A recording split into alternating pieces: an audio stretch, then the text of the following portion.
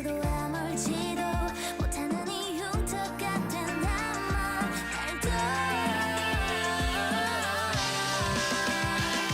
넌 다시 나를 감고 round me 내게 밀려와 잠시 잃어버린 너를 데려와 빨리 아직도 널 편히 보내줄 수가 없지 이런 말에 빠져있어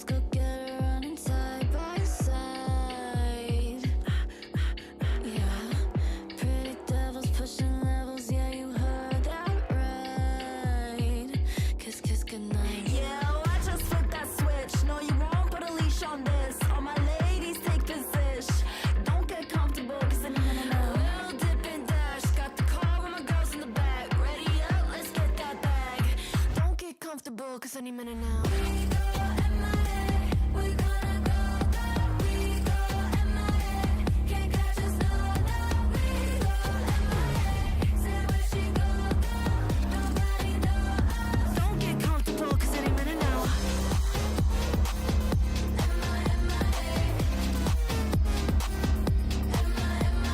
Too bad, so sad, don't turn your back.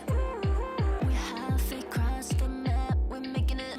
Yeah, watch us flip that switch. No, you won't put a leash on this. All my ladies take position.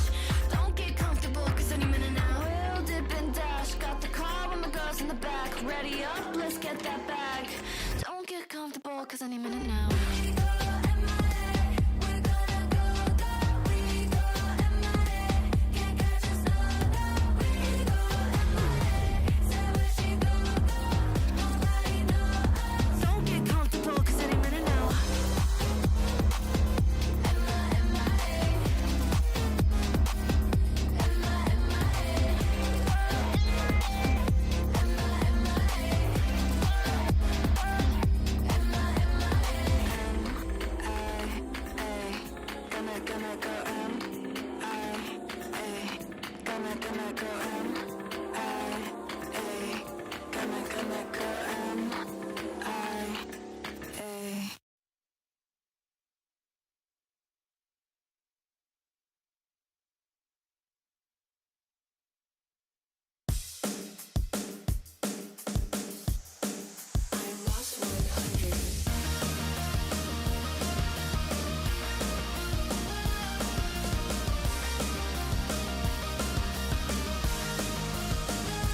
Telling my leg, 세상은 왜 이틀에 한 번 미치겠어 저기가 볼 때마다 빨라지는 심장 잠도 못 자 빨개져 눈만 너네보다 부족한 점 다 알아 목표를 숨기게 많은 것 같아 머리 안 내려놓고 싶어 사실 근데 무겁기에 버티려 했지 난 매 순간 진심으로 와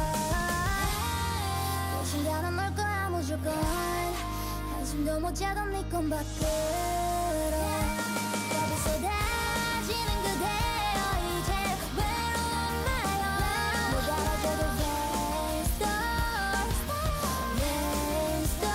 파란새보다 멋지고 찬란한 그댄 꼭 승리할 거야 하고 있잖아 rain star yeah yeah yeah whoa yeah yeah yeah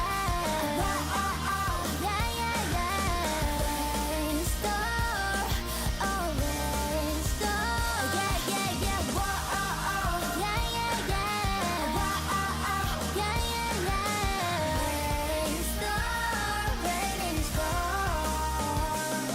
절감을까지 노력해도 그럼에도 해왔으니까 그걸로 됐어 계속되는 어려운 선택과에서만 갖다 못된 내 기분들도 당신의 작은 일은 누구도 쉬어 감정을 지울 수 없어 그 속에 모아 my feeling 아무도 모르는 과정을 지금 끝은 영화가 될 거야 혼합게 펴고 없이 내가 져도 돼 불안한 맘에 섞어나면 안돼 내게는 충분히 넓어 널 수 있어 그대로 믿어 형처럼 미래에서 난 말해 주고 싶어 답이 쏟아지는 그대여 이제 외로운 마음 봐줘도 rain star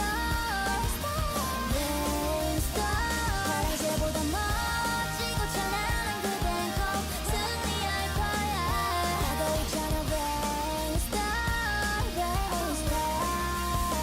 yeah yeah yeah whoa yeah yeah yeah rain star oh rain star yeah yeah yeah whoa yeah yeah. This stream contains fast flashing images that may affect viewers who are susceptible to photosensitive epilepsy and other photosensitivities. Viewer discretion is advised.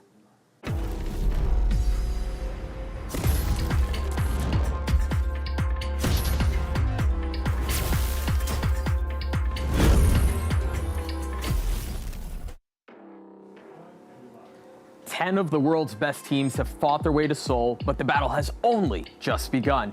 Over the next 2 weeks, you'll see storied veterans and explosive new talent face off in a legendary esports arena. They'll be after the trophy, the glory, and a chance to put their mark on this sport. Hello and welcome to day one of Game Changers Championships 2025, coming to you live from the historic Lowell Park in Seoul, South Korea.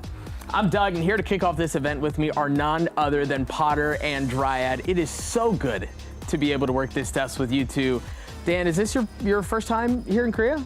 It is not my first time. I was here last year for Champs, okay. But this is a little different. And I love Game Changers, and I love Korea, so I feel like it's just like we put both of them together to have this event. I'm so excited. It is a little bit more special this time, isn't it? It's so special. Not only is this my favorite event of the year, but I've always watched esports events being held in Korea from afar, just being so jealous, waiting for my moment. So this is a dream event for me, the land of my people. So I'm honored to be here.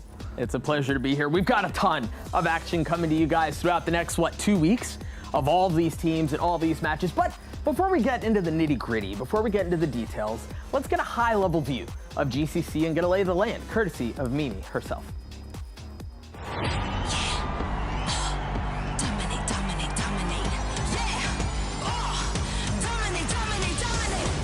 It's here, the final event of the 2025 Game Changers Series, the 2025 VALORANT Game Changers Championship. Before it kicks off on November 20th, here's what you need to know. All roads lead to Seoul, South Korea's premier esports destination, Lowell Park, where teams will compete for the crown and title of Game Changers Champion. Teams earn their spots by winning major events, collecting the highest number of circuit points within their regions, or winning last chance qualifiers. The tournament will host representatives from North America, EMEA, APAC, CN, Brazil, and Latin America. So no matter where you watch from, you'll see someone from your neck of the woods go off on a global stage. Here's how it's gonna work.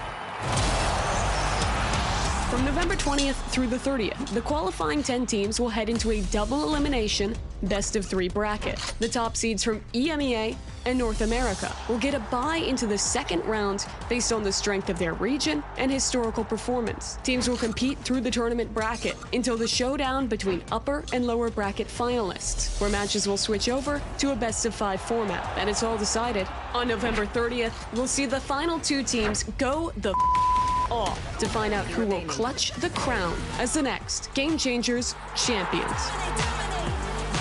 To learn more about the 2025 VCT Game Changers Championship, check out ValorantEsports.com and follow us at Valorant Esports for further updates. Good luck to all the competitors, and we'll see you make history in Seoul.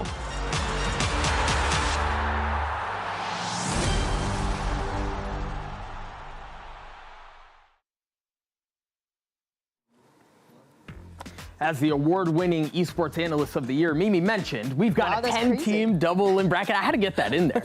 You had to. I had to. I got to gas her up. We've got a 10-team double elimination bracket with squads from all of the regions. And I think when you think about the year and what all these players go through, Potter, this feels like the perfect cherry on top as a culmination for the year. Oh, absolutely. I mean, all these teams have been preparing for this one moment, just looking at it, the North Star. And yeah, I'm excited to see what these teams are bringing up. We've got a new map pool. We've got a bunch of changes. So all these teams, they've been refining their game plan coming into this event. And for some of these teams, it's been a little bit of a different journey as well. For example, for the first time ever having an LCQ where we saw 3 teams battle to see who was going to be the next America's representative and seeing MIBR make it through. And on top of that, for China, for example, they only had 1 stage. Now they have a little bit more throughout the year where they were able to complete. So you're adding these little things that makes this for sure the Game Changers we've seen yet. Yeah, I feel like this is hitting a boiling point at just the right time. Today we are going to be kicking things off with Ninetails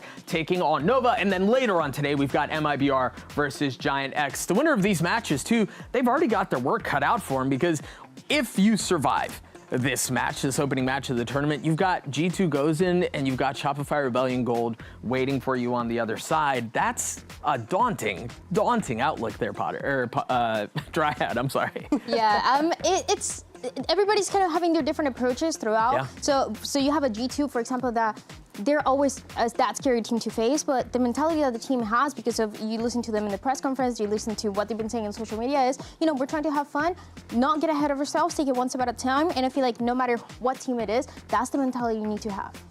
Yeah, Potter, how are you even approaching this match knowing that that's what's waiting for you on the other side? Do you even have time to think about it?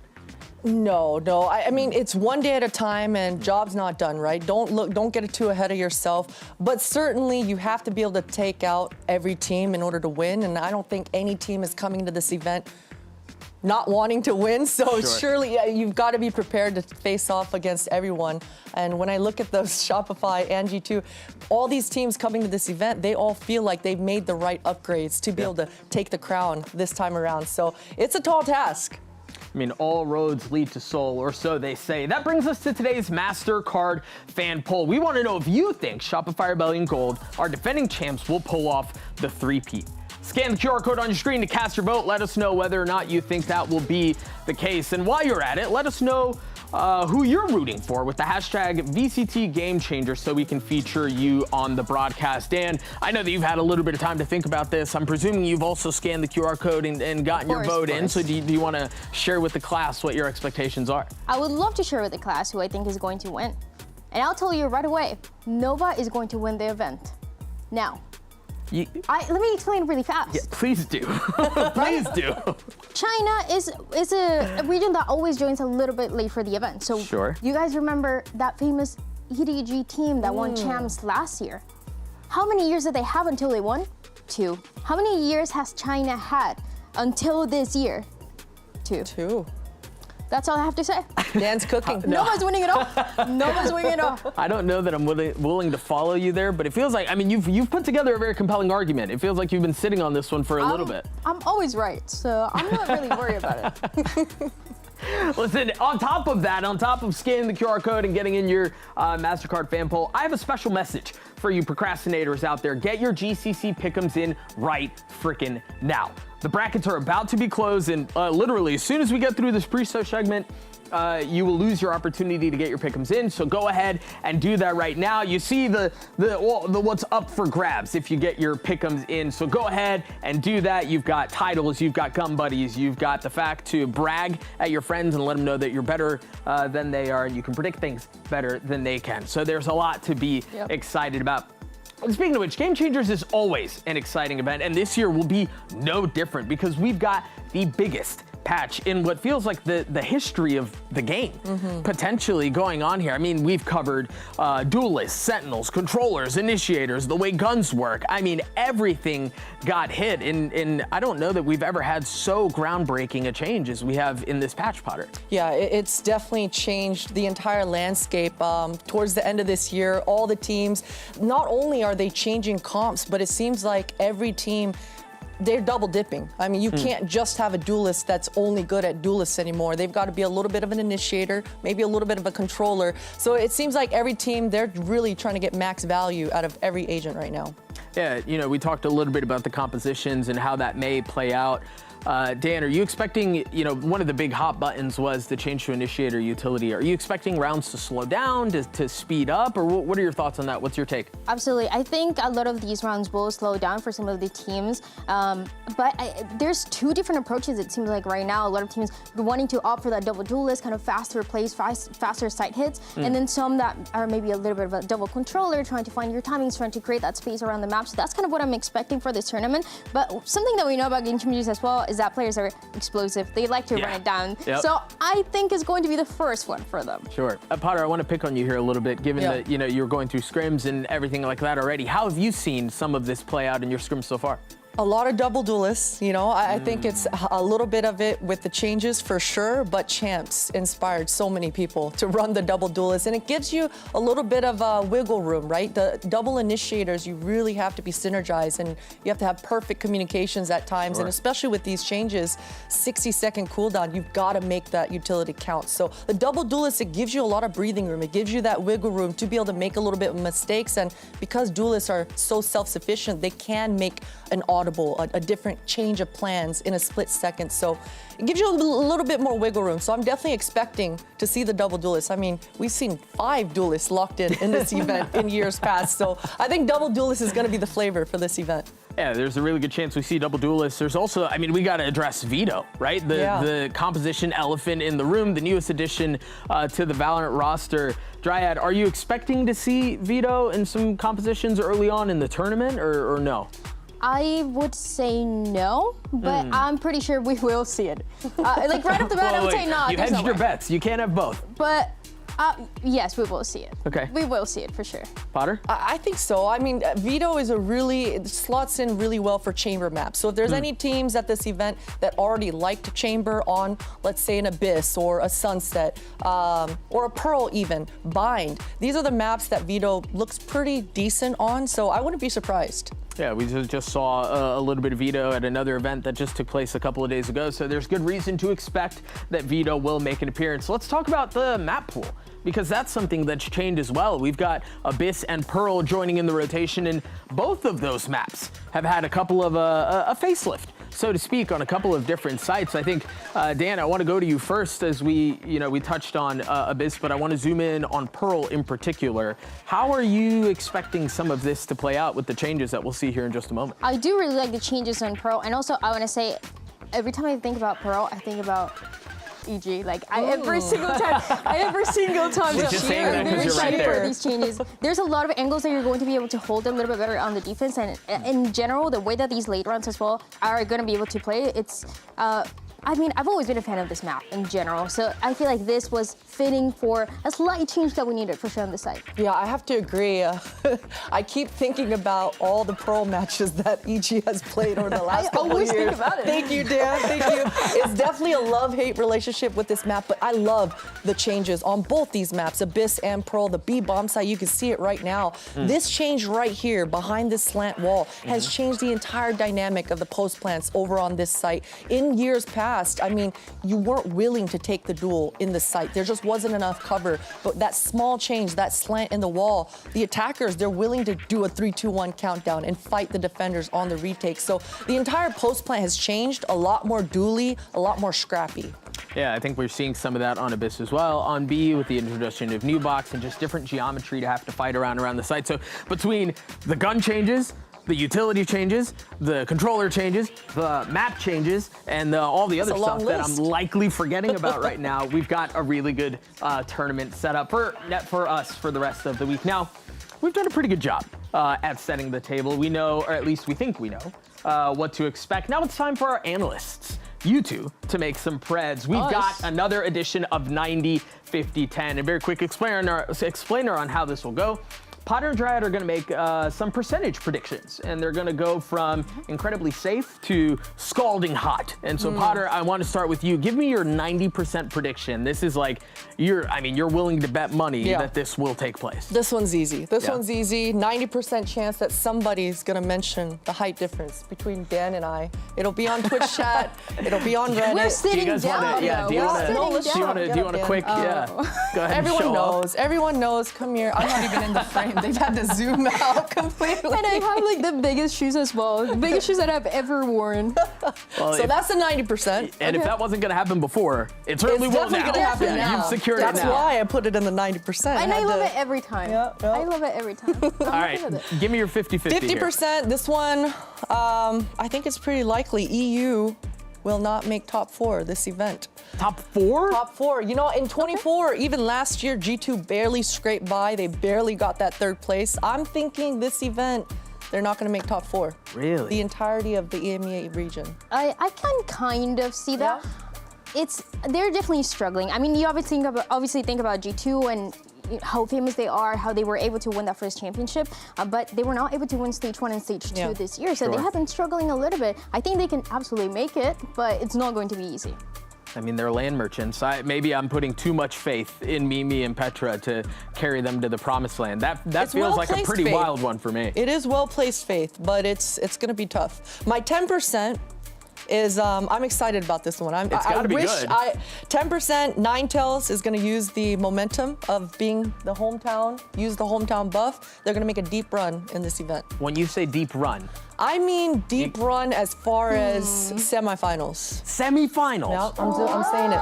Semifinals, Ninetails. Let's go. I mean, that's a hot take. All It right. is a hot take, but it's at 10%, so. Yeah. Yeah, I guess that's how the game works. All right, Dryad, hit me with your 90. 90% chance a Brazilian team will make the final. I feel like it's easy. We've seen it now 2 years in a row. Sure. We saw Liquid doing it in 2023. We saw MIBR doing it in 2024. Now we have both of the teams in this event. I feel like it's very likely. They do look the strongest. They're incredible mechanically as well. They look confident. Everything is giving me they're gonna make the finals. And I already said Nova was gonna win, so I can't say they're gonna win. But you know, it can be in between them. Okay. So that was my 90%. I'm super confident in it. Then my 50% is that SRN will get an ace on their opening match.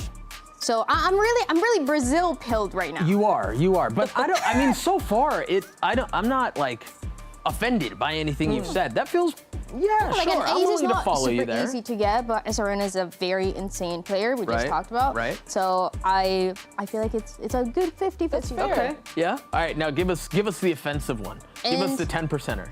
My 10% is that I won't fangirl over every player with dyed hair. Yeah, I'm not. So you will or you won't? Well, 10% chance that you won't. That I won't, because Right. obviously You will. I You will. will. Right. Okay. I think we do. I think it's Yeah. obvious. Yeah. Yeah. Okay. Yeah. Okay. Yeah. Love that. Let's get into our opening match of the day and talk about Ninetails, the hometown team. They've been on an absolute heater this entire year. I mean, 21 match win streak in a row. They won their splits in May and July, and they've got their very first GCC appearance here today. Does this, Potter, does this team sniff of upset potential to you? They do. They really do. And you know, that 21 win streak that you mentioned, I know that looks really good on paper. I'm glad that they actually lost a couple matches right after that earlier on. It would have been devastating for a team like that to come into this event with, I'd say, false confidence and thinking that they're on top of the world, undefeated. But no, they've lost. They got brought back down to reality, and they've had time to refine their game plan and go back over the drawing board and kind of fix what went wrong and losing in the grand finals like that. So I think for Ninetails, it's only up from here. Yeah, that does look good in a tweet, though. I mean, all that green. I mean, that's all you need to know. impressive. Just don't worry about what happened after. They were 21-0. Now they're 22-2, so it's still pretty impressive. And I also really like the idea that we have a full Korean team. We've never had that before in Game Changers, and it's also in Seoul. It was just perfect timing. Before, in the history of Game Changers, we've only had 2 Korean players. In 2022, we had Festival that everybody loved from Fennel. Right, and right. last year, we had Serena as well from Zeta. So only 2 players to now Have a full 2025 a full team in Seoul is just, it feels like it seems like it was perfect timing. It seems like a dream for them for sure. Yeah, it seems like fate in a lot of ways. You guys saw it there on your screen just a couple of moments ago. Also owned by NTZ. So there's a lot to be excited about here as you take a look at this roster. You got 332, which I'm going to let you, Potter, be the one to go ahead and pronounce that for us. The correct way to say that name, because I know I would butcher it. Yeah, as far as I know, the player 332, she's okay with being called 332, but the Korean way to say it is Samsam-i. Samsam-i. Samsam-i. Okay. We'll try. Yeah, one of the players that we are going to talk about, one of the players that we are going to keep an eye on. But the other player I want to talk about right now is Donna, 16 years old. Wild. I feel older and older every single event I do.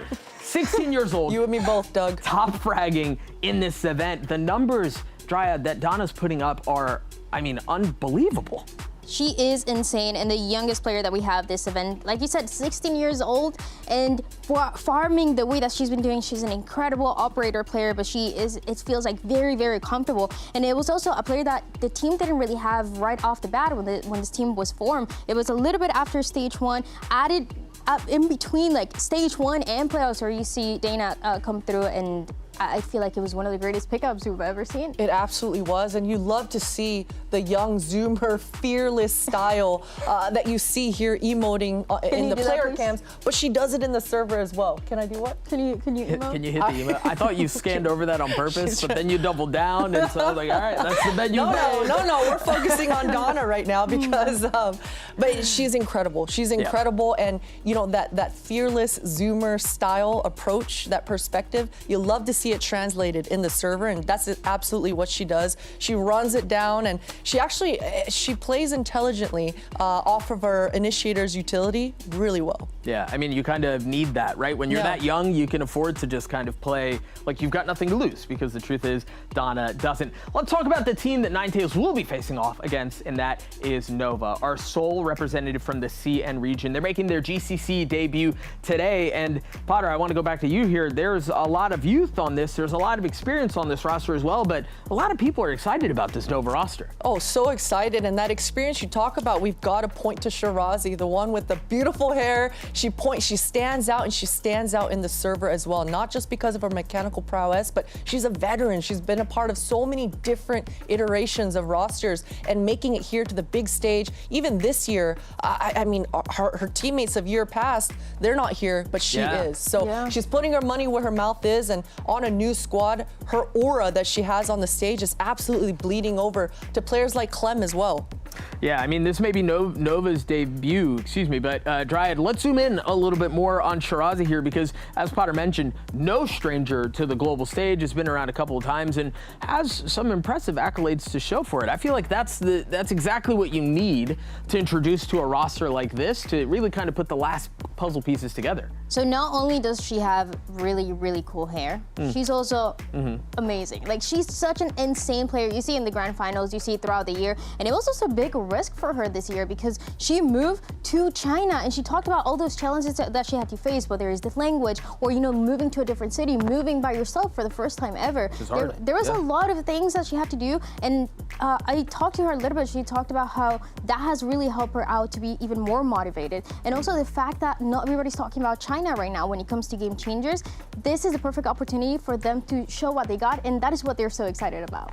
Hey, you mentioned there are a couple of different teams that Shirazi has played for, and this is not really a first time for Shirazi whatsoever. I think the path that Shirazi has taken over these 3 years, Potter, is really freaking impressive, because if you've been watching and you've been keeping up with the GCC scene for the last couple of years, Shirazi is a constant every single time. Constant, and she was a part of that roster, the 5 duelist lock-in on SMG in 2023, and so that's what made her and her previous teammates stand out, because they ended up winning that match. So curveball after curveball, either way, Shirazi, she's able to execute when it matters, and that sort of aura, that sort of consistency, it translates to her teammates. And as I mentioned for Clementine as well, she wasn't even here last year. She wasn't able to qualify, but this time around, this year, they were able to beat ALGS, who beat them last year, and take the crown. And so that's what they're here in Korea for this time. So I'm excited to see Shirazi being able to activate her teammates, and I'm excited to see Clementine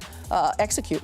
Yeah, I mean, I casted that 5 duelist match, and I remember looking at Athena just like, surely this is a mistake, right? There's no way gonna remake this is real, but I mean, that's kind of how it played out, and it was easily one of the most memorable moments in GCC history. You mentioned, Potter, a player in Clem that's also come to this roster, so I want to talk about Clem a little bit here, as again, Shirazi, ever the GOAT. Yeah, ever the GOAT, easy to root for, easy to rally behind. But yeah, let's zoom in on Clem, because Clem came over from EDG and has become an insane duo alongside Shirazi. Yeah, and they talked about it a lot in the press conferences they had yesterday. Shirazi was asked about Clem, and she constantly is talking and saying great things about Clem, how Clem is seen as the greatest duelist that China has, and it's kind of a privilege to be able to play together in this team. You have the perfect balance where sometimes you're going to have this double duelist where Shirazi is going to be on the Yoru, or sometimes it's going to be Shirazi on that Sentinel role, and it's going to be a Clem that is running it down. I feel like this team has really found a balance between, you know, that aggression that they can bring sometimes, but also slowing it down and relying on those, how good the players are when it comes to individual plays. Do we think people are sleeping on Nova here a little bit? Yeah, I mean, They're winning it all. Yeah, what are you talking about? right. I shouldn't be asking you this. You've made that clear. Potter, directed at you. Do you feel like people are maybe sleeping on Nova a little bit here? I think they are, and it makes sense, right? Because China and Nova and Clem in particular, whether she was on EDG in 23, last year it was ALGS, they haven't done as well on the international stage. They just haven't had as much experience. But you mentioned it, Doug. Clem, she's been frying in China. Her stats are out of this world. Her last best of 5, I think she had 40 plus more kills than the next one below her. So she is farming. She's farming. And I'd love to see that translate on the international stage. It's going to be tough. But as Dryad mentioned, that Yoru on Shirazi, I think hand in hand, it's going to be nuts. Yeah, we've talked a little bit about this dynamic duo, and I actually had the opportunity to sit down with them earlier in this week and have a chat with them. So take a listen.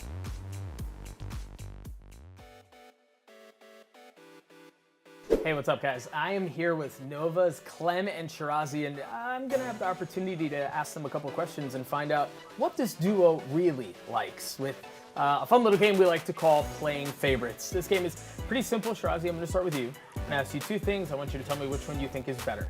Pretty straightforward, right? Pretty simple. What do you think is the better weapon, the judge or the operator? Definitely operator. Operator, okay. There was consensus over there from Clem. That felt pretty good. All right. Operator or sheriff? Sheriff. Sheriff. Okay. Okay. You wanna argue about? Yeah, I mean, I'm not gonna lie. I was a little surprised by that as well. Okay. The sheriff. Wait, which sheriff? Surely you have like a sheriff skin. The singularity. The singularity one? Yeah, it's the best skill. All right. So singularity sheriff or the katana melee. Singularity. Okay. Singularity sheriff or vandal. Vandal. Which one? I think the Champs 2022. Okay. Okay. Okay. All right. The Champs Vandal or the Marshal? Champs. Yeah, the Champs Vandal. I agree with that. The Vandal is like all the way up here. Right. Yeah, it's not even close. All right, Clem. What about you? Let's go down the maps road. Okay. All right. This one's going to be a little bit more controversial, I'm sure. Abyss or Pearl? Obvious. No, you don't mean that. You mean that? Yeah. Really? Yeah. Actually, I like the Abyss now. Yeah. Okay. It's a great rework. Oh yeah, I guess it did just rework the map, Yeah. didn't it? Or at least be. Okay. All right, Abyss or Bind? Obvious. Now I'm offended. That one hurts. I love Bind. You No, agree? I agree. You still? I hate Bind also. I hate. We You we hate hate Bind? Bind. We hate Bind. We all hate Bind. Abyss or Corrode? It's a hard question. I don't know. I would what choose do. Abyss. Abyss still? Yeah, Abyss. Okay. Okay. Abyss or Sunset? Oh, Sunset. Sunset? Really? Yeah. I like our count. Ah, okay, it's a comp diff. That's what's going on. All right, last question for you then. Sunset or Haven? Haven's a classic. Haven's an OG. Yeah, Haven is class. Haven. Haven? Yeah? You surprised as well, I Shirazi? disagree. Haven, for me, is such a hard map to play because like there's 3 sides, and then Sunset is like much simpler. So Haven is easy for me. Easy. Well, hopefully the both of you find success on Sunset and on Haven and on every map. Thank you guys so much for joining me. Thank you. Yeah, and good luck on your matches this event. Thank you. Thank you. The aura that both of those exude is really just insane. I mean, Clem in particular, and Shirazi both. I don't even know. I feel like both of them are just they're just that guy. What was that? What was that plushie that they had with somebody's face? Wait, I didn't see the face. I didn't see it either. I saw it and I didn't know who it was. And I love them though. Yeah. Whatever They're both doing. great. Yeah, they're great. Hopping on board. All right, let's talk about the Mastercard fan poll. Earlier today, we asked you if you thought Shopify Rebel and Gold would be able to walk away with the three-peat, or if somebody would dethrone them. And the results are in. We'll take a quick look, and that feels pretty resounding of a yes. 66% say that the three-peat's coming. That sounded really good, by the way. The ASMR for the Red Bull can opening, quite nice. I've got to go with the Red Bull because I agree. The three-peat, it's secured. I mean, I'm a fan. I did vote, and I'm a part of that 66%. Not me. It's kind of you. It is kind of hard to. Oh yeah, right, Nova. Yes. Right. Well, all right. Speaking of that, Nova, let's talk about talent predictions. Let's bring those up and see where the two of you and where the rest of us really fell in on this. There was.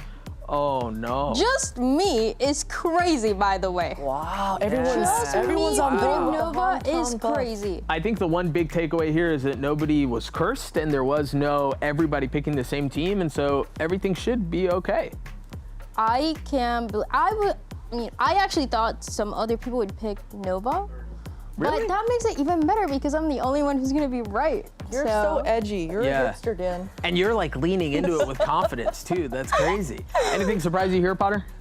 I'm surprised. I think everyone going with Ninetails, that's a little surprising to me, but you know what? Hometown buff, momentum, snowballing in this game, it's a huge thing, so it makes sense. Our squads are ready to take the stage, and we are ready to kick things off with Ninetails versus Nova. Day one of Game Changers Championships 2025 starts right now.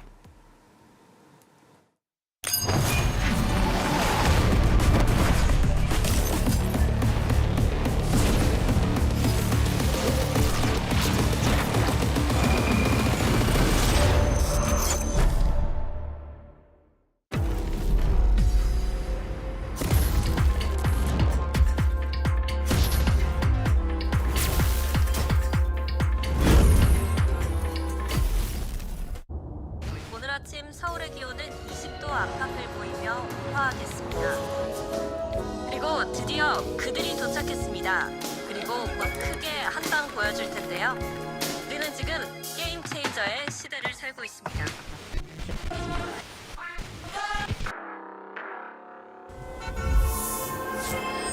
Feel the pressure, let's go get running side by side. This is where stars go off. Pretty devils pushing lemons, yeah, you heard that right. Oh, I just flipped that switch. No, you won't put a leash on this. All my ladies take position. Don't get comfortable, cause I'm a little dip and dash. Got the car with my girls in the back. Ready up, let's get that bag. Don't get Back-to-back chance, take one. Going for the three-peat, there's a lot of pressure for sure, but I feel comfortable. We've been here twice before now, so if anything, we have a lot of experience on our side. Should I keep going? When I was kicked out of Liquid, I thought my world had fallen. But I had fire in my eyes. Eu acho que nos outros anos eu tava querendo pular muitas etapas. Mas eu acho que primeiro eu preciso ir passo a passo. E um desses passos é ganhar um Game Changers Championship. The first Game Changers Championships feel so far away. Being here now, it's a feeling that I want to reach again. Don't get comfortable, cause any minute now. Game Changers es el momento como para darse a conocer. We're here to set a new standard. Don't get comfortable, cause any minute now. 게임 강국인 한국에 오신 걸 환영합니다. 발로란트 어떻게 하는지 제가 알려드릴게요. 발로란트 게임 체인저스 서울. 당신의 포텐을 터뜨리세요. We're unstoppable.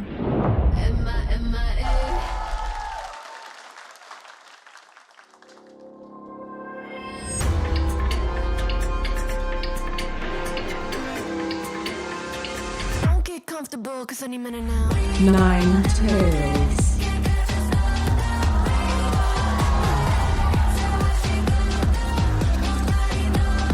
Don't get comfortable, cause any minute now.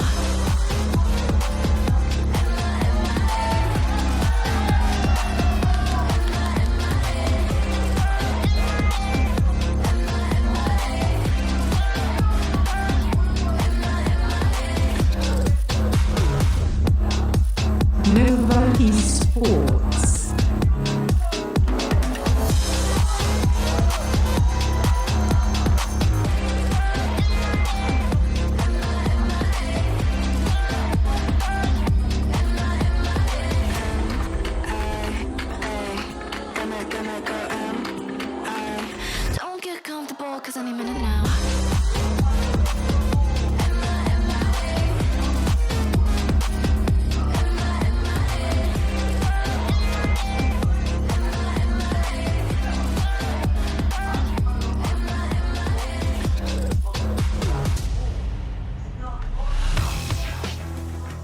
Oh, baby, it's game day as we watch both of these teams take the stage for the opening match of Game Changers Championships 2025, and I would not have it any other way.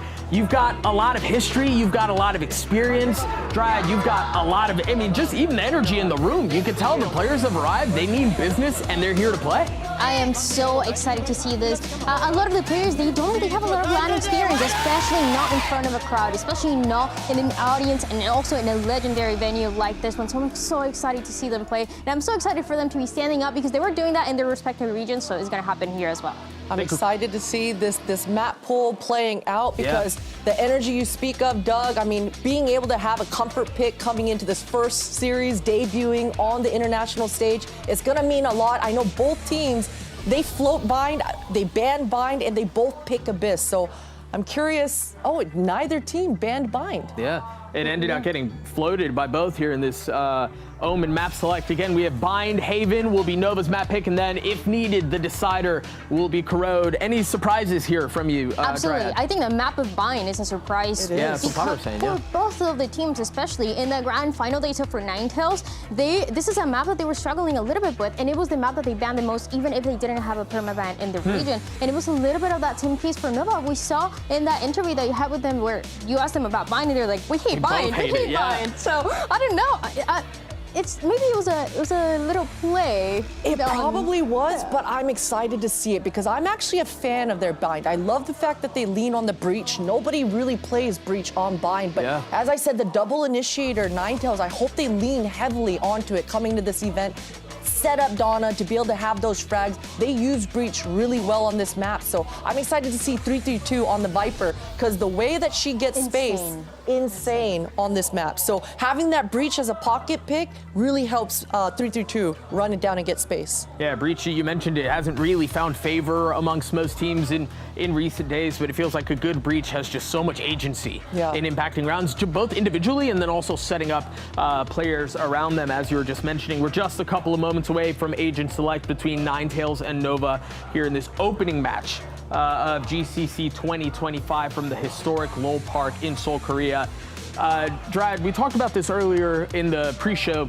Now that you know that we're starting off on bind, and now that you know what the rest of the map pool, will have for us, are you expecting a little veto, or does that not really fit the mold? I'm gonna say no for these teams. I'm gonna take the risk. I'm gonna say no for these teams and for these maps. So again, anything can happen. I feel like that first map of bind is going to be the real test to see if they've changed a lot from what we saw in the regions, or if it's going to be remaining keeping things the same as we saw before. Which you're probably expecting, right? Given some of the conversation we were having earlier, Potter, around how it feels like this is a surprising pick for both teams. Are you expecting something different? I'm not. I hope not. I hope that Ninetails stick with the breach on this map. I hope that they've just refined their game plan. But, teams are kind of leaning on the double sentinel, and I'm using Astra as a kind of quasi-sentinel in this composition instead of the Brim. It's really not normal. We're not used to seeing it on bind, but the Astra and a sentinel, the Veto that we're talking about, is definitely a possibility. Yeah, I think being able to bust out a champ like that in a situation where, again, a debut for one of these two teams, there's a lot of youth, maybe, inexperience, some might even say. A freshness. Yeah, freshness for both sides, and then to be able to make a statement right off the bat, I think will certainly make things interesting. We're seeing a little teaser there, or perhaps a little spoiler on the screen. It seems like a Brim. I see that Brimmy with the stimmy. Yeah, a little Brim will be hovered and presumably locked in on the side of Nova. Shirazi's a player that we mentioned earlier on. The veteran experience, if you're stepping onto the stage with some younger players around you for the very first time, Potter, if you're in Shirazi's seat here, what are you telling your team? Just play like you practice, right? Sure, you're gonna have a little bit of nerves, and there's some fans that are here to give us our energy, but accept it and embrace it. I think just being okay with the nerves being there and letting your teammates know that it's normal, I think goes a long way. Yeah, kind of feed off of that a little bit. We saw a little teaser of some agents that were hovered. I don't know that anything was quite locked in yet. I saw for the 1 second I saw a sky, and I'm like, wait. Sky? I saw a sky. But then I looked down, and then it was gone. So I'm not sure if it's real or if it's fake. We're being lied to already. And I didn't see anything else as well. One thing I want to say though for the set of Ninetails is that no matter what composition they play, I feel like one of the things that could be a difference maker for them to get the victory today is try to get more space. When I was watching, what they were doing in the region, something that they were lacking a little bit was to get a little bit more space on the defense, was on the attacking side as well. How aggressive you're going to get once you get that spike planted. How much space are you willing to take? I feel like that was something that was missing from them before. And when you're going against a Nova that like to do that, like to play aggressive, it is a must need if they want to get the win. And the last time that they played this map, Ninetails, at least for them, I stopped counting after 3 losses where they lost a 2v1 conversion. And they had every advantage to be able to convert those rounds. So I think for Ninetails, they should feel a bit of confidence coming in because those were rounds that on paper they should have won. And had they converted those, their bind record and how they feel about this map is probably completely different coming into this event. So would you say that that's really the adjustment that they were probably looking at? I mean, when you've got so many little micro decisions happening that impact a round, you really are in a spot where 1, 2 calls a different way perhaps entirely change your outlook. Do you think that's what they were improving on heading into this? Absolutely, and I hope that they don't overthink it and they just keep trying to keep it simple or simplified as much as they can so that they know that we were right there. It was right there for the taking, and they just fell a little bit short. And those clutches, the 2v1s, if you start overthinking those kinds of rounds, it just gets worse and worse, and you kind of build your own snowball to go the other way. So for Ninetails, I hope they keep it simple, and I feel like I just saw a breach, but I don't know. Now I'm thinking maybe they're just going to go. Breach. You're just seeing things I feel like it's not going to happen. It's not going to happen. Dryad, to what Potter was just talking about earlier, it's got to be hard to convince yourself, to convince your team that we've got this pretty bad history with the map. But I promise you guys, if we just fixed one or these 2 little things, it might make a difference. We do have agents up right now. We are seeing the sky on the side of Nova, and it's being hovered. I don't think it's been locked in quite yet, but I am seeing a Veto. The Astra Veto, they're doing it. Yeah, that's what you were talking about earlier. How do you see those dynamics play out, Potter? This is kind of a quasi-Fnatic comp here that we just saw at Chance with the Taeho coming into the mix.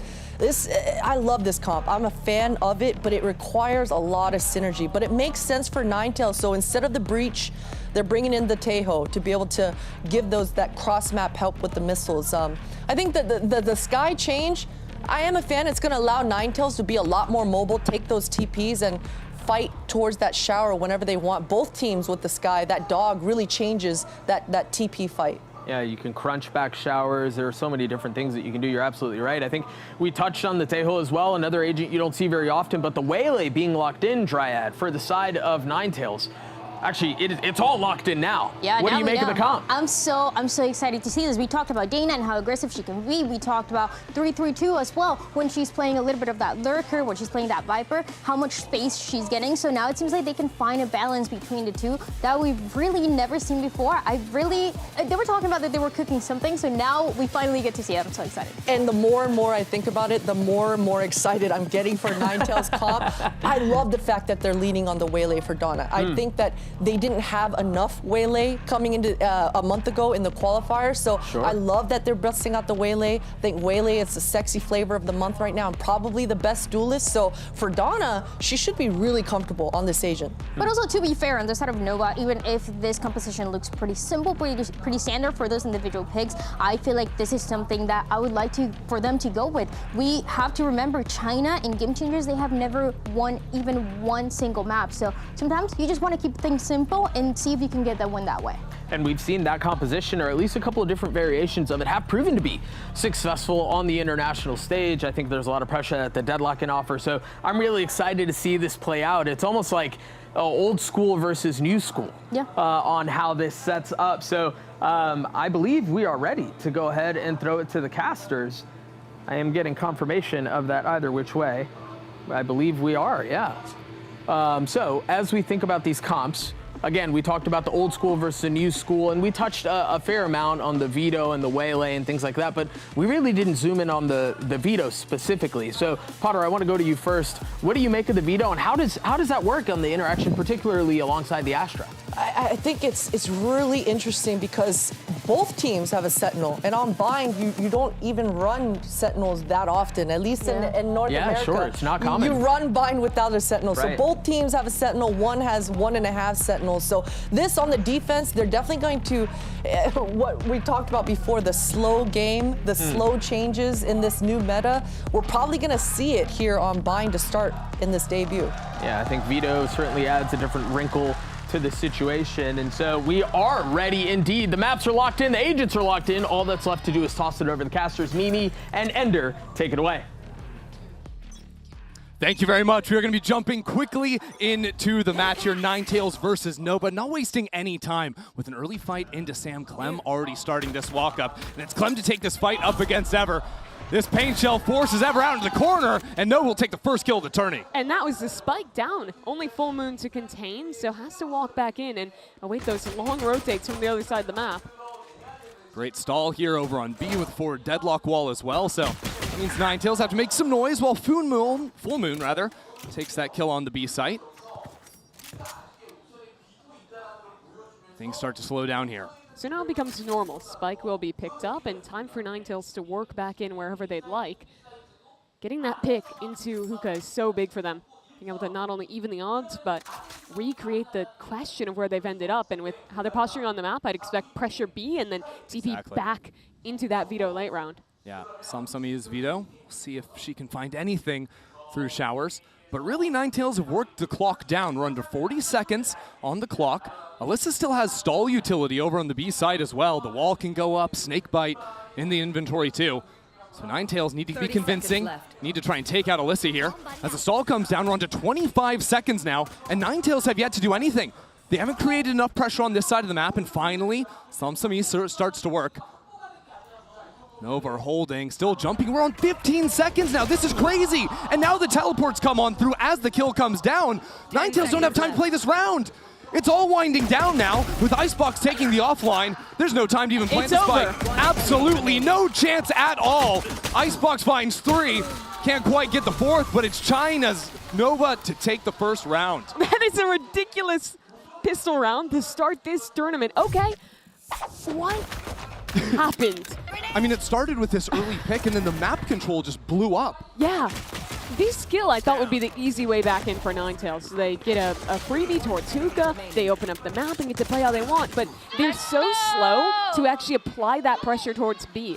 They needed to be feigning that hit much earlier so they could bait out the utility and then kind of feign a second time before pivoting. Instead, they wait till the very last second and lose a round that could have been theirs. So Ninetails on pistols now, and they're going to have to try and find some answers to the stall that Nova have. Of course, the forward deadlock wall this time put down on A is so good at stalling, and it's really interesting seeing Shirazi pick up that agent. Yeah, Ninetails going to go full out showers, just try and get a spike down, but look at this stall utility. Exactly. So much to keep you at bay from this defense. The great net out from Shirazi. Now she can skirt around the left-hand side of this box and just mow down Ninetails. Keep things simple, and there's no chance for actually Ninetails to split into the site because the deadlock wall combined with this Viper Orb stall things out beautifully on the A side of the map. It is really nice stuff. There's a lot of interesting things going on with the comps that got picked. Last time, Ninetails played this map that Us was talking about it some. They were running a breach comp, which in itself is already a little unusual. Now they've completely changed their ways to lock in the Veto, lock in this Waylay as well, and I think we'll have a lot of time to talk about the Veto in the second half, where I feel like he is way more impactful. On the attack side, it's a lot more. I think it almost plays a little bit like a deadlock, where so much of your impact comes like if you can get this spike down, and if you can then use the util in the later rounds and stop a retake from coming in, or if you're like conditioning something at the very start. But he's definitely a little tougher to get consistent value out of on attack. Yeah, maybe treat him more like a chamber, how you try to get some opportunities to get some lurks going, rather than play off of the actual powerful utility in the kit. Yeah, those TPs are quite nice to be able to lurk up, have a quick rotate back towards your team. It's worth taking a moment to slow things down for a bit here, because Ninetails, of course, getting to play on home turf here in Seoul. Already actually packed the stadium on day one to see them play. First time a Korean team has made it to GCC and getting to do it in Lowell Park, the most iconic venue for esports in South Korea. So of course, winning this opener, putting up a big showing, resting in the stakes here as well as just setting yourself up nicely in the tournament. Very different story on the other side for Nova, where you'll recognize a lot of these names. You'd see Clem play on the big stage before, Shirazi as well. And yet, a Chinese team has never taken a map at a GC championship before. But important to note, this player's not playing for China before. In this round, though, Shirazi already using Util, very stuck here. Yeah, a little double dash from Dana. It makes things confusing, but Full Moon is there with a nice kill. Icebox to fire back from backside, and then pressure into Lamps, but this Molly's a little bit too delayed, and as these shots come in, trading back and forth. Full Moon finds herself on limited HP. Eyes out from Heaven, and a snake bite to flush out bench. Nice shots from Full Moon there as well. I mean, beautifully working. The movement there is impeccable on the sky. Now Cheer left in a 1-on-2. And the star on the spike, making this bonus look nigh impossible. There comes the pull, and Cheer hoping that someone is going to swing her. Now forced to go for the half stick, but the sun is just picture perfect. Ninetails on the board. First one for them. Ninetails, very nice just mechanics on display there. I want to look at these skills again. This was the opener. Shirazi definitely could have gotten something done, but the Waylay pulls the attention. And then it was all about Full Moon. We had 1 health for both these engagements, fighting back site. And this is the give or take of this team. Potter was talking about watching them play domestically and then losing an uncountable amount of 2v1s. They do that. They also win rounds like that, where they just send someone solo back site and kill everyone. Very aggressive team, very risky team in the way they like to play. You'd have to be a little bit more controlled, I think, versus this defense-sided comp of Novas. It can be very hard to break this utility, so it's important to scout out in the early rounds, figure out where the deadlock's going to be set up. Right now, Nova have 3 stacked into the B side. Shirazi has almost always used her wall at the beginning of these rounds, though. Clem with an op in hand. Save through that, and now completely catches out Ever. This dog comes in a little bit too delayed. Even the paint shells cancel the dog, so a big piece of scouting utility now gone. Ninetails are going to reset away from the op. Keep enough pressure with the sky to try and make it feel like there'll be a hit, but with how far forward Clem is posted, she's really not going to bite on this. There's still deadlock util and 2 players ready at A. And the concern is that Nova could jump in the teleporter, so it's actually Full Moon still lurking on the B site while this exec gets underway on A. Utility pulled, and Haste has managed to slip into the site. Eventually, Ninetails are going to want to go back into Full Moon. That's a great pick. Now the teleports come on in, but Clem is still here. The shot goes just awry, but the second one connects. Clem now dancing around, but Dana shuts her out. And now 20 seconds left. It is just mayhem on the B site. There's lurks on the map, but the spike is down inside of the tube. And now Dana needs to do everything on her own. Haste is just not close enough to the rest of the team. It's another round where Ninetails get punished working late into the round, late on time. And this lurk just doesn't come soon enough. It's going to continue to get more read into if you're trying to play like this. That's the second round that you're mentioning, where they're just calling late back into a lurk without any other options. Look at the utility that Nova has to stall. They're playing not only double controller, which is already like the standard on this map for good stall, but they're also adding the deadlock in. And that's essentially a full 3rd stall agent, which means even if they're playing slow like this, they need to be doing more kind of feigns into sites to bait that util out, or they're going to just run into the same utility in every late hit. Yeah, I mean, I'm counting 1 agent on Nova's comp that doesn't have like traditional stall, and that's Sky. Yeah. And even then you've got flashes to interrupt things and keep it complicated. So it'll be Ninetails here choosing to call a timeout after falling down 1-3 early on. Yeah, but I do want to take the moment to talk a little bit about Nova, because we did go right into this game. China has never won a map in GCC. We've had 2 events where players have shown up. You might know Clem from one of them when she was playing with the EDG. EDG, yeah. But the rest of this team is pretty new. They were 2nd place to ALG last year, just barely missed out on the opportunity to represent China. But now they've come back in and they've stolen some players that GCC fans will be familiar with. Shirazi and Alyssa, both of who were on top teams from APAC, attending GCC. Shirazi especially has really been known as one of the veterans of that scene. So they thought, hey, we'll bring over these experienced players, we'll combine that with some of the young Chinese talent that we already have, and created a team that ran through China to qualify here. Yeah, so fair to say that Nova have some of the highest expectations we've seen coming out of the region, coming into this tournament to close out the year here. And what a pressure it is for Ninetails, the first Korean team to represent at one of these events, at home to open against them. Now forced down onto the light by just a couple of sheriffs on the Veto and the Waylay. You'll see Shirazi trying to be aggressive early rounds because you do get a refresh on that net. If you can use one early, get it again, it's good news for Deadlock. Yeah, Ninetails couldn't really punish the suppression. They're ulting for this. And here we go. Donna wants something into the backside. Double dive on in, now slips on back. Cheer creating some pressure with Alyssa, and it's a good flash over the top. Nova running circles around Ninetails right now. Even with the Waylay ult coming down into the site. It's Samsami hiding over in elbow. Now cut down 3 kills for the Viper that round. Interesting to try and invest the ultimate there. I think that they heard someone falling back into elbow, thought they could just get that double dive in and split the site players. Unfortunately, Nova had already fallen back very far here and were in a position where they were waiting for the hit to come through and they just needed the one flash to get back on the line and completely circumvent that utility. And now, Mimi, my concern is with dropping that major ultimate into the equation, Nova now have a showstopper. They've got a Deadlock ult, a Sky ult coming in as well. So much power in this next round. Oh, good. You've got a man who's immune to those ultimates. Well, they used that one this round. First time that I've really gotten to see a Veto in play for a VCT global event. Yeah. It's really the first debut of that agent. I mean, we've got a new agent. We've got major changes to just about every single agent available. Yeah, I could still use more side in the mix if possible. Clem now thinking about stepping forward. And it's a great hold from Samsami. Gets that first kill, but still Ninetails not accelerating just yet. They want to regroup with numbers and punish back into the A side. It's a good rotate from Nova, though. They'll pull 3 players over towards this A site. Shirazi has an ultimate, has her net available as well. There is still potent stall util on A. Ninetails, once again, Donna into lamps. And Alyssa, who found 3 kills in the last round, about to be under immense pressure. Spike planted. Considering which fight she wants to take, is now Nova fully underway. Getting back into the site, Everlock's down in lamps.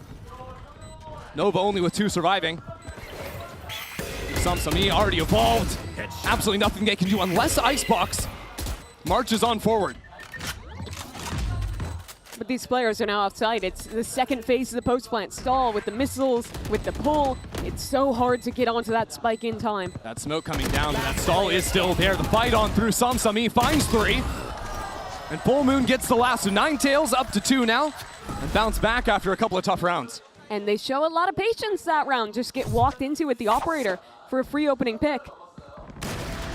And that's what this comp is really built for. When they get in the post plants, it is so hard to beat them. Because you have players who are going to want to fight up, like the ult on display. Their first time, I think, we'll see in VCT, where that ultimate actually dodges you out on a Deadlock ult. Just get to tank every single ability that's thrown at you. Yeah, it's great into this comp because you have Deadlock, you have Raze, you have a Brim ult as well. All of those are just trying to kill you, and you're immune. Yeah, it's just that simple. Veto is immune. The Ninetails, well, they've noticed that Clem loves to go for these early walk-ups. We've seen it in 3 of the 6 rounds so far. As Clem just taking a timing, not to be the case this round. Instead, Ninetails push forward down long B, grab up an orb for themselves, and feel great. There's the use of the interceptor there. Throw it up while you're grabbing the orb to prevent a Sky Flash reclear play. You often see trap plays towards long there. Oh yeah. And that's a hard counter. Be fun to see how much more value that interceptor gets throughout the game on attack and defense. For now, Ninetails need to find some way back into the site. 4 players now move into B long, but a couple of sensors and the Viper wall, we've already said, is insane stall. No drone either forever, so can't shut down, suppress any players. And Alyssa, if you don't turn off her utility, is just going to absolutely carve you up. Now a showstopper comes down, Haste will fall, and teleports onto the other side of the map. 30 seconds left. Nova have decided not to play anyone left into A, so the spike should go down. They already used all their Sky utilities, so no flash, no dog to clear back in. This is going to be a tough retake, even up numbers. Spike planted. Ollie's down, chewing away. Full Moon's feed, a great shot out of the sky. But Clem and Shirazi out of nowhere. 2 kills instantly. Now Donna in 1-on-3 cannot see it all the way through. Bit of heartbreak though to put Ninetails right back in it. Man, any of these players, you put them in a position like that, can get it so close. This time, not the round though. And again, this is a round that is won or lost on stall util. Think about every time you've seen this Waylay dodge. How many times has she actually stuck it? I think maybe once, if even that. She's almost always going into a player, being forced out. And because this is a solo duelist comp, there's no one else that can get through those smokes. Yeah. You also saw like there's an Astra stun that's going down, but maybe the timing is just half a second too slow and allows Alyssa to get that first kill. So I feel like against this stall, you need to see Donna pathing in a way where she's the one to get these openers. Well, maybe see a bit of that this round. Tapping the orb, a little bit of bait there. As Ever moves 1 point away from the Armageddon. Bit more forward deadlock util this round. A trap for Clem and Hookah has support deep with a rifle as well. That is a potent setup. Clem with the judge. Luckily for Ninetails, don't appear to be heading that way just yet, but Ninetails have played a lot for the lurks. Yeah, and I think a part of that, like you were bringing up, is the constant fear of Clem going for a walk. They're just holding, hoping they can get a free opener like they did in that previous round. Instead, they'll have to walk into this judge. Ooh, this could be ugly. Especially with Full Moon making some noise over on the A side. Ever's Tejo drone is going B long, so there's not a great way of clearing out Clem. That's going to force Haste to really take their time. The net primed as well. I mean, again, the stall is just immense. And out Donna she goes. Backs away, and now the pressure onto Haste. That's an easy pickup of a rifle. No problems there, but the site belongs to Ninetails. And now the second fight coming down into the site. Some spam through the wall. Clem under fire and getting pinched on the map as well. A turnaround from Clem, shut down by Full Moon. And the Armageddon flushing out spawn really delays the retake. And that gives time for Full Moon, the second rifle, to arrive.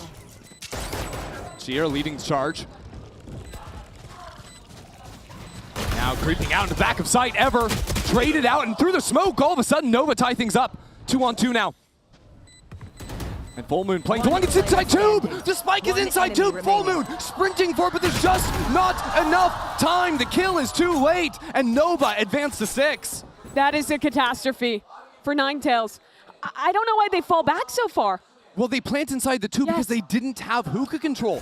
It's that Clem setup at the staying beginning of the alive round, but the issue is when you're in that position already, they used the tail ult to fight towards CT. They needed to be following that up, get a player an elbow, get a player forward towards spawn. Instead, they feel all this pressure coming and back away. I don't know if it was maybe like a miscommunication or something that they didn't think it was planted in two, but either way, that is a horrible round to lose and puts them in a tough spot. Now down on an eco. Donna diving on forward and that shorty. Hey, those are the entries I want to see. Donna getting in there, not pulling back. Unfortunately, she couldn't pick up the gun, so still stuck with the shorty, having to do it again. And yet with Clem falling, all of a sudden now the supporting staff have to take those forward lines. They can't have utility out in hand all the time. Have to have gun out and challenge the fight. So this could give an opportunity, whether it's the hero rifle on Full Moon or a nice shot from Haste Marshall. But as the Hawk goes out and Cheer gets information, there's at least one player outside B. Ninetails shift out of that space. Dog to create this pressure, but most of the rounds that we've seen that kind of sky push on one extremity, it has been a fake. This time, though, it pulls out the pit. That's already a win for Ninetails as they work back towards A. How much are Ninetails going to use here? They have the numbers, and they've used ults before, even when it looked bad. Shirazi with a Spectre, and now drops down the net. Tap onto the spike, and Samsami Into the smoke. The net, there's no way out forever. It's disgusting. Ever gets melted on the site. We're down to under 20 seconds now, but a forward fight from Full Moon. They have to pick up the spike. They have to plant it. And now with the Cosmic Divide going down, splitting up the site. Cheer can't really see anything. Haste position is beautiful. Inside showers, and it's a great shot off the back of it too. Now inching backwards, eating up the clock. Cheer has to fight it, but the wall is even protecting Haste's own escape. A thrifty round to swing things right back to Ninetails is exactly what they needed. You win the most heartbreaking rounds you can imagine with that misplant, and then turn it around with the eco. This opening kill for Donna was so sick. Dives in with just a shorty in hand. And that's a shotgun battle, honestly. Judge v Shorty, she wins it. And in this post plan, I mean, could have gone wrong quite a few moments, but they choose to invest the ultimate, get it down safely. And when Nova is in these later round retakes, does not quite go their way. And it's worth noting that Nova forced down there onto a SMG and a Judge, and now actually going to be faced with their first eco of the round. Getting ready for a little pop play down long. Samsami holding for it now. And that first shot connects truly. Nice work out of Ninetails. Not getting caught off guard at all here on a common anti-eco idea. And even dominating in the 1v1 in Hookah 2. And to pull out to this match as a whole for a second, I think that they're going to feel so good if they can even get 4 or 5 rounds on this attacking side. I like this comp on defense. I think that the Veto gets a lot more potential there. You have really fast rotates with the TP. The Interceptor can completely stall a hit. I really think this is his best map right now, and defense is so much more impactful than what he brings on attack. Yeah, especially on Bind, where everyone wants just to use an obscene amount of utility. And think about what you have to like stall the plant with missiles, with your Veto utility, of the Interceptor to block things off, with a Waylay fighting up too. That is where they're going to feel a lot more comfortable. Question is, how many rounds do they end the half with? Because Nova has guns again. They have the ultimate as well for their deadlock. So tons of stall util here, or maybe an idea to fight up again in Hookah. This was successful previously. Samsami also with the Veto ultimate. Gonna counter out anything Nova's thrown their way. Little pullback star. Common idea you'll see when the Astra's in the comp. Not a lot of people playing that, but the pullback stars are so good at forcing players off the lines and threatening a little extra space. Like that combo idea there with the net nade. Yeah, nade was maybe a little deep for it to have hit anyone, but you get a lot of those ideas with the deadlock. Okay, these are the rounds that have been problematic for Ninetails, where they have this slow default, they wait for the clem push, and then they don't have someone to cancel into with baited out stall util late. Exactly. Now there's a smoke down. Samsami can't see an angle outside showers. The good thing is they actually have ults to go and get through the utility with this Waylay. We'll see. Nova have 2 players in elbow. We haven't seen this yet from them. Usually they're playing on backside. And the walkout from Full Moon. Now we'll double dash into the site. Looks like Nova are going to be forced to play 5-on-5 retake. Dana has other ideas though. 30 seconds left. Pushing into spawn, but can't overstay her welcome. But she kept the ultimate for the post plant. Has a second hinder as well. That is amazing stall. Ever as well, some missiles to play with and a refight into elbow. Hawks are everywhere. The birds are out. Yet no one goes down yet. The shots are right. Shirazi now enters into the site, plucks out a player. Nova fully in control of this site. Ninetails have been pushed away. Nothing they can do into the round. Now the spike being pressured. Dana with nothing to do. Clem finds 3 and Nova moved to 7. I don't love how Ninetails played that post plant with how much they fell back. They felt the push from that Sky util and then fell like 3 players all the way back off site. I think when you have the Waylay utility, that is your best case scenario to stay close towards spawn and block them in the choke point. Well, I think the same could be said of the Veto ult as well. I would have expected the evolution to be popped, and then you can frontline and eat up any of that utility. Exactly.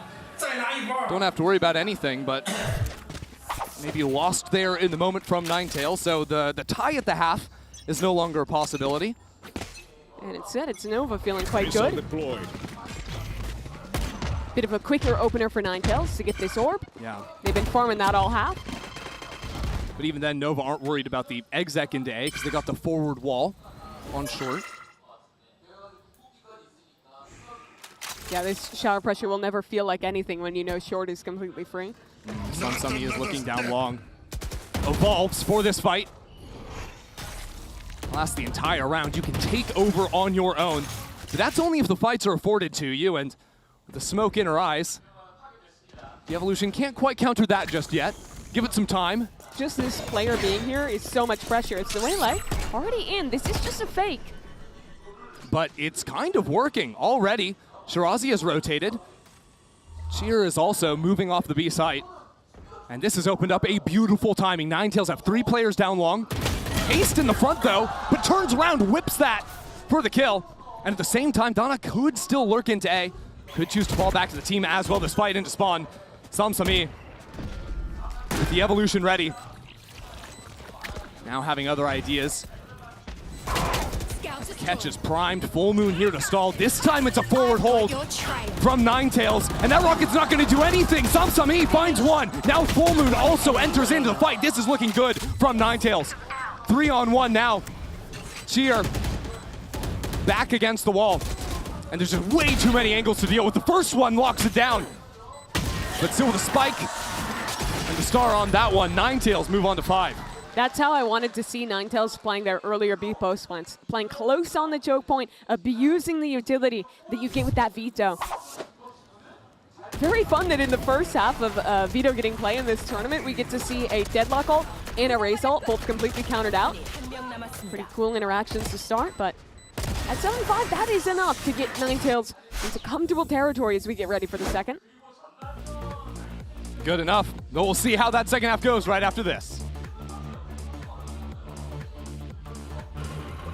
Can I help you, sir? Here's the bill from the dealership where I got my car, and I'd like you to beat it with a better deal on one of these fine cars. Not how it works.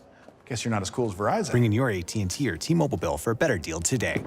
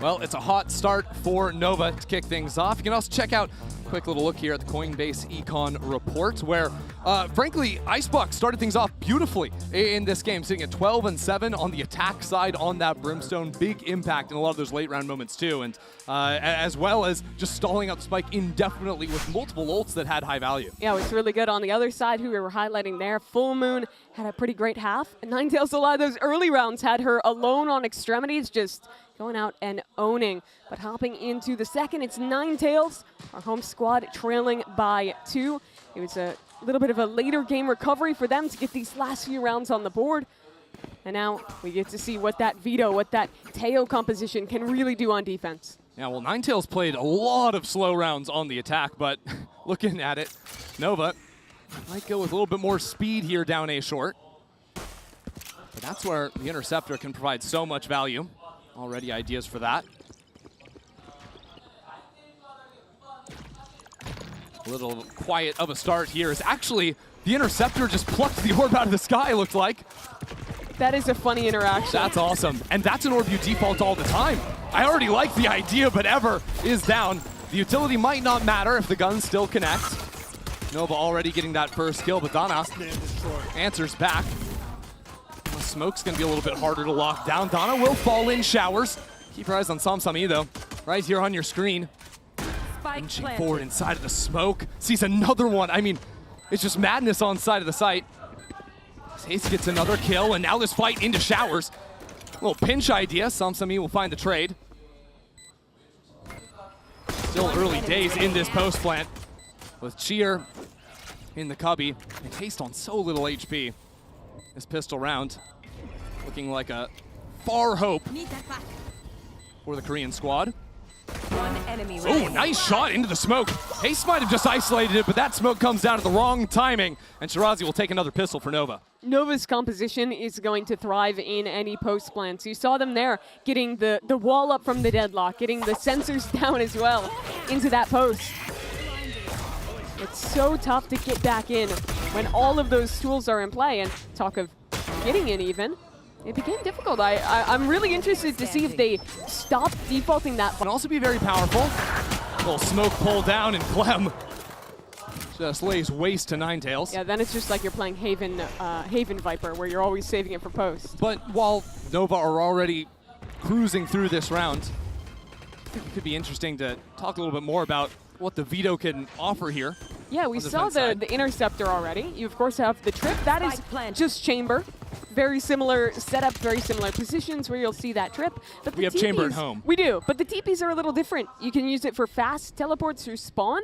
It also lets him access the verticality in a way not a lot of other agents do on this map. So I think the main thing to watch if you're at home is when the interceptor gets used. And in what scenarios 332 is putting that into play, and when and kind of how she's setting up these TPs in the beginning, because you can get very aggressive, you can play very passive, you can set it for rotates. There's tons of ideas, and I think it's even more flexible than someone like the Chamber. And while all that is great when you can set things up and whatnot, when you are just a little guy with a pistol and you're getting run down by 4 or 5 players, it doesn't matter what age you play, you're going to die either way. So now with Nova winning out both pistols, winning out both anti-ecos as well, I mean, that's the difference in this game. 9-5 for Nova, the difference is 4. Ninetails need to lock in here and bring this game back. That they do. I love the energy on both these teams. I feel like when I was watching, both of them had players who were just like hitting emotes after winning rounds. Yep. Anyways, it's not all fun for now. This is a very important round. Nova, again, fully 5 groups, taking long control. Forward smoke and massive exchange of utility. Those sheriffs, oh dear. The hinder missed. It got caught on the skybox, and so they didn't have the utility to win that fight. And now the round is cooked. I mean, this was the round Ninetails had to have. And it was a nice idea for the set play. You hinder with the sky flash to re-clear. But the hinder doesn't hit. And it doesn't matter if there's new agents in the mix. I mean, a million new agents that you're not used to always seeing going back to 2020 Unbind. The map has been around for forever, though, and these B-long fights have so often been a pivot point in rounds. And the fact that it goes right there for Ninetails just scuffs around that is frankly looking like a must-win. And that might also be figuring out how Nova likes to play. Thus far, both rounds, and also if you watch them in China, this is a team that 5 hits a ton. Oh, yeah. They do not default a lot. They love running executes. So doing those kind of re-clear plays are amazing when it's 1 or 2 extremity players. Even if that hinder hits, it's probably 2 for 2 when you're swinging into that many players. Bad news for Ninetails, but 2 players do survive into the next round, carrying through the rifles. Looking at their money, they don't have enough to invest behind it, but this fight, wow. The smoke being down long is also very helpful because players could tuck from the flash and then swing out. But now it's doubled 10-5 for Nova. Reminder, if you're tuning into a Game Changers Championship for the first time, or not familiar with these teams, these regions, this is big news for Nova to be at double digits already. A CN squad has never won a map at the GCC. Now on pace to do just that. Samsami in trouble. 12 HP and stuck in this teleporter. When I see players go for a play like this, I like when they throw the TP gate at pre-round towards A, and then the Veto can actually get out. She didn't have it this time, has to rely on a teammate. Wow. Okay, Samsami evolves, and that's with the hero rifle. Part of it might have been just wanting the heal. Yeah, exactly. Heals from 12, I believe, all the way up to 100, but no regen armor, so not unlimited protection. A nice shot, and actually this hold may have just worked. Now, all of a sudden, The evolution making way more sense. Alyssa and Shirazi already into the site, and Samsami making this massive flank on the Veto. Hayes with the classic, sees a barrel, and now Ever gets a kill. Ninetails might have just done it. Might have given themselves a second lease on life. Shirazi just doesn't have the time to play with. Needs to somehow get to the other side of Octagon, but worried about a flank coming in. Worried about these players in front of her. Now jump peek spots her out. Ever is clean to slip around the other side and steal this round for Ninetails. That is wild. This is the one that they win. Just some impressive work with the pistols in this opening fight. Wow, Was fighting so through quick the aim punch from there. Samsami, yeah, gets dinked, still wins it.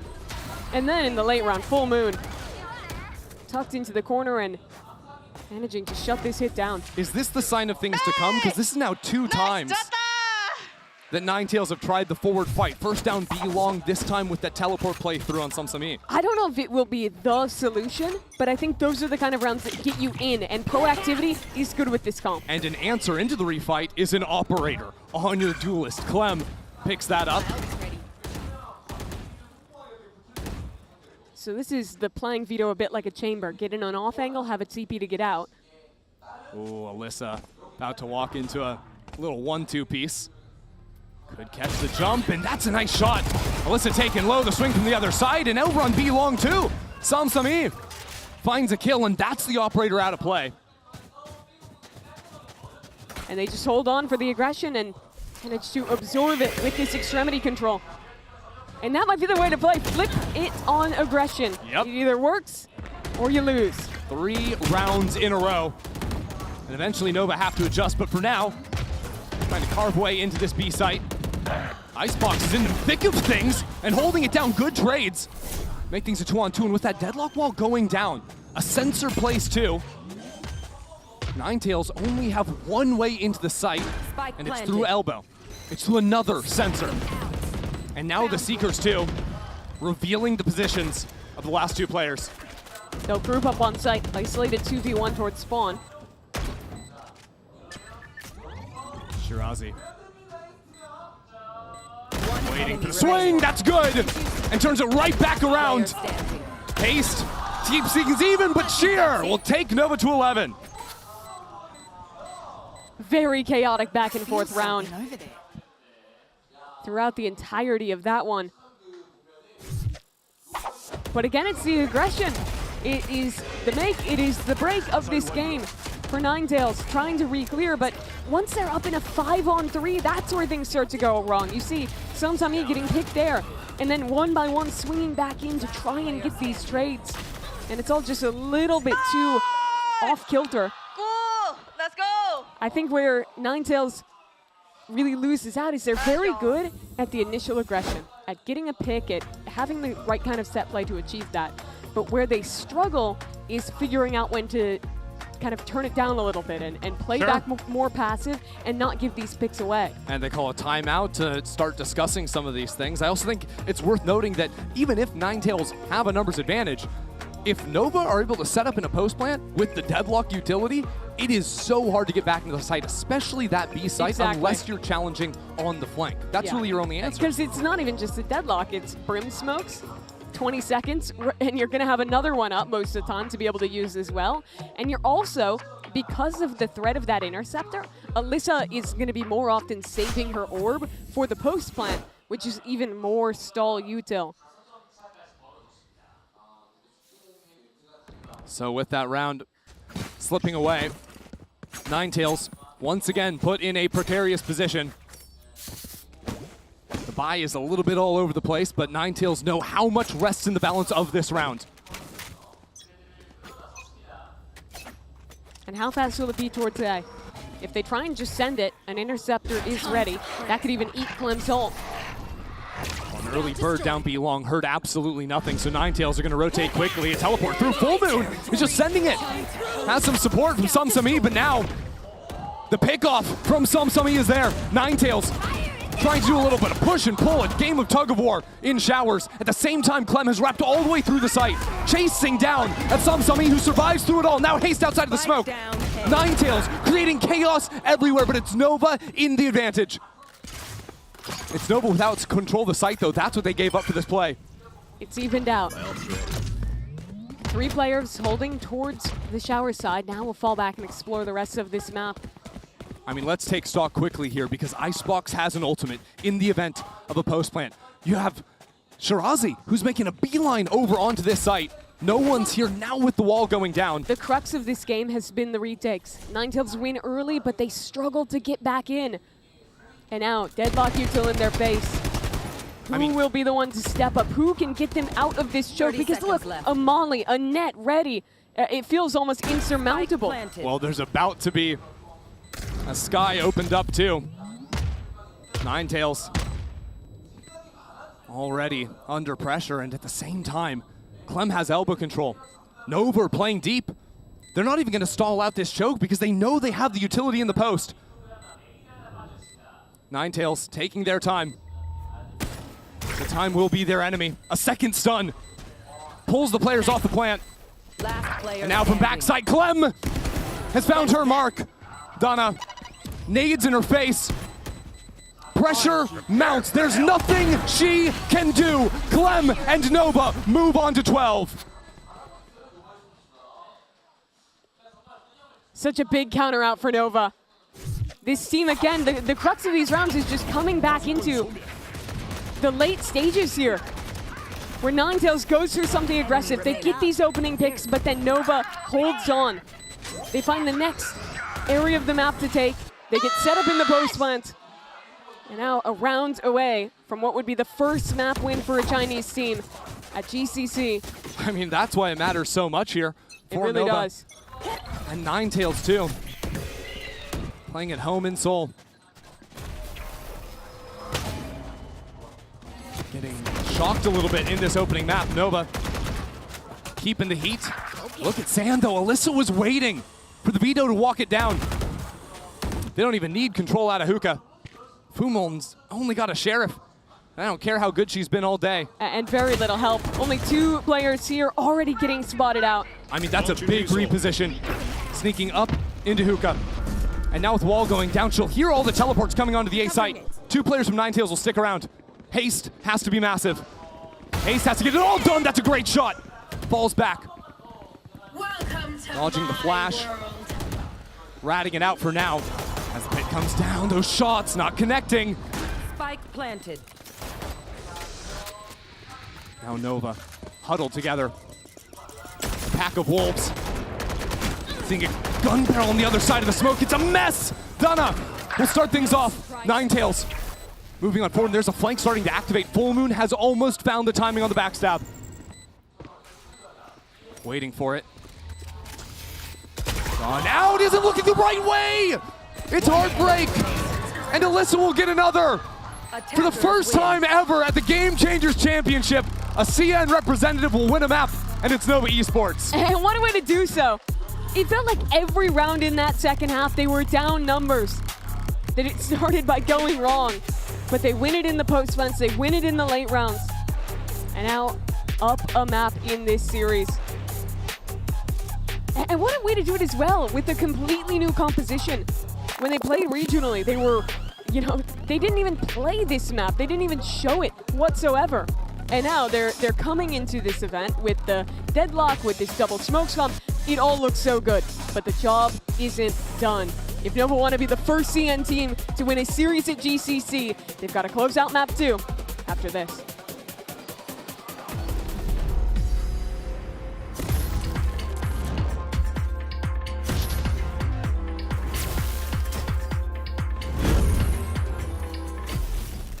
An update is required. Financial system updating.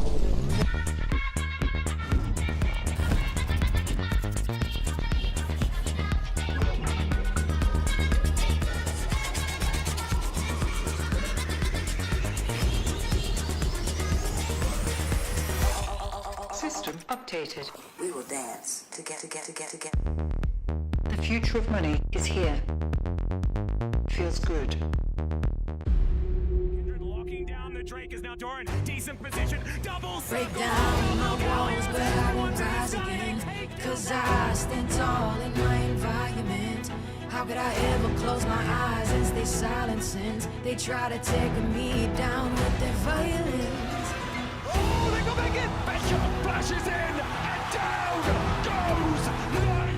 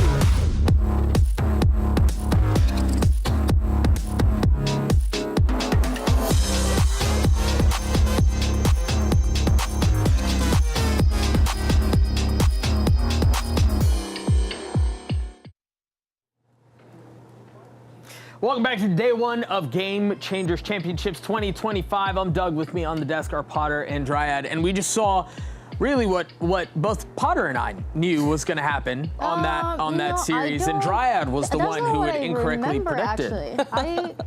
I thought I was the only one who put Nova, and both of you and everybody else. That's definitely not what happened. Put Ninetails. Potter and I have been big Nova believers from day one. No, I don't think so. And Dryad, just run the film back, and you'll guys see it. Listen, let's talk a little bit about the nuts and bolts on how we got to this point, because there were a couple of swing rounds, one round in particular, round 7, Potter, that felt like it already turned the tides of the map. Yeah, and you saw early on in this first half, especially after that pistol with Ninetails running out of time, it was small, unlucky moments like this. It came down to a 4v3. Ninetails, they're able to get the equalizer, and in this 3 versus 3 post plant, just 2 of Donna's teammates get completely wiped out. Then a moment of hero moments coming through for Donna, but she's unable to close it out. So, and right after this, you see where the spike is planted.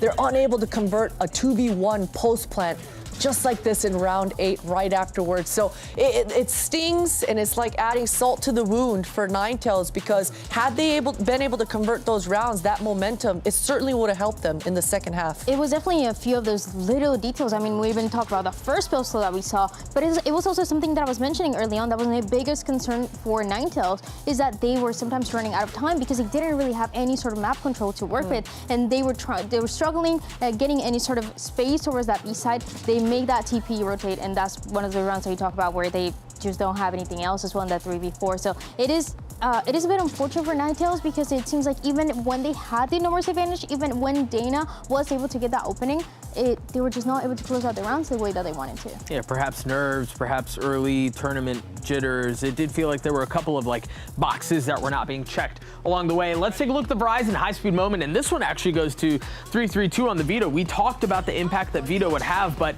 this right here was like a perfect example of that. There were a couple of instances actually where the interceptor would take things away, but Potter, seeing that in real time is really cool. It is really cool. This one was the Veto ultimate coming through strong, just completely eating the Raze rocket. And you see in this clip right after, this was the pistol round coming through here. And interceptor, it's a huge counter for this Viper Q orb. And you can see 3-3-2 just sitting, waiting to proc it. So a couple moments of glimpses to see where Veto could be a possibility to be a normal agent in the comps in the future, but didn't come through as strongly. Yeah, it was, again, just kind of fun to see it play out, and already seeing some value that Veto has, and I imagine that will be the case as things continue in this tournament. I think we can talk about Clem as well as a player, Dryad, that you had specifically as someone that you wanted to keep an eye on, and Clem delivered. Absolutely, yeah. We had our questions on first what they were going to be playing here, how it was going to play out alongside Shirazi, and Shirazi playing a little bit more of that sentinel role here allowed Clem to really pop up. It seems like, as we talked about, sometimes it was not necessarily those openings because you saw Dana kind of going with that waylay in the backing up after she was able to find the opening for Clem in 2 or 3 of those rounds. But after that, you see how those late rounds worked out so much better because of Clem. She was able to stay alive, she was able to use the satchel as well. I was able to use the showstopper in a few of those rounds as well to create that space to find those openings and continuing to be an incredible player, the best player that we have in China. Yeah, she looks so natural as well. Yeah. I mean, we talked about nerves potentially coming through in this opening match, but Clem, she didn't skip a beat. She didn't skip a beat, and she looked like she was ready. The amount of multi-kills that she was getting round after round, she's vibing out there. Yeah, and it felt like really all of Nova was, to be honest, to be able to walk away with a map on win at 13-6 pretty confidently against a team that everyone expected would, except for me, and me, and you, right? I might be a little bit stronger, right? But either way, it's just, I mean, a great start. We take a look at map 2, which will be Haven, and Agent Select already coming through. This seems pretty vanilla. This seems pretty standard from both teams.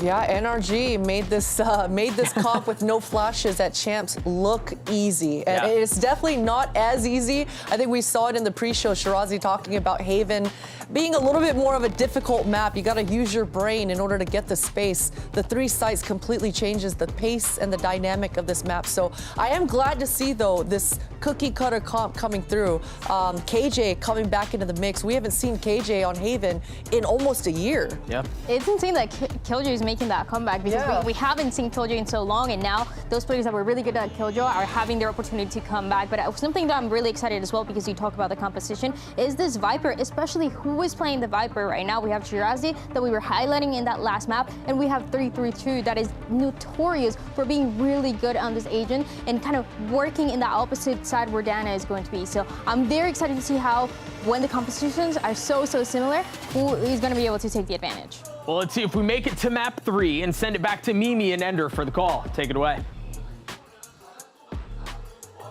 Yeah, we're going to be jumping into things in just a moment here, but I mean, all things considered, this was a pretty crazy way to start things off, right? With Nova coming in, winning the first map for a CN team, and yet now Ninetails back against the wall. Need to come back strong here if we want to see Corrode. Yeah, a pretty interesting one. Both teams had new compositions, hopping into things on map 1. Now we're going to something a bit more standard. I'm super excited for this neon mirror between Clem and Donna. Both those players have had such good runs in their respective regions, and especially important for Ninetails trying to stay up in this series in front of their home crowd. Absolutely. I think I was a little spooked watching some of the early aggression we saw out from Clem in that first game, especially on the defense side, was always challenging forward. That's a staple of Bind. I think that's going to continue to be a staple here. Yeah, it might just be a theme for the series. Yeah, it might just be a Clem thing.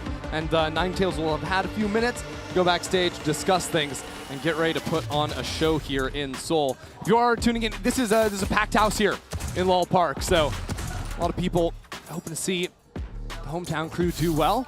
But down 0-1 here, need this map. You're talking about aggression, Christy. I'm seeing something brewing towards C. Nova setting up for an aggro C look, and both sides actually. Everyone on Ninetails there as well. All right, What kind of utility do we have to work here? I mean, it's a light utility game, right? Playing the Vipers into the mix of things. So you've got Paranoias at the ready from both these Omens. As everything is about to go down. Icebox, first to challenge the line, now a stun and a slide. It's Nova to take the first kill. Quickly answered back by Full Moon, and the rest of Ninetails move on through. This means Sheer, the last one alive on C, holding on to backside control, but Ninetails, in similar form to Bind, to slow things down. They have to go back, take some time to re-clear the rest of the map. Now, if you watch map 1, you might remember that their pistol round started similarly. They got an opening pick, Yeah. and then they waited, and then they waited, And then they waited. and then they lost the round to And time. they lost on time. Yeah. Yeah. So this time, a little quicker. Well, Give yourself a little more time.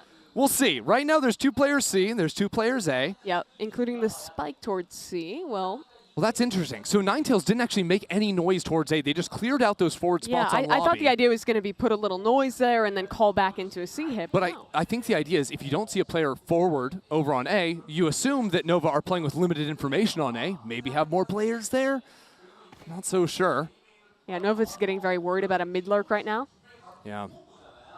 They don't see it coming. Instead, just a passive setup on C as Ninetails contacts up, and now Nova knows. Sheer, though. Duelist player herself playing the Neon in the past.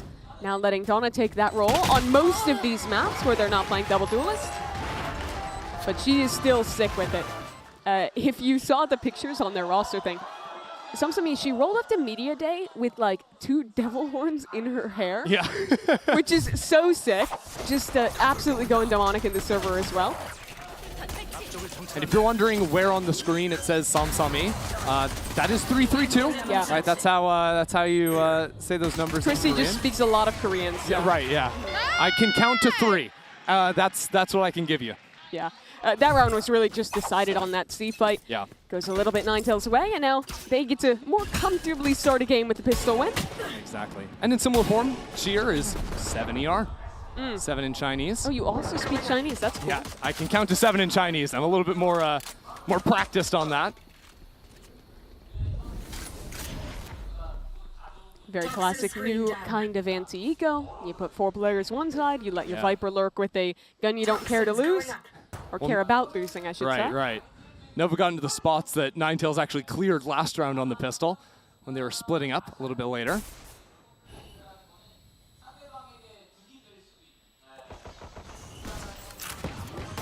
Post find here for Ninetails. They managed to figure out exactly where Nova was set up, get themselves a free site, and there we go. Like a little lurk up mid. Yeah. Now, we did hear all those footsteps coming behind, so Samsami will be taken down there. A little bit of frenzy gaming out of Icebox. But with Ninetails staying so lodged onto this site, seems unlikely that Nova would be able to break out at any of these choke points. Paranoia and a stun to stall, that classic. Takes its time to actually secure a kill. At the end of the day, there are 2 pistols in Ninetails' hands, playing these deep lines, but too much time has been chewed off of the clock. And the pressure not coming in quickly enough, so Ninetails will get the pistol and the second. yeah, interesting approach for Ninetails. That was a very austere buy from them. I think they only had 2 guns, one of which was a Marshall. So taking a bit of risk on the anti-eco, but it don't mean if they'd like to, they can buy up a little more on this 3rd round of the game. Only took 11 bullets. Yeah. 11th time, it's a charm. They always say that. Looks like it's going to start similar to the pistol. Whoa, Neon okay. comps are very good for the C hit. So even with the very light round 2 buy from Ninetails, like they're oil barons over there. They got money. Yeah, Full Moon has 4K in the bank. Yeah, but no, we'll save. We'll save. We'll just keep building up that economy. Put it in the 401K. All good. In 40 years, that is going to be capped at 9K, actually. It can't go any higher than that, unfortunately. Really poor economic planning from Ninetails. That's like an operator and almost the second one. Yeah. It's pretty good. About too many lattes. Now Ninetails, they're playing with 0 map control at the moment, except they have the forward smoke on C long. And I want to talk about that because in Ninetails, they are very often a group up team. Both of these teams, honestly. They play slow rounds, but I don't think either of them does a ton of like very detailed working the map where they're like going to constantly put a little pressure, have like a super clear plan. They like playing the slow rounds because they both play in regions where there is tons of mid-round aggression that they can just catch by doing that. And in the slow mid-rounding, we see an attack smoke thrown towards A drone as well, while the team just casually walks up into C. Nice off angle from Melissa. Gets the first kill, and the rest of the team hasn't been able to get in. As a matter of fact, now with some lockdown from Shirazi on the other side, Haste will secure the kill. And these kills are coming in from Ninetails. This could be a problem. With Everett getting another, and now Haste up in front of the Paranoia. Gets a third kill into the round. Sneaks on out of there. Icebox 1v3. She had a very good first map, but this is going to be tough. Look at the setup in this post plant. 2 towards long. The one-way comes down as well. Donna is well ready to walk up on her from garage. Even a high-low setup. Now with the tap, a double swing down long and a 4K out of Haste. That's just a sick round for Haste. It's in the name. The first couple round kills there, I'd love to see them again. I think we're like just spamming with the ghost. Well, this one, good Paranoia catches onto Shirazi. And then that is just sick from Haste. Then Clem upgrades had a the gun. weapon and gets owned by the ghost. And remember, that's Ninetails that bought nothing. Yes. You doubted them. They were investing in their future. Yeah, they that's knew crazy. that they could win with a ghost. 4K. They pick up all those guns off the back of that too. Why would you want them to buy guns when they could get them for free? Well, maybe because those guns usually do better. But unfortunately for Nova, it doesn't pay off this time to a very early timeout. And these early timeouts are a little bit surprising. You have so little footage to play off of. Yeah, you really do. These are not the kind of timeouts where normally you're going to be able to like come up with a huge adaptation or figure out exactly how the play's been done. Because what have we seen thus far? 2 fast D-hit rounds and an anti-eco? That's pretty much it. Have taken a little bit of their time. Could also just be trying to reset them after losing a tough round. I mean, yeah, and that's what I think it's more likely to be. Yeah, because in that round, right, you had that kill go into backside from Melissa, and then everyone sort of got isolated a little bit in the fight, maybe talking about how they can hold on to backside control a little better. Yeah, I think it is very important with when you're flooding in there. They had players kind of going one at a time. I think you either need to pick to try and hard flood early or to get your side anchor out faster and play that set retake. Kind of ended up in that awkward middle ground. Just the eco for Nova now, and Ninetails. I love that they're going to buy the Outlaw on this one. Let 332 farm up on that. Sorry, I can't count to 3 unlike you. You have no clue. Samsami. Now, Nova. 3 players up here, but a whole lot of players waiting for them inside of the smoke. Goodbye. Nova's defense on Bind, it was all about contacting up in the mid-round. Getting Clem on a walk on the raise, getting Clem and off to do the same. A little bit similar here. Melissa will be able to get 1 kill. Shirazi gets traded out as well, and the anti-eco goes pretty easily. But I'm looking to see Ninetails probably continuing to start a lot of rounds a bit slower, waiting for that aggression. Yeah. Because Clem is either going to want to go for like set ideas faster than Neon, or like she's buying into this round, get the off online and be very willing to contact up and take fights as well.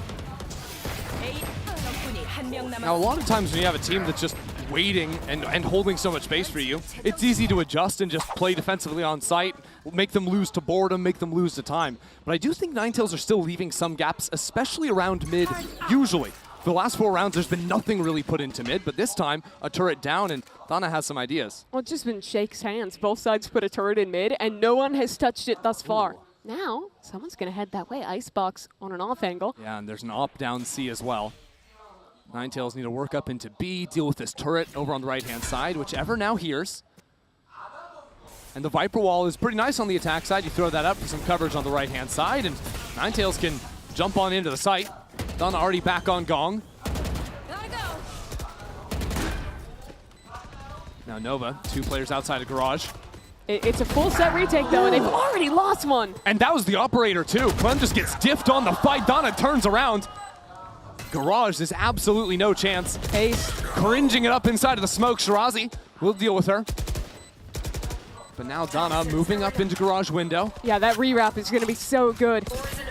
Nova still have options to throw up the wall, play around inside of the smoke, but they have to push on through it.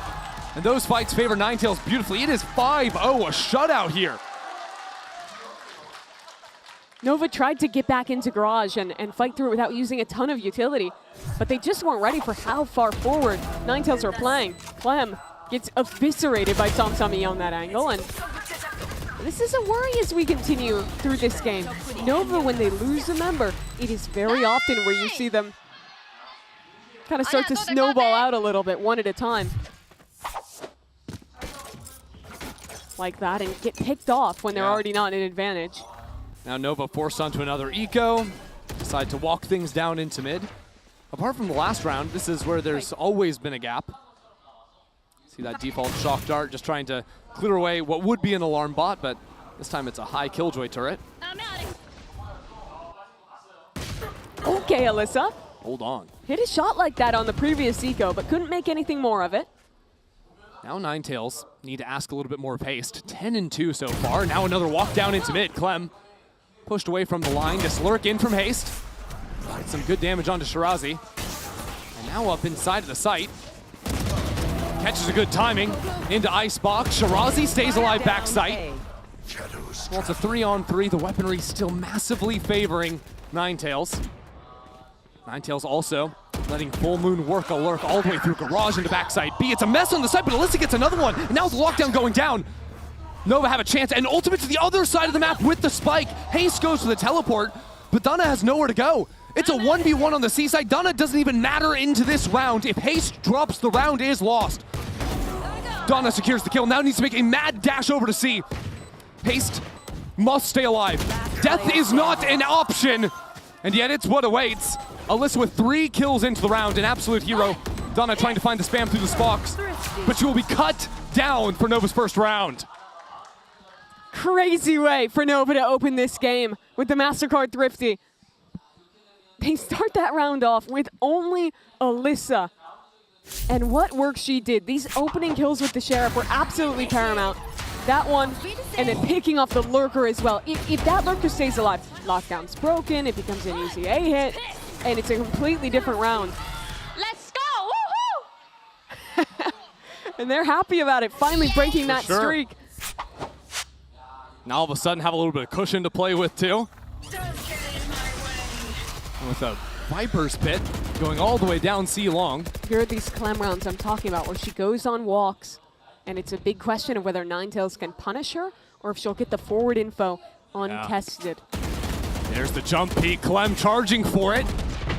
Now a Paranoia sends her out of the round. And that's exactly what Ninetails have been looking for on these other slow rounds. Punish that player who loves to go for those walks, and then get to play your mid-round at a big advantage. Now instead of moving back into the pit, Ninetails will re-clear A, make sure no one got into a forward line. And the side hit comes underway. Ever also has that Hunter's Fury. Icebox might need a couple here. Is calling Cheer over onto A. It's a very committed position. Here we go. Icebox, what can you give us? Stepping into it. Icebox can only secure the one. Now Cheer into the backup site, finds a beautiful angle, and still holds it down. 2 kills is what she'll secure. Bringing things into a 2-on-2. Not a lot of time. And this first fight could be everything. Alyssa again is the hero. Haste sees a leg. The shots aren't quite there. Has to go back for the spike with only 20 seconds left. Teleporting for it, as a matter of fact. Planting isn't an option. The kills have to be there, but they won't be. Nova go back to back. The eco round, the catalyst, and a conversion through as well. And that was a great start for the side of Ninetails, getting this pick onto the Lurker, completely flushing her out. But Nova, even in this 3v5, stepping up. Cheer, these kills were incredible from her. Yep.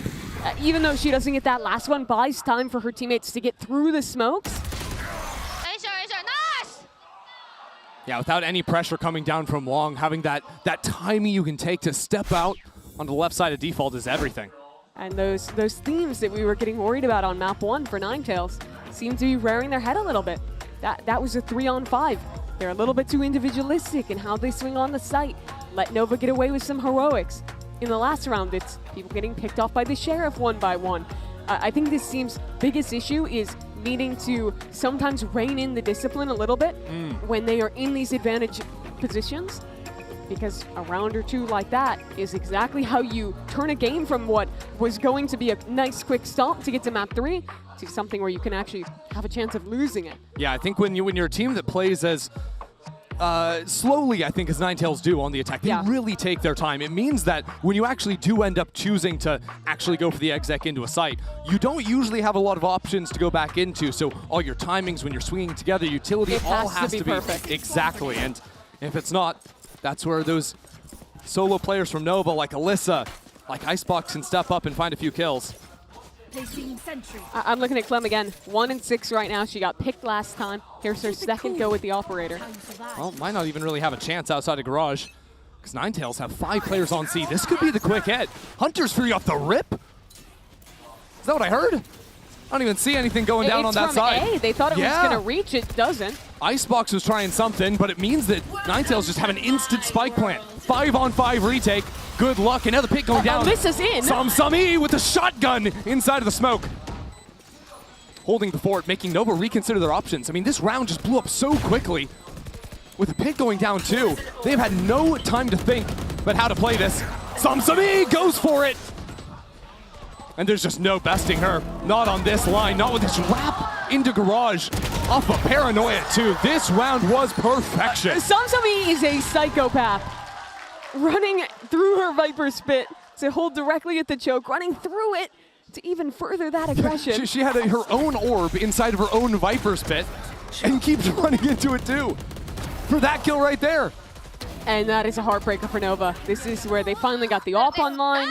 They thought they were figuring out how Ninetails wanted to play. Nah, they changed the pace, slammed the fast hit, and all momentum is stopped, and the money again is broken.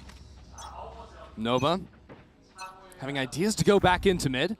Not with a whole lot of attention, but breaking the early turret. This time Ninetails have the anti-eco response. This is potent. They've got guns for it. Oh, Sheer sees that Hunter's Fury going down. A headshot is not a kill. While Shirazi has secured that one onto the B site. It's a quick pop into Garage. Samsami, no way you're prepared for that one. No chance at all.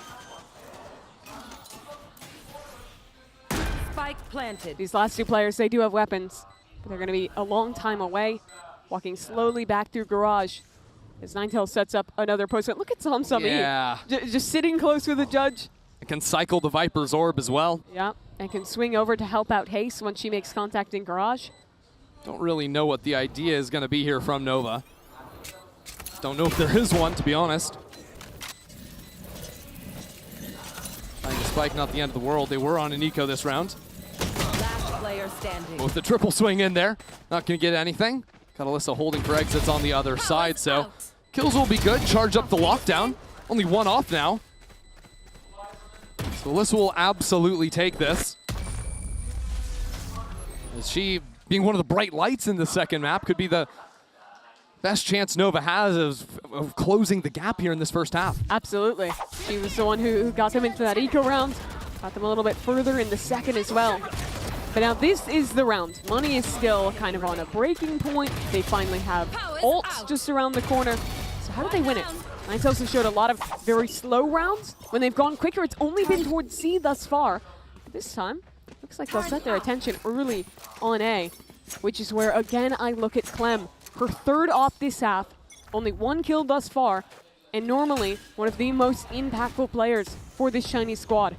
Wall about to come down. No targets acquired just yet. Eventually, Haste is going to have to get out of here. And we're not ready for it. Clem with a second kill, make it a third. Into the game, 2 on the round. An inch up, and that's a collateral as well.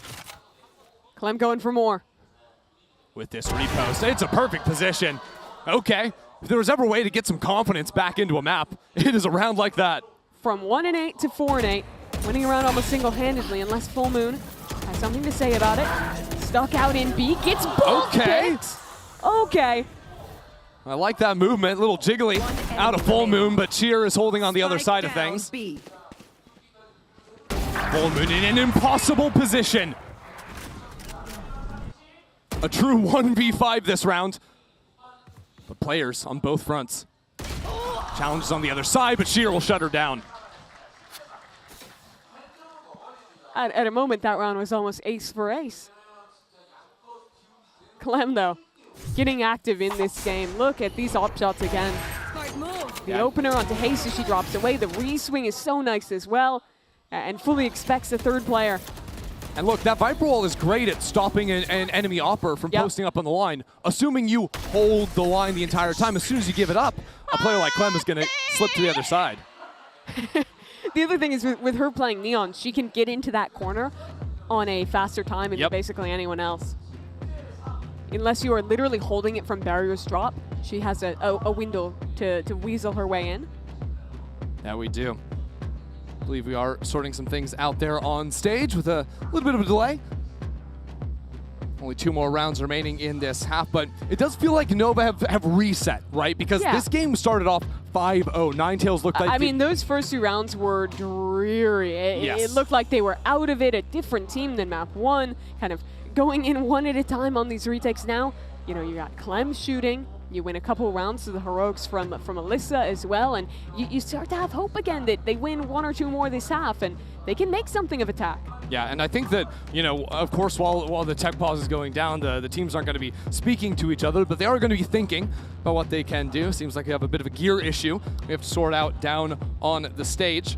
But normally the teams aren't speaking to each other. No, but they can think to each other. Think to themselves, think to each other. I don't know. Are you thinking right now? Look, all I know is that sometimes the best teams, they can communicate telepathically. Really? They just know what their player next to them is thinking. Yeah, and across the stage. Wow. You know, you start staring at your opponent, start staring them down, intimidating them a bit. Not these players, I think. When the players were doing their walkouts at the start of the game, Ninetails go down first. All of Nova are cheering them on. Then when Nova walked down, Samsami was cheering the rest of Nova coming down, but I was just updated. We are fixing an issue with the audio and in-ear for one of the players. I got a pitch while we're waiting for this one. Pitch me. Segment.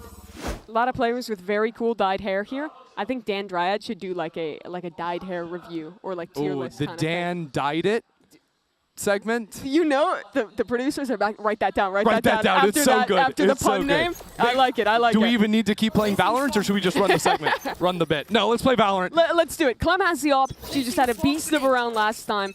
And hey, maybe Ninetails could run another fast C hit. It was very successful just a few rounds ago.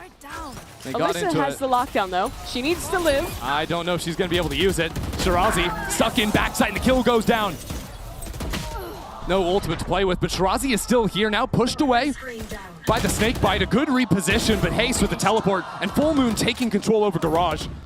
Absolutely blows up the map. Now an attacker lockdown for the post flank if they even want to use it, but they won't. It's a 2-on-4. They have a reflank coming. This is a dreamy round. Oh, good hold from Clem. Waiting for that lurk. And that could have given some ideas for Nova to play the round. Clem wants it. Picks up a rifle. Now fast lane. Slides to the other side. Ace still a problem in backside, but it's a great turn out of Clem. And Ninetails have sent a lurk through B on the other side of things. But that lurk isn't coming quickly enough. It's half stuck onto the spike. That shot is beautiful! Out of ever! Seoul lights up!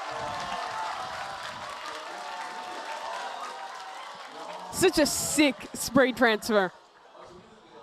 It is very hard to pull that off in this game. And she just does it so beautifully. That's even looking ahead of these opening picks from Donna, killing the Killjoy. If Alyssa gets out, she was running out of that site. You have a lockdown for retake. Whew, beauty. And it could have been something way different. I love her reaction. She doesn't even believe it. It's especially impressive because the first player she killed was the diffuser. Oh, we're into the next round. Hold on. Ever got the 1v2, but is Also instantly felt.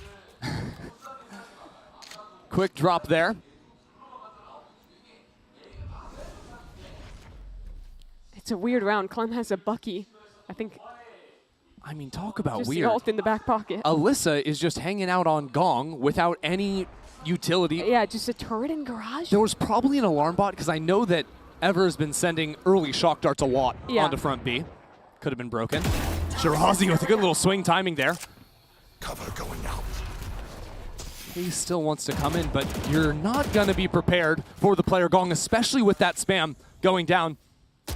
Haste has moved forward, but this setup from Nova has absolutely chopped up Ninetails. And coming after a top half as well. A massive round to finish things off. Now starting to get aggressive. It's a fight through on A. Clem charging on forward with a Bucky. You know exactly where Samsami is.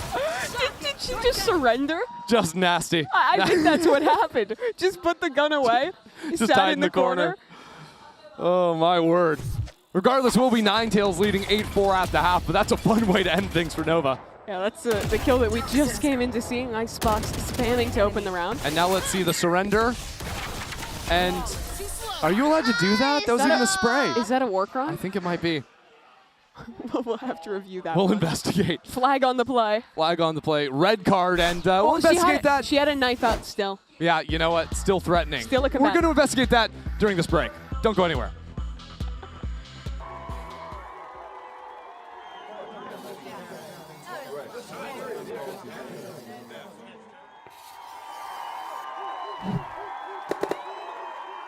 Red Bull gives you wings. That's me falling in and out so fast, holding you back, back, back. Guilty of the pain I caused and of the conscience I lack. I will hold your hand while I'm 1 foot out the door. And it's all because I don't need you anymore. Heartbeats going fast, fast, fast. Oh, oh. Heartbeats going fast, fast,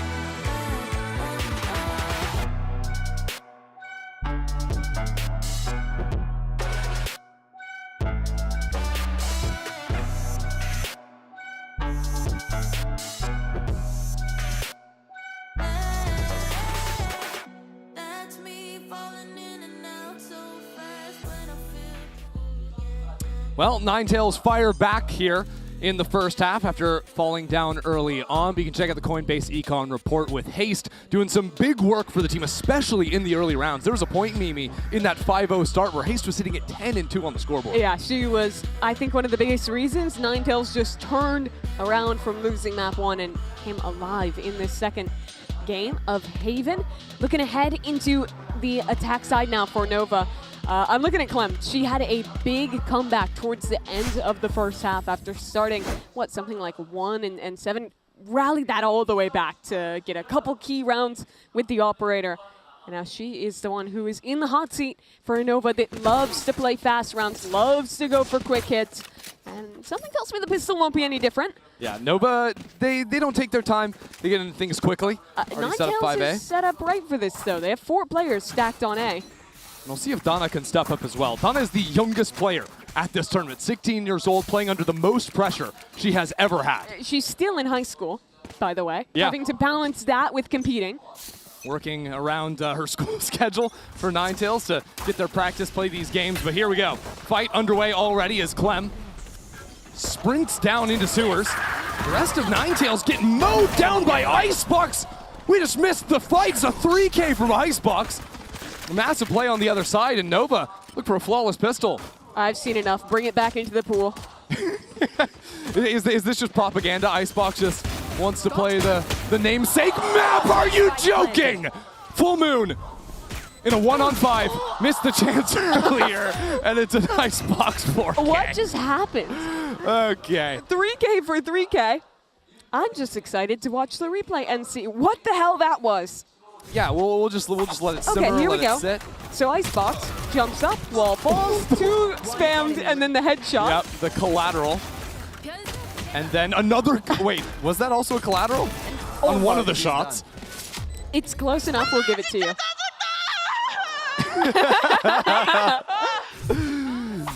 the best reactions ever, and continuing from their performances leading up to this. So Nova back in it. 5 on the board after winning that pistol.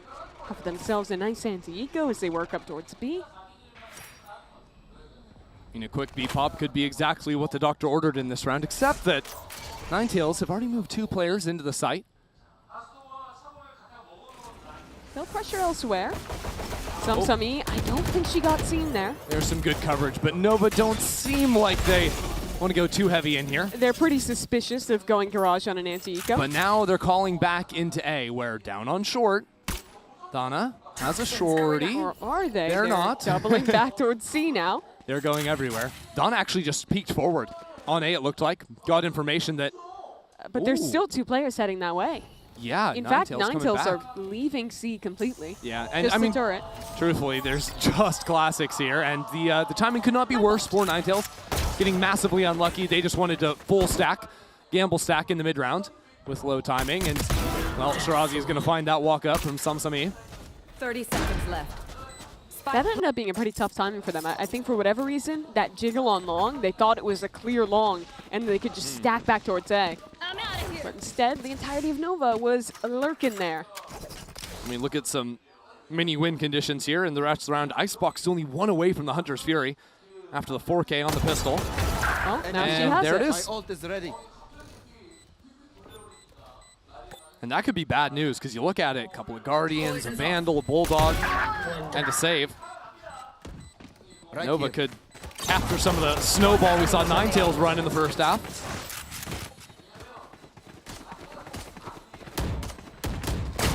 And it's flawless. In. Another 3K from Icebox. Leave some for your team. That's just greedy. Yeah, we came into this game talking so much about Clem, the player who showed last time, Shirazi, the veteran.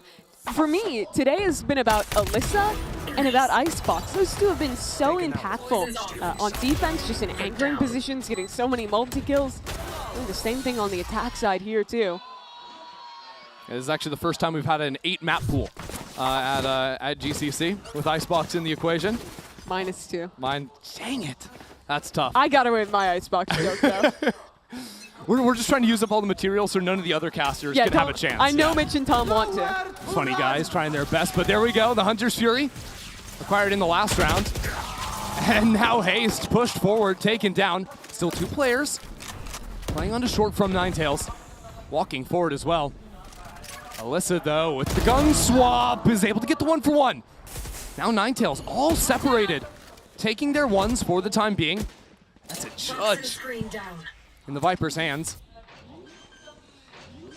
It's a double flank, too. This is but with no pressure, CT, I think they're suspicious of something towards this flank now. Yeah, this is really, really tough. Shirazi has control over long for the time being. Normally you want to mask a flank like this by showing strong side elsewhere, but with the judge, yeah, you can't do it. It's impossible. I mean, at some point, Donna has to take the fight, but it comes in way too late. Nova win theirs. Maybe surrender again? It feels grim. Hope they run into you. I don't know what the answer could be. I mean, no way to win the round at this point. It is over. That's a bonus round 1 for Nova. And so the 5-0 start that Ninetails had to begin this map is now gone. Nova are going to be in spitting distance of tying things up, and this comes after their shocker win on the first map. We've been talking about it a lot, but at past GCC events, the CN team has not done well. Not even a map won from any previous representative. Yeah, so they've already, added that to the title card with the map win. Now can make it a series. And they've done it too with Clem coming back, getting to kind of make better on her performance with EDG. She was on one of those teams that flew all the way out to GCC and just went home in 0202. Now a chance to do better with some new players, with some veterans from APAC. I mean, this tournament does not give you a third chance. It gives you a second chance, not a third though, so you have to be able to adjust very quickly on the fly. Ninetails now on a Sheriff round. Good hold from Shirazi. I mean, light up the kill feed. That's 3. Okay, 3K counter this game? That has to be like our 8th. It's been 3Ks all There's a lot day. of them. By the way, while 3 kills are happening on C long, the spike was in process of being planted on B.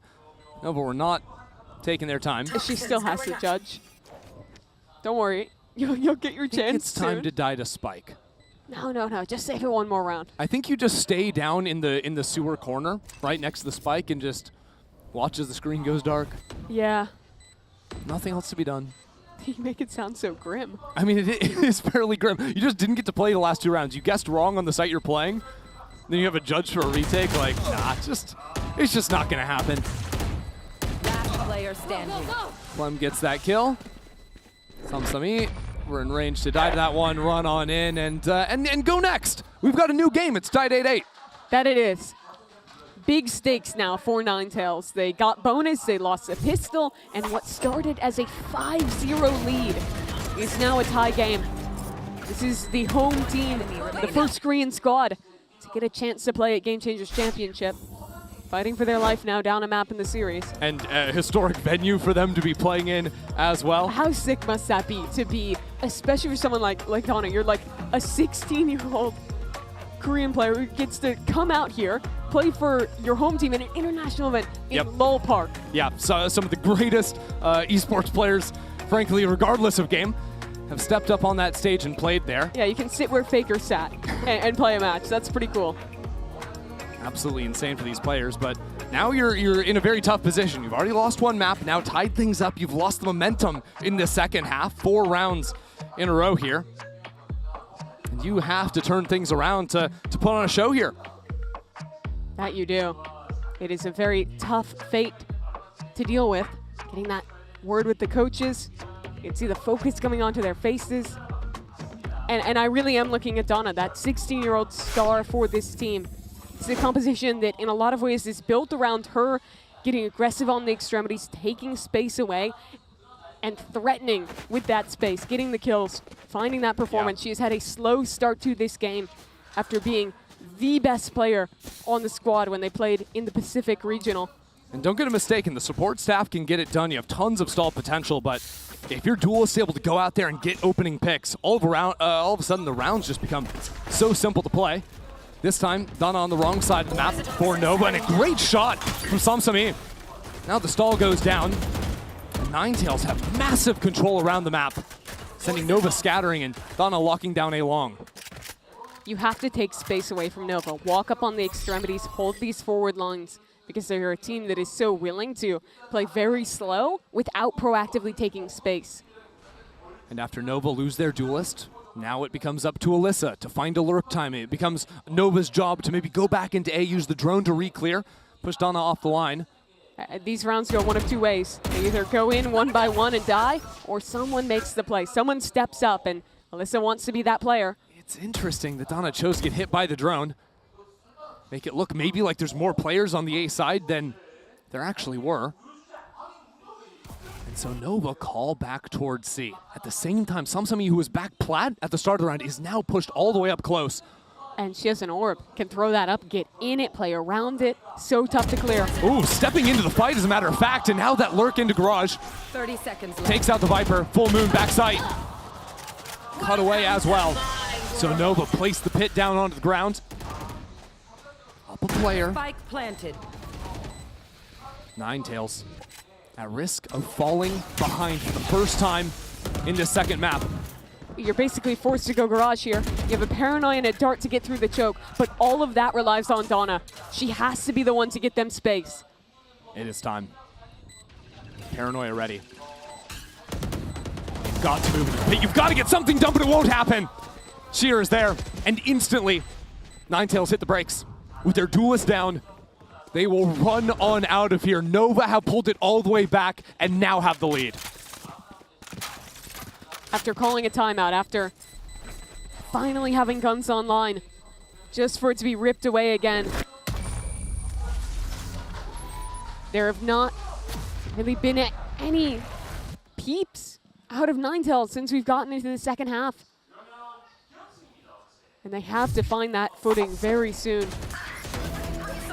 Samsami did so much this round, getting that opening pick. 30 seconds. Once they lost out on the duelist, you think it's going to be over. No. Yeah. Nova's still just scaling to this side so well together. And once the Viper spit is down, it's almost a checkmate. Well, Ninetails, it's starting to get dire. There's now 6 rounds in a row. 2 hero weapons, that's all they have. Donna has pushed all the way down into mid. But look where Alyssa is holding. Ready for the window push. There's just no chance from Donna, actually! She gets it done! Steps onto the big stage. Now it's one of the 2 hero rifles, has to continue, but will be cut away. Blood comes on through from Ninetails, and it's a couple of nice kills out of Full Moon. Puts things in a 1-on-2. Shirazi is low. But Haste has a classic. And the guns are over in the corner. Here's the teleport back down there with the classic. And now Paranoia. Not waiting for the guns, going for the fights instead. Not enough bullets. Shirazi takes the round. If she has a gun, I think she wins that. She does, yeah. She had a tag onto the first player. That could have been a kill with the Vandal. Had them both blinded in hell. But instead losing the previous round, not having the money to work with. And another lump of heartbreak added on. Nice! For Nova, it's all elation. It's a flawless attack side. They were down 0-5 to start. Now they've won 6 of their own rounds in a row. But Ninetails have answers. That was the save 2 rifles. Now they have the weaponry. Now Donna can take this fight already out of the round. At the same time, pushing down C-Long. Samsami. Push down low. This take and Sight is getting exploded. Ever is still alive. Ever to be the hero. 2 kills already. Cannot find the 3rd. And now as Ninetails just go in one after another. It is scattered in the approach. A fast timing on the flank for Full Moon. Had the lockdown, but instead chooses to make the play. There's nothing protecting this flank. Poison's off. Eventually, Nova will suspect things. Paranoia early. And here she comes. Full Moon. Take your time. You need this round. You must win this round. Gun barrel scene and spins it right back round. That was a round of heroes, of individuals trying to step up and make the play for Ninetails. That's how it goes when you're down. You feel desperate to get back in. And it so nearly went wrong. Donna dying early. Ever trying to flood into this site. Just barely keeping her team in it. They get it done. Finally break that streak. And now you start to talk about positives for Ninetails. The energy is back. They have 4 out of 5 of their ultimates online. And they're still within touching distance to bring this game back. Can't let it slow down now. Need to turn this round into a few more. Again, playing for this A lobby control, unchallenged by Nova. That means Donna without a stun. Toxin screen down. A minute before the recon comes up, and now Donna's out of the round again. Haste needs to take this round back, but Shirazi has been so good. A staple of the GC scene. Now looking to carry CN to their first series win ever on the big stage. How many times have we seen this round before? Ninetails into an A site. Or rather Nova, and Ninetails having to retake with it. Judge in Samsami's hands. I mean, the ultimates are beautiful for Ninetails, but I don't think you want to use them in a 3v5 unless you can get a pick. Yep. Find something to believe, but they disagree. And it's coming with a Hunter's Fury on the other side. Icebox will just shut that out of the round. Quick handshake. Now Ninetails with an impossible ask. You're never breaking out of that choke. Again, the judge in spawn. How many times has she been here? There's just no bullets left either. Nova go up to 11. Ninetails sent, I mean, only the lockdown. All things said and done, but that was their biggest stall, and it's gone now. And by the way, Shirazi moves up to 20 kills in that round. Not even holding for the walk-up. But it's just that extra amount of time because you repositioned up onto the box that Haste has to adjust to, and that 0.25 seconds costs the kill. You see her coming alive in these games. The veteran player of this squad, out of everyone in the lobby, she's one of the few who's been to GCC before, who has performed at events like this. Clem, judge in hand actually, trying around herself. As Sheer goes hell. No one ready for that, it's full stuck. Quick into the site, Nova absolutely ripping things apart. Donna fires back, now with a chance for a little bit more, and Ever goes down too. Cover going out. It was an eco for Ninetails. But even with that, so much was resting on this round. Nova take this, they're on series point. This angle from Alyssa. Ooh, full moon. The beautiful shot on the classic. Hold on, Ninetails. Can you get it done? One-on-one, Sheer around the side, and Sheer takes it through for the Red Bull clutch. Such an incredible clutch from Sheer. Had very little time to actually isolate these fights.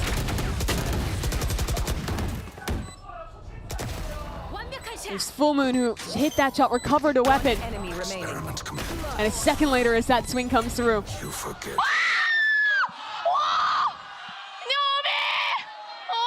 And Clem is just so excited, feeding that energy into her teammate who just won the clutch. Puts it down to what could be the last round for Ninetails. It would be a heartbreaking way for Ninetails to start off this tournament on home turf. Need 3 in a row. That's the way to begin. Oh, re-challenging the fight. Samsami feeling the pressure, feeling like she has to do way more than normal to equalize the playing field. And with her dead, the pressure of this round, you almost feel like it again goes down to Donna, who has struggled in this game thus far, who was so good for Ninetails in the run-up to this event. Drone spotted from Haste.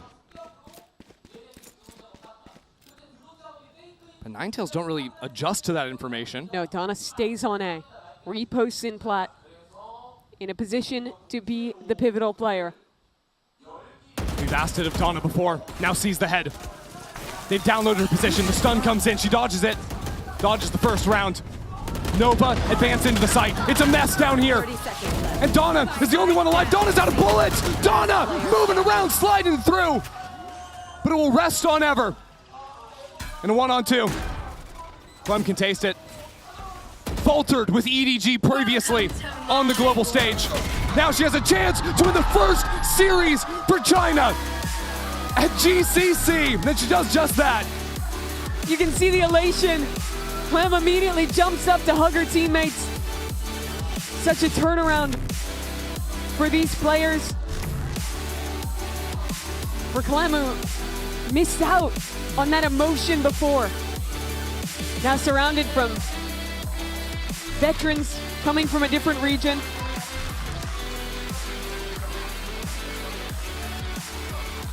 What a way to start things.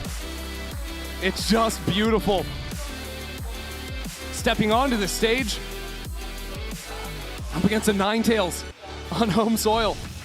They get that disappointment, that same feeling that Clem felt when she was here previous. But now, it turns around in front of a crowd in Seoul. It's Nova with the win. It has to feel so good. From the impressive victory in game 1 to this long, arduous comeback, falling down so deep in the first half. Did they lose a round on attack? 1. 1. Yeah. That is outrageous. They also started fighting back towards the end of that first half as well, showing a lot of grit too. And it's that grit, it's that comeback power that we had not seen from previous CN reps on this stage. A beautiful way to start here for Nova. We got plenty more with after their this. first GCC win. Congratulations, Clem. So bien. Luna, you can come over here. I am now joined by Clem from Nova and Luna for translation for our post-match interview. 네, GCC 첫 승을 거둔 노바의 클렘 선수 만나보도록 하겠습니다. 첫 승입니다. 정말 그동안 너무너무 긴 시간 동안 마음고생도 많았을 것 같은데 참 값진 승리일 것 같거든요. 오늘 떨리지는 않았는지 그리고 첫 승 거둔 소감이 어떤지 여쭤보고 싶네요. Now, Clam, congratulations, your first GCC win. For the org as well, you guys have been through a lot for so long. I know you guys fought tooth and nail to really get here. So now that you picked up your first win here, what does it feel like? And were the nerves any different? 首先，恭喜你们拿下了在改变者冠军赛的首次胜利嘛。其实也知道，过去的几年大家都经历了非常的多。那对于今天这场比赛，在开始之前，会不会感受到说有一些紧张，以及拿下首胜之后，现在心情是如何的呢？I feels like actually I'm not nervous because the old people think we are not win, right? So I'm very exciting to win, and we made a history. I wait this moment is 3 years. So I'm happy. My teammate is so good, and all of his work hard. I really enjoy it again. I'm really happy. Would you like to translate that in Chinese for the Chinese fans? Oh yeah, sure. 他说呢，刚刚他其实这一段时间，他其实为了等待今天这个时刻已经3年之久了，他真的努力了非常久，同时他也非常激动能够取得今天的胜利，而且也要非常的感谢他非常棒的、非常优秀的队友，没有他们也不会拿到今天这样的胜利。 오늘 경기 노바 선수들이 이 순간을 위해서 정말 열심히 노력하기도 했었고 사실 이 현장에 온 팬분들의 대부분이 이제 노바가 승리할 거라고 예상하지 않았고 또 상대팀인 나인테일즈를 많이 응원할 것 같았기 때문에 오히려 보여주자라는 마인드로 경기에 임했기 때문에 이렇게 승리를 가져갈 수 있었던 것 같다고 얘기를 했고요. 그리고 이렇게 GCC 첫 승을 거둘 수 있게 돼서 정말 너무너무 기쁘다고 얘기를 합니다. 자 그러면 오늘 상대했던 나인테일즈의 비토 픽에 대해서도 물어보고 싶은데요. 이 비토를 상대로 상대법이 어느 정도 준비가 돼 있었던 건지 요즘 스크림에서 자주 보이는지 그리고 전반적으로 이 요원에 대한 평가는 어떻게 되는지도 물어보고 싶습니다. So I'm gonna ask you about Ninetails' Veto, the new agent. Didn't really expect to see them right off the bat this early on, but were you guys prepared to counter this agent? You see him a lot in scrims. What are your thoughts about Veto? 就来聊一聊今天他们的这个班选情况，以及他们也拿出了新的一个地图的一个英雄的图纸嘛。那你觉得说看到之后，有没有说有预想到过吗？以及说是不是跟他们在训练赛当中经常见面呢？其实我们训练赛就打过一次败的，我们是不玩这个图的。但是之前看到对手用的是维托跟 Harbor， 我觉得这2个英雄搭配起来会很强。但是如果只有一个维托的话，就会。 我觉得给我们的压力没有那么大，我觉得，因为他好像也没有一直 TP， 对，所以我觉得对我们来说压力没有很大，我们也没有打算玩这个英雄。So actually, we only played bind once in the scrims. Actually, when we see the agent Veto today, it feels like if they don't have they don't have like the. Oh, so if they only have the one smoke, they won't that powerful in the game, and that's why we didn't choose that. Okay, so you need at least 2 smokes. 사실 노바가 스크림에서 바인드를 딱 한 번 해봤었는데 그때는 상대팀이 그 비토픽을 꺼내지도 않았고 그래서 바인드에서 비토를 보는 거는 사실 처음이었는데 근데 이제 개인적으로 생각하기에는 투스모크를 쓸 거 아니면 비토의 활용성을 그렇게 올릴 수는 없는 것 같다라고 얘기를 해줬습니다. 자 그럼 마지막으로 또 클램 선수 굉장히 트래시 토크를 좋아한다고 들었거든요. G2를 상대하게 되는 걸로 알고 있는데 경고의 한마디 부탁드리도록 할게요. Now you guys will be going up against G2, right? I know you like to trash talk, you like to say stuff really spicy, so any warning messages to G2? No drinks though. No Taxi, I love you guys. I love you, Mimi. I love you, Mimi, and I love you, Pressure. I love you guys all. So I don't want to say Taxi words. I just say we hope we just together enjoy it again. I love you. I really love you guys. I think they'll understand. Okay, 그냥 톡식하지 않기 때문에 본인은 정말 톡식하지 않아서 그냥 G2 선수들 미미 너무 사랑하고 그리고 다른 선수들도 너무 사랑하기 때문에 다음 경기 재밌게 치렀으면 좋겠다고 사랑한다고 이렇게 얘기를 했습니다. 이렇게 해서 노바의 클램 선수 만나봤습니다. Thank you, Clem, and good luck in your next matchup. And Ninetails have sent a lurk through B on the other side of things, but that lurk isn't coming quickly enough. It's half stuck onto the spike. That shot is beautiful! Out of ever! Seoul lights up! Shot on the classic, hold on! Ninetails.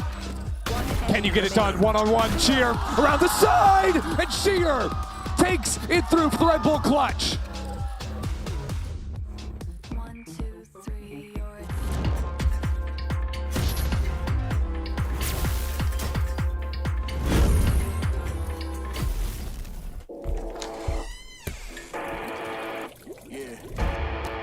Let's go.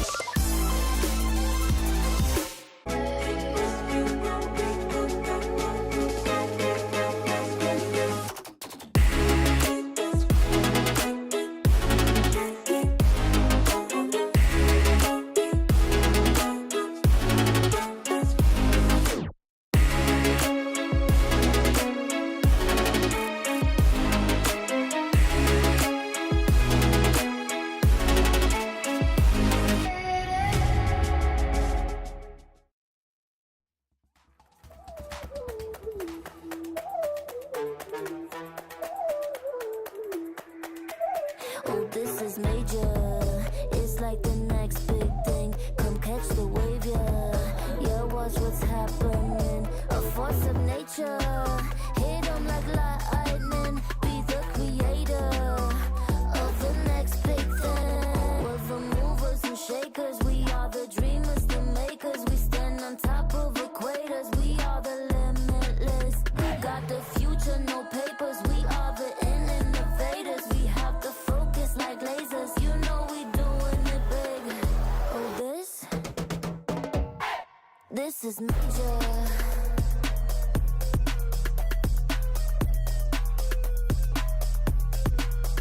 This is major. It's a game changer. This is major.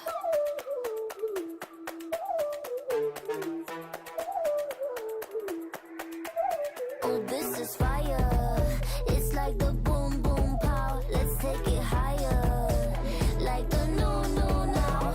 We're the movers and shakers. We are the dreamers, the makers. We stand on top of equators. We are the limitless.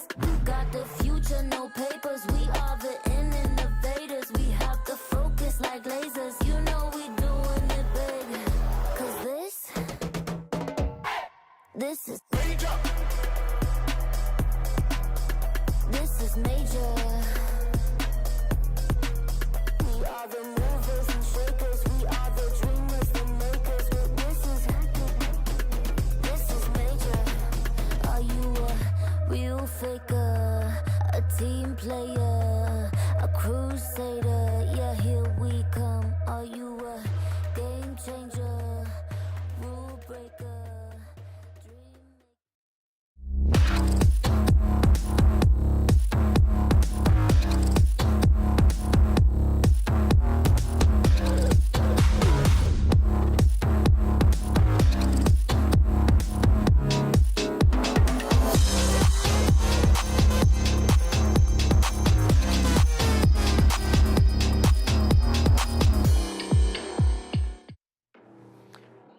Day one of GCC 2025. It's time for our second match of the event. It's MIBR versus Giant X. Doug here, back again with Potter and Dryad. And, you know, for as much as we're excited about this the first series of the day, this second series is, just as, if not more, exciting, Potter. Yeah, absolutely. I mean, MIBR coming through after showcasing all their upgrades this year. Bastarda coming into the lineup, MIBR an exciting team, and I gotta agree with Dan. I mean, it's looking like Brazil is on top right now. I was like, what part are you agreeing with? I was Not like, the Nova one. Okay. Well, I mean, it's too late for that one. it's You fine. cannot get on the boat anymore. But yeah, no, I mean, I'm super excited as well. I feel like the reason why we want to see these matches so bad is because it's been quite some time. We talked about the new patch. We already saw some changes as well. So for MIBR and even for Giant X, with the changes that they've made into that last stage, I feel like we're set up for success in this one. Yeah, I think just having the opportunity to watch MIBR kind of test their mettle a little bit and see just how good they really are is what we're all excited about. You know, speaking of MIBR, last year they finished second and they managed to make it back to GCC from the Americas LCQ, which is never an easy feat. And you see the roster that was built in order to go on that run. I mean, you know, Dryad, again, we were talking about this earlier, but this MIBR roster has really from top to bottom just shooter upon shooter upon shooter. Absolutely. They were incredible last year. This is the MIBR team that made it to the grand finals last year in Berlin and lost at 0-3 against Shopify Rebellion. So now they have a chance to get the win today. And if they get the win today, they will go into a revenge match very early on against Shopify Rebellion. So they're already kind of thinking about not only winning one match, but moving forward. And this has been the mentality for the whole team. Even in LCQ, you hear it about how they were not focused on one single match, but about how they're going to win the whole tournament. Yeah, and I have to highlight once again Bastarda changing over to the Sentinel role. I know we spoke about it earlier on when we were opening up the show, but the fact that MIBR, they can depend on their Sentinel to get 2, maybe even 2.5 kills anytime their opponent hits the site, that means a lot, and that's a strong power for MIBR, especially on the defense side. So I'm excited to see Bastarda do it on land. I love that. Not only do we know and love that clip from Lisa, but also that response for Ness. That she was talking about it, and she was like so embarrassed, like, no, I didn't want to do it, but they made me do it. And now they were like, kind of like holding hands, like playing around in the press conference. I love whatever is going on between these two teams. Yeah, that clip, again, you guys saw it there. It's amazing. MIBR got a boost halfway through the year. And Potter, this is a boost you were talking about earlier. Bastarda that joins the squad from Team Liquid.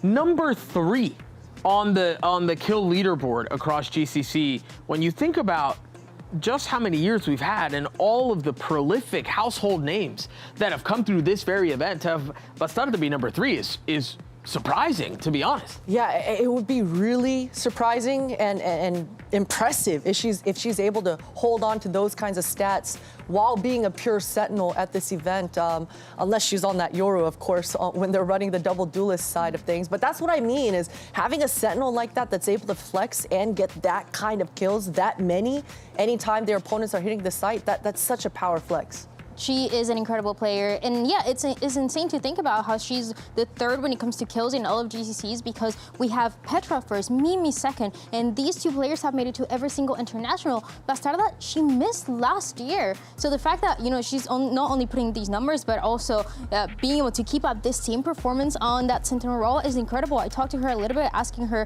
how she felt about it, and she said, honestly, it was difficult at the beginning because I was so used to the timings as a duelist, and it's so different playing into the Sentinel, but now I feel so much better, and also I feel really good on the Killjoy, so I feel like we might be, you know, seeing a little bit of her comfort pick today. Yeah, it's also crazy to think about, like, had Bastarda been at that previous event last year, would she be number 1? Insane. I mean, right, Surely. it certainly is easy to think about. Someone else who we need to touch on is SRN. SRN is back and broke the single kill map record. 50 kills in one map.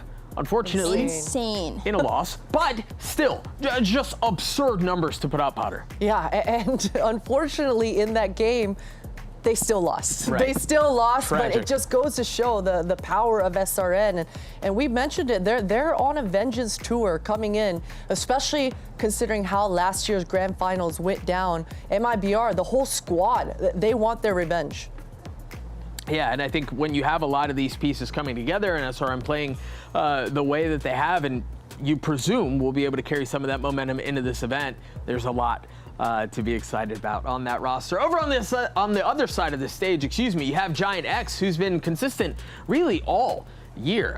Third place in circuit points, top 3 in every single stage of the year, and looking to avenge what was a pretty underwhelming performance at Champs last year, Dryad. Absolutely, and I know that we talk about the consistency because they got second in stage 1, second in stage 2, third in stage 3, right. But something that hasn't really been consistent for them at all has been this roster. They have been making changes that have been a little bit controversial throughout the year, and it feels like finally they're settling a little bit more for this. I mean, that meant that Ness had to pick up that IGL role, had to pick up those mid-round calls as a Sentinel as well, and she talked about some of those struggles that meant for her. It also meant bringing back Smurfette on the duelist role. It meant bringing Toki from going to the duelist to now back to the controller where we used to see her on last year. So it's been a lot going on, and now they've had some time to settle, to prepare. I hope that they've had enough time.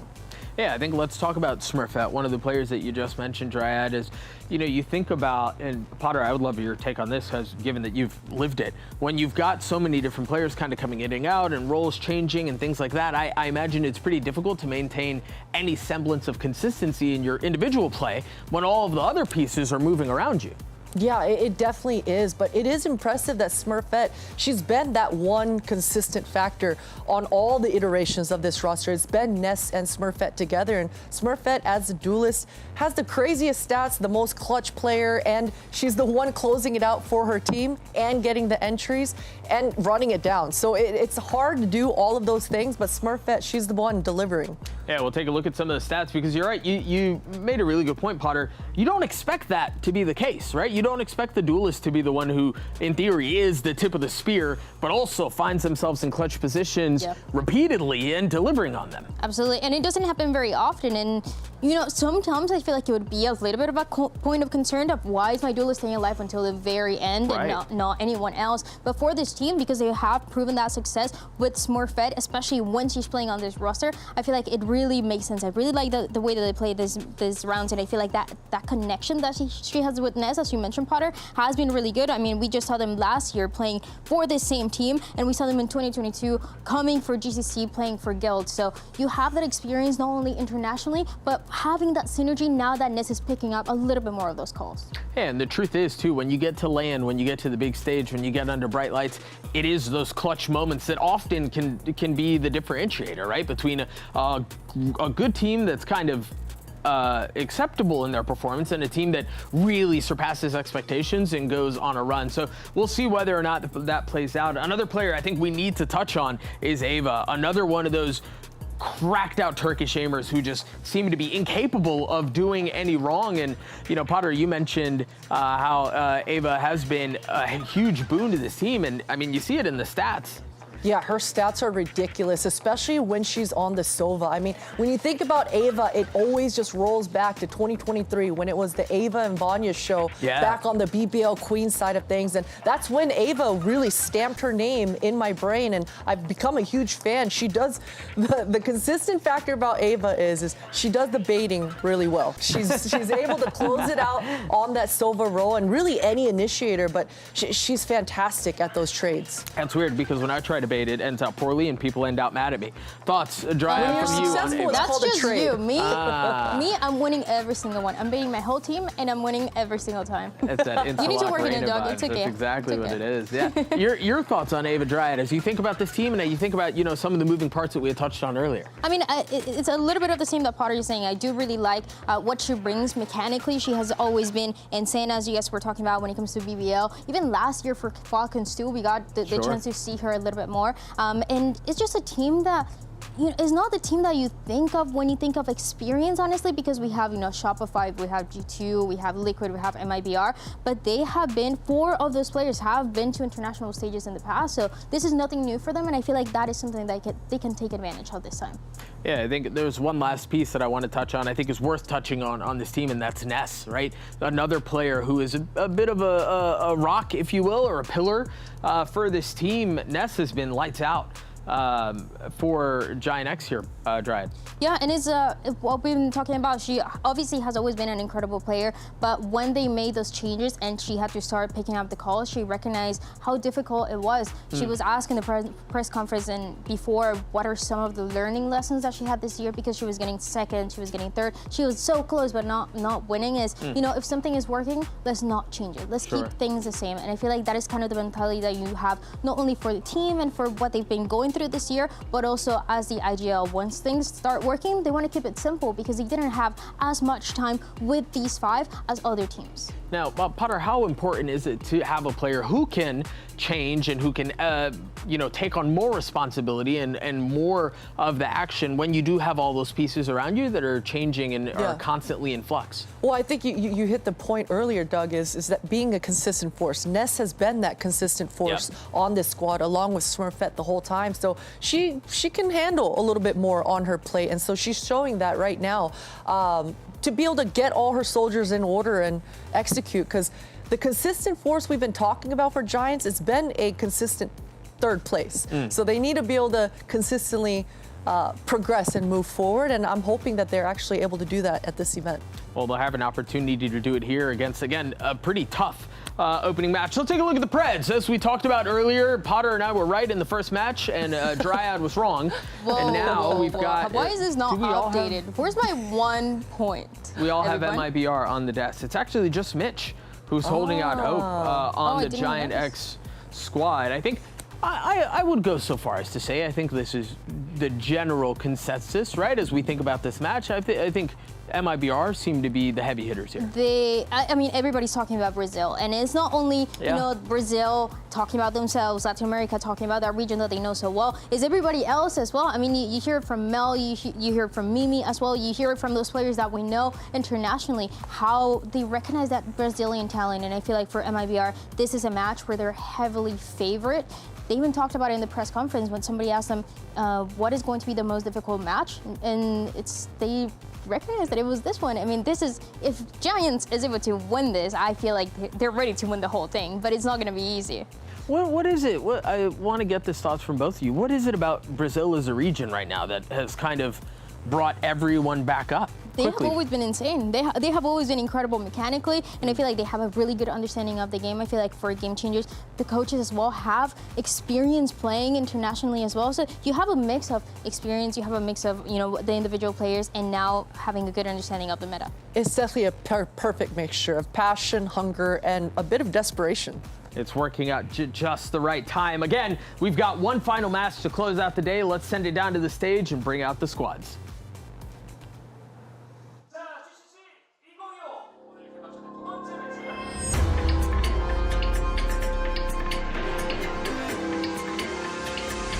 Comfortable, cause any minute now.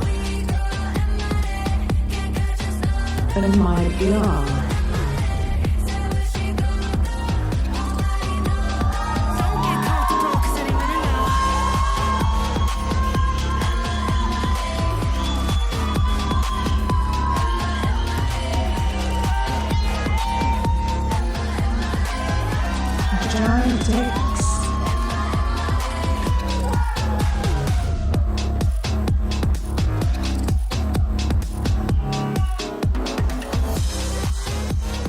Brazil has an opportunity here to really cement all of the expectations that people have around them at the hands of MIBR. Again, a squad that has a ton of firepower and a ton of experience. But Dryad, you've got a really hungry and a very unique position with Giant X on the other side of the stage as they're looking to dethrone and make a statement right off the bat. It always helps when you have nothing to lose. It's something that players always talk about. When you know that you're not the favorite team, that the eyes are not really on you, you're able to get a little bit more comfortable. And so that is what Giant X is relying on for this series. And we'll take a look at the OMEN map select here. We've got Haven up first, courtesy of Giant X. Abyss will be second. That's a pick for MIBR. And then, if needed, we'll be going over to Split. Potter, thoughts on the map pool here? I love this map so far for MIBR. I like the fact that they're leaning on this Abyss. One of their favorite maps was Ascent right before all the changes, right before this event coming through for MIBR. So I love it. Sayuri, the IGL for MIBR, I'm assuming she's going to be back on that KO, and that's what what made their ascent so good, because Sayuri's flashes and the way she's setting up SRN and the way she's holding down the fort with Bastarda, it's fantastic. It really makes a lot of sense. Like, having MIBR play these first two maps, I feel like they're set up to get potentially a 2-0. Yeah. We talk about Haven potentially having Bastarda on this Killjoy that she just talked about. This is the agent that she's currently most comfortable with compared to all the other Sentinels, the Cypher that she was playing, even the Yoru that she was playing as well when they were playing these double duelists, and even going into Abyss. This is the map as well where SRN dropped those 50 kills. So Right. it is a pretty good map for them. It doesn't matter that they didn't win it. They are incredible in the way that they set up here. Yeah, I think especially a map like that, there are so many, maybe one decision, it completely changes the outcome of that map. And so, yeah, it's easier to zoom out from that and then feel much more confident about how the map played out in the long run. Again, Brazil with an opportunity here at the really courtesy of MIBR to make a statement early on in this tournament and prove that they are indeed a region that must be feared and cannot be easily reckoned with here, Potter. If you're Giant X, how much of this is you're playing loose because you've got nothing to lose, as opposed to we can put the world on notice right here, right now? I think it has to be the first. They've got to be loose. They've got to play loose and they've got to be free. Smurfette, an incredibly aggressive player on that duelist role. She's going to have to be the spearhead to kind of allow her players some breathing room and buy some space and buy some time for her team. Take a look at Agent Select. I'm not expecting anything different, and yeah, it seems like a mirror comp on both sides. The same comps that we saw just a little bit ago, actually, in the previous series. So you were talking about Smurfette needing to be the setup. How much of this goes around the players, around Smurfette, to make sure that she's able to get the space that she needs? I think Neon being on this duelist agent is going to help a lot. Certainly the speed of Neon. Definitely the comp right now for Haven. So I was very curious to see what other teams are going to bust out the Waylay like we watched earlier on coming out from Donna from Ninetails. I hope we see a little bit more Waylay in this series, but I love the comps from both teams here. I do like what they're playing here, and we saw in the last series as well, keeping it simple and keeping it to a meta that has been successful in this map. The only change that we see across is obviously what we talked about, Bastarda going instead of that Cypher, playing that Killjoy instead. And it's what is making sense right now. It is what is making sense for the new patch, and especially for her and her new role.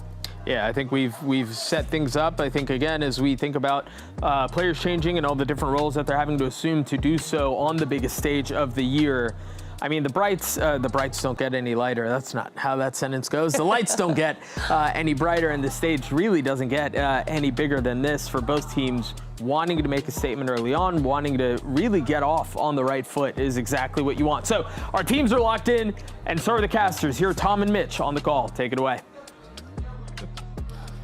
Thank you very much, Doug. Yes, it's time to jump on into this matchup. What an incredible... Bright light right here. The bright light. It's getting lighter.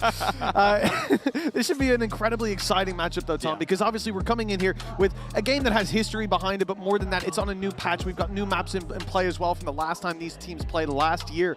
So really, it could be anyone's game, but it seems like the consensus definitely leans heavily towards MIBR. Yeah, for sure. I want to also touch back on something Potter said on the desk as well, that I feel like Smurfette really needs to come out swinging, because we know SRN on the other side is going to come out swinging every single game.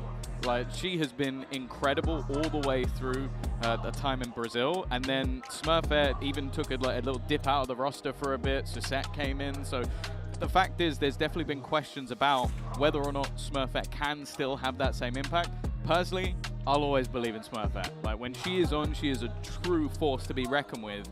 But we need to see it in this matchup, otherwise they are going to be very quickly moving into that low bracket. I think that's a great conversation as well, because when you think about this matchup, as we've said, heavy favor towards MIBR, but if we can see GX turn up on the day, I don't think that there is a massive disproportion of firepower on this server. Really just depends what iteration we get, and we start out here on Haven. Abyss is MIBR's map pick, meaning this is where GX wanted to start, a chance to maybe set the record straight for the public out there and where those power rankings lie early on. And of course, worth touching on that we do come in here with a mirror matchup. These compositions being run, it is Haven, so I wasn't expecting anything massively different to come into play. But it does then, for me, draw my eye more to that SRN versus Smurfette head-to-head. Seeing those Neons coming into this server, I think we're going to get a real good litmus test of what game we've got ahead of us here, especially with this being GX's map pick. Yeah, for sure. I think it's going to be important for GX to do well here, because it's a map that they've definitely had their up and downs, had some struggles versus Twisted Minds over in EMEA, lost to G2 as well. We haven't seen anywhere near as many reps for the side of MIBR, but the last time they played it, they beat Team Liquid Brazil, which is not a bad team to be beating. We're definitely excited to see them later on in the tournament. But I do think, especially a map like Haven, I think for GX, starting out on the attack is going to be a nice little place to start. They've always been a team that's very good on that attacking side. And again, I'm going to highlight her once more, but having that tip of the spear of Smurfette is always going to help with that. But I also think for someone like Ness, who the IGL role has pretty much swept onto every single member of this GX team at some point, calling on the attack of Haven gives you a lot of opportunities, a lot of gaps that can be exploited, and I think her getting into flow state early in the match is important. Well, MIBR, they had that run through the LCQ and made their way all the way here to Seoul. Now they look to claim an opening win, and it seems like the crowd is in their favor, but the barriers have gone up. Now it's time to fight round after round, with GX starting on the attack side, early play towards C long, take orb, and move back. This is very much a containment perspective in the early round, hoping that they can find some aggression from that defensive side. And it's worth mentioning as well, with the state of our current utility cycles, you have to be very particular about when you decide to go for those punchy hits, especially with a minute on the clock. There won't be time to reset. Cross being held. So already spotting out a little bit of information, and a smoke has delayed. And with the amount of aggression that's already there for the defense, GX definitely need to be a little bit careful that they don't end up getting boxed in. They have, however, found a little bit of a gap, but a chance for the starter to slow them down or even segment them, as Smurfette has gone on ahead. 3 players moving through that spawn. It does mean that MIBR will play this much more passive. That's given opportunities, though, for GX to decide where they want to take the fight. And it looks like a crunch towards the spawn is the plan. Paranoia will slow them down in that line of thinking, and Toki sitting inside the orb won't be challenged, but it's inside a garage that Ness ends up going down, but gets one. It keeps them in with a chance of keeping control. Spam is good, damage done, but a 2 versus 2 with Smurfette so desperately low seems favored for MIBR. It seems destined to be theirs, but Smurfette claims the pistol for GX. Fantastic start to the game for her. She was there taking so much initial space as well, getting past that utility, but the fact is it was the late game where she did most of the work, being able to win that 1v2 and basically just playing chicken with the diffuser on the other side. A decent sweep back in though. I think that was the impressive part for MIBR of how Lisa was able to do so much damage on the way back, and I think she almost manages to get the spam on the other side. It was so close, the round going the other way, but it is the pistol for GX. It is the start that they were looking for, and of course, not really expecting much of an investment. In fact, there's barely anything for MIBR here. That's exactly what you'd expect. It's exactly what GX did as well, as you said. That's why Smurfette's confident to just walk this off. Although she has been caught without her weapon in hand, so it's going to be a pretty easy pickup for MIBR on that backside of C.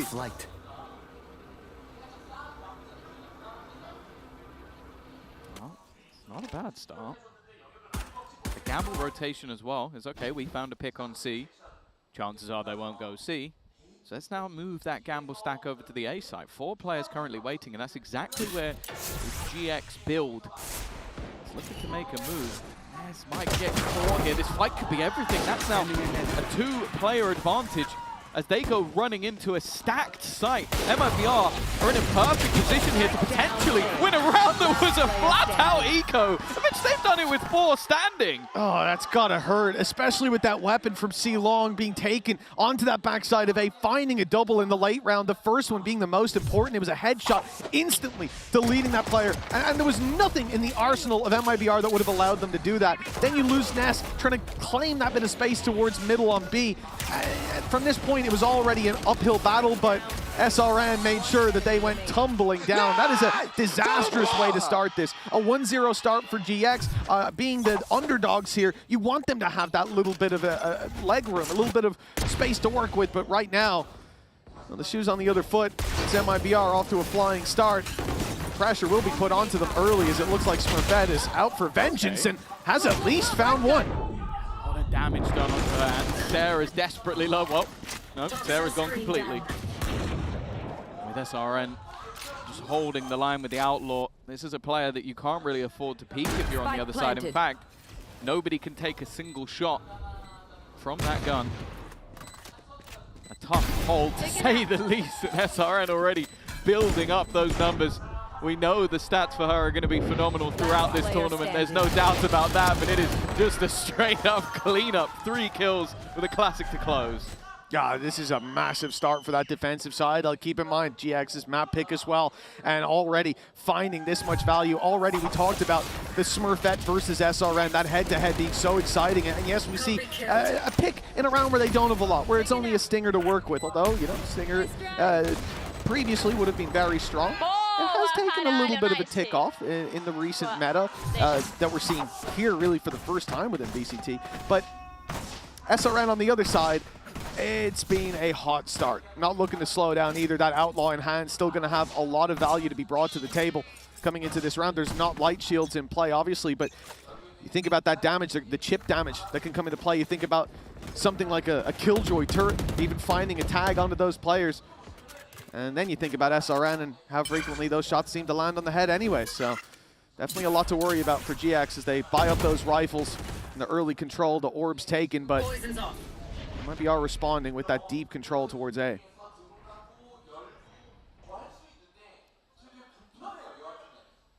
Pretty big boost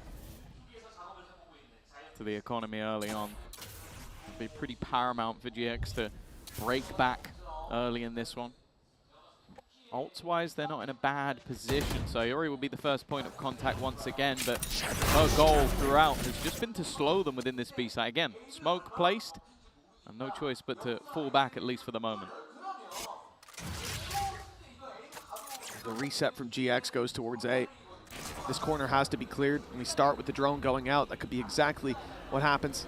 Corner check. Yes, it is. And now in trouble is Melissa. There's no way out from L. Caught and deleted as SRN tries to trade out damage. And with Smurfette and Ava down to 1 hit, this round could very well flip into their favor. But SRN falls and MIBR under so much pressure. They've rotated the whole squad through, but they've not found a pick till it's a 1v5. Nice job to start it off. Bastarda gets 3 and gets out of there. Reset into the 1v2, and both players are 1 hit. This could be MIBR's round with an ace. Just needs to find a single shot. The jump down will be incredibly difficult. That's the first, and only Ava remains, and it's going to be a complete rotation. Bastarda realizing that she has the time. 1 bullet will do the trick, just trying to find that final player, but couldn't quite manage it. And it's going to be Eva to cling to life, but that was almost the play of the tournament on the very first day. That was absolutely outrageous to find that much value. And, you know, we talk about individuals and we talked about SRN, and sure, we got to see some of it there, but what in the world was that? You know, the players that were low weren't even the ones she started with taking down. Those were 3 full HP players swinging in. The spacing wasn't even that bad. It could have been a little bit better, but hell, you're in a 5v1. You don't think she's going to pull out a Goliath performance like that. Sorry, Eva's like, no, I got this, don't worry. Don't worry. I had this all along. Well, 2-2, and it has been anything but a boring map so far. Crazy rounds to start this out. As we go into round 5, though, it's rifles for both. We've seen the Hunter's Fury burned up in the previous round by GX, though, at the start as well. No surprise with the performance that we just saw. Has that ult online, so the possibility to play the lockdown is there, but they're going aggressive, holding this control on short, fighting tooth and nail for every meter of map control on this A site. Melissa stuck in the mud. Poki's done well. SRN, though, trying to be the hero, and a decent attempt. This time, well, it's only 2 needed for Bastarda. Has taken the space, and already 1 player detained the fallback from Sarah, not realizing how far forward she's got. And with Toki currently detained, she's not going to be caught. We'll be able to at least fight when the time's right. Ultimate not quite online. An orb take here would do the trick, but I'm definitely not sure that's worth the risk. And Bastarda is actually starting to rotate away. 30 seconds Not left. quite the right read in this scenario, but of course Toki's going to have to take her time in clearing every angle before going for that plant. Yeah, that's given the info. Start it. On her way. And holding the right angle, the right time, but the spray doesn't land! Denied the clutch again, but she's been putting in the work. It's Toki to claim the lead for GX just about. Yeah, all of these rounds have been cheek clenchers. Like, they're making me nervous for either side. A close call with Sarah being caught out by that peak.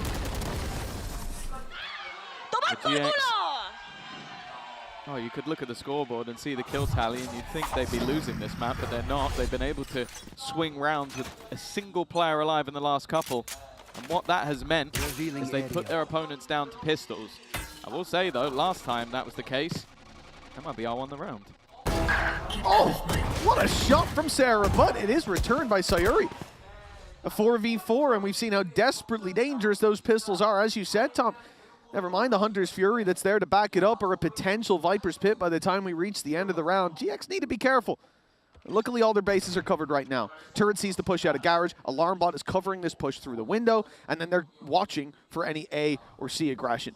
So there's nothing, well, watching for A aggression is something. I mean, they're watching for short aggression. Smurfette is the A aggression. She's taken full control here. Outlaw in hand, seen nothing. So they probably think someone's on short, but the spike can easily just get in there for the plant. Unfortunately, Ness has gone walkabouts, and now their flank is open, and there's a rifle to be retrieved with the advantage and the Hunter's Fury for MIBR. This is now a very scary round yet again. Yeah, there's a lot of potential in this one. Luckily, Melissa is on the other side of the map, so it's not going to be a plant denial from that Hunter's Fury. When the time starts ticking, that's where you really feel like GX will find their favor. And that Hunter's Fury could instead be used to try and clear some of the positions already in play. And as you mentioned, with a rifle now found, it might be worth the risk. Stealing sight. Well, here we go. It seems like they were going to go for it, but then the paranoia came through to disrupt it. Oh, and a bit of time! Toki tears them down and puts this into a 2v2. Much more winnable as Ava finds another and is ready for the final fight. GX 4-2 in the lead. They won the pistol and went 2-1 down. I was getting worried, but with how these rounds have gone, they've shown that they are capable of taking the fight to MIBR. That's even going to get a timeout out of the defensive side as they see this game slip away. Yeah, I think it's mostly been resilience. They've gone down in a lot of these rounds, but it's been those fight backs that have worked out for them.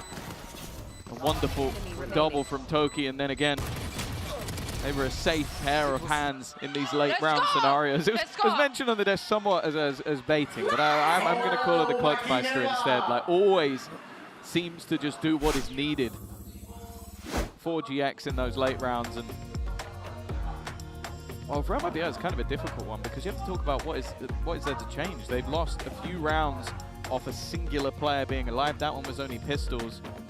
I guess maybe some of those early fights haven't really been going their way. I think the more direct execute approach from GX has made it harder for the players actually on site to survive. So maybe opting for more of a retake setup when you have the guns could be working out. Or maybe what you do is you get the other 4 players to wait outside, send in Bastarda first, see if she gets 3 or 4 kills, and then you just have to trade out the round. There you go. It's a clever strat. It's like, right, you guys now just need to win the 4v2 because I've killed 3 of them. It's like a new version of strat roulette, but I actually might be statistically supported. Believe in Bastarda. That's the strat. It's then on the desk. I think, what was she, top 3 in terms of the stats? Why not? Yeah, I can see why. Let me put it that way. But GX have done really well, despite these roadblocks that have been thrown up. But remember, that previous round was still pistols. They made it look very, very close for MIBR. Like, I said the game slipping away. It's more the rounds that are slipping away, right? Like, they have had so much contention in those rounds that you're not too worried. But it's just about sharpening the tools before you go in for this kill. As the A-side push for GX seems inevitable. The only thing they've got to cover their back is that alarm bot. Look at the push from MIBR. 4 players have come down mid. They have got complete control. The turret watching C, they're worried maybe someone's around there, but now they know that this A hit's coming through. And you might expect 1 flanker. Hell, you might expect a second after that alarm bot gets broken, but if you expect 4, you're mad. They've got the 1 player with Hunter's Fury as the one that's not flanking, so it wouldn't give the game away if they're going to try and use it. Toki, though, has spotted out and been able to retreat just about. SRM was quick on her heels. Toki's now going to delay them, and that flank's value is somewhat dissipated In fact, there's aggression on the other side. They're trying to pick off Melissa. They're trying to push her out of this Heaven position. She needs to hold this, otherwise the flank becomes the only avenue, and she has managed to hold it. 2 players dropped. Toki, though, still standing. They're defusing. That lockdown won't matter if it's diffused all the way. It's time to swing on in and look for the kills. As, yes, those players will be detained, but at the end of the day, a win is a win. And the pit even denies those players being taken down. For MIBR, that went about as well as it could. I think a big part of it is keeping control of Heaven. Otherwise, they deny that much quicker. But playing into the pit and everything else, I didn't expect them to have nearly as much of a chance as they evidently did. Yeah, without Heaven control, I feel like that's an easy spam. Because there's literally no angle you can fight them on other than just peeking them directly. So the fact that Melissa manages to get 2 kills there is just massively impressive. And what's that? Oh my goodness! it's just rage at this point. Oh. Pure fight into the site. Toki's TP'd Heaven, and well, and the funny thing is this was the fate. They were planning to go the other way, and now they're kind of like, well, guys, we have A. I get that you have C, but like, Toki's now just fighting. By the way, she used the TP at the beginning of the round, so she can't rotate. Yeah, it is going to be a long rotation that they have read. The fact that that spike wasn't even tapped by now makes it clear that that is the idea, to move towards C late. The plant has been acquired as a result. They've denied the OMEN TP from Sayuri, so no early rotation towards C long. It's going to be a much more two-dimensional approach. The smoke went up in time, and they've been pushing out one by one into the hands of Sarah. They have been crushed as a result. MIBR, great round in the previous, but GX right back on the board. Yeah, these have always been the plays that... It's why if you've ever watched Smurfette over in EMEA or maybe even in early stages of champs, she's so enjoyable to watch because sometimes there will be rounds where you feel like the strat is just Smurfette send it. And when she was calling, you kind of go like, well, that's a bit of an ego. But now Ness is going, Smurfette, send it. And with the TP alongside it, it was a wonderful fake that turned into a fantastic take. Unfortunately for MIBR, this leaves them with not a lot in their back pocket. But as we've said before, Mitch, these are the kind of the rounds they win. Yeah, well, it's definitely the rounds that they have, I think, looked the best in so far. Certainly most consistently putting up those numbers. At least bringing it into like a 1v1 in the end. Smurfette, though, having none of it. That's a headshot on Elisa. It doesn't matter. Maybe just swing out of a smoke. Although SRN has got a double! What? That's the spike down as well! How's she gotten away with that? A 4 versus 3 now. Hunter's Fury online. Spike needs to be retrieved. All that control that they could have had from the space given up by MIBR. Those gaps have now been padded by Bastarda covering in that angle. GX, they're on the back foot, and it's crazy how consistently MIBR are able to take these rounds that we so often see as, yeah, they got a kill or they got 2 kills, a little bit of damage, but you know they were never going to win it, and they make it look doable, and they now make it look favorable. That's a judge up close. This is a dangerous fight to take. 30 seconds. Oh, they have no idea, and of course they have no idea. Smurfette has been able to trade though, and the rest of the players are very far away. Lockdown gone. That's at least something, but it's also whether or not they're going to be able. Yeah, they have. They've retrieved a couple of the weapons. Further denial. Bear in mind, look at the clock. At this stage, that's another player down, and in fact, SRN catches the aggressor of Ness. It's crazy what they're able to do in these rounds, and of course, no surprise, it is our Mastercard Thrifty. And no surprise, a timeout for GX after how that one went. You see SRN up on their feet, and you think, okay, hey, we got to take a moment, let them cool off, and let us heat back up. Because, again, it has been such a big problem for GX to deal with these low buys. And I get it, you know. It's similar to how GX found that advantage in the previous round by Smurfette putting so much pressure on A long by the TP coming in as well. So those A players are surrounded immediately and pushed on. But it's the same kind of thing that MIBR are doing on the defense when they've got those low buys. Like, they either move as a group or they go for this early aggression. It's catching GX off. And the first time, the second time, sure. But there comes a point where coaching staff have to step in and go, okay, here's the hole in our ship. Let's get that plugged before this half is over. It's time for Asuka to maybe have a few words, because had rounds that maybe they shouldn't have won, like some of the very, very close ones with a single player standing. And then they've had rounds where you feel like they definitely should. Yeah. And that's where you kind of don't want to disrupt the momentum when it seems to be working for you. But with now opportunities coming up for MIBR, and what I can only imagine will be a pretty scary attack side with how they've currently been playing as a unit. Like when they move as a unit, they've looked fantastic. And when they have had a site executed on with only a couple of players, that's kind of when they've been caught out. By the looks of it though, GX's fix is to go back to that same A-site execution with the Hunter's Fury. It worked wonders for them last time they attempted it, with the sheer pace they hit with. 3 players are waiting though.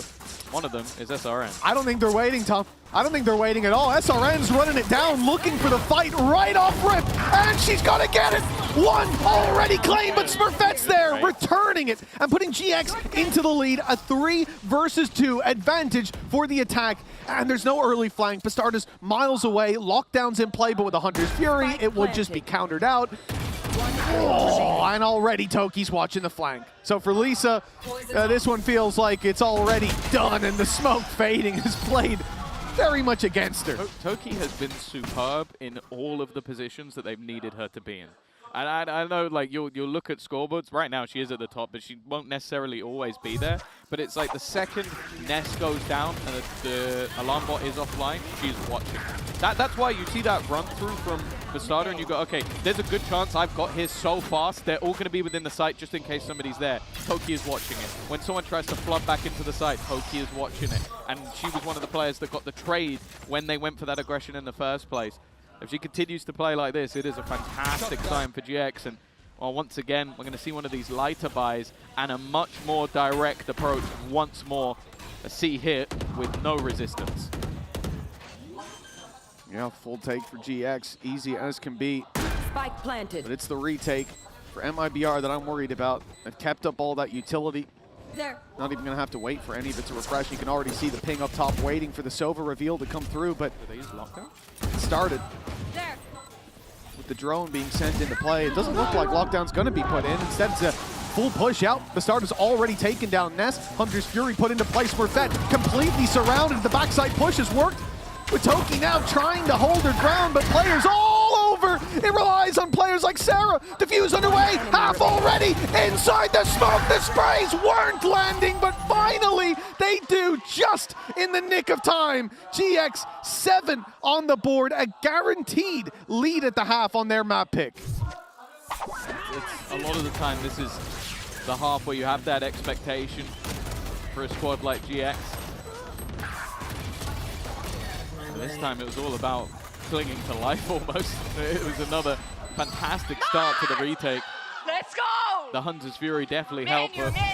When you see that overdrive put into play for SRN, you're always fearful. Of course, she 14 and 7. Top of the board right now, no surprises there. But maybe a little bit of a surprise in the scoreline. GX are extending that lead, looking for 8 in the half, and I think they'll be pretty happy with that. Without a doubt, yeah. After winning the pistol and going down like that, and considering there were 2 rounds Bastarda could have won with a single bullet placed correctly, yeah, this is a great position. It's been a crazy game so far, delivering here on Haven and Abyssin split. I have high hopes for. High hopes we get to split, but we'll see. That's up to these teams. Well, second best at least. No bind here. Meh. Oh, 4 players set up. It seems like a guaranteed, use of the lockdown.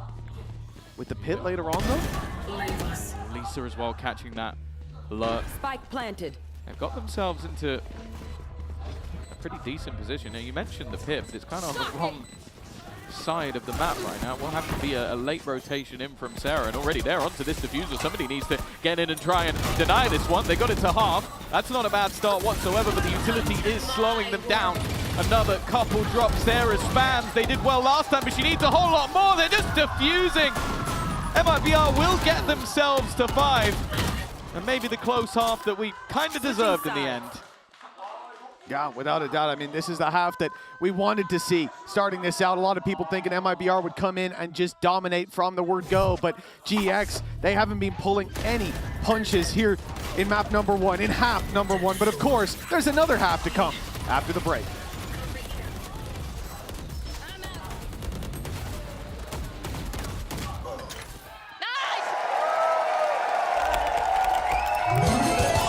Red Bull gives you wings.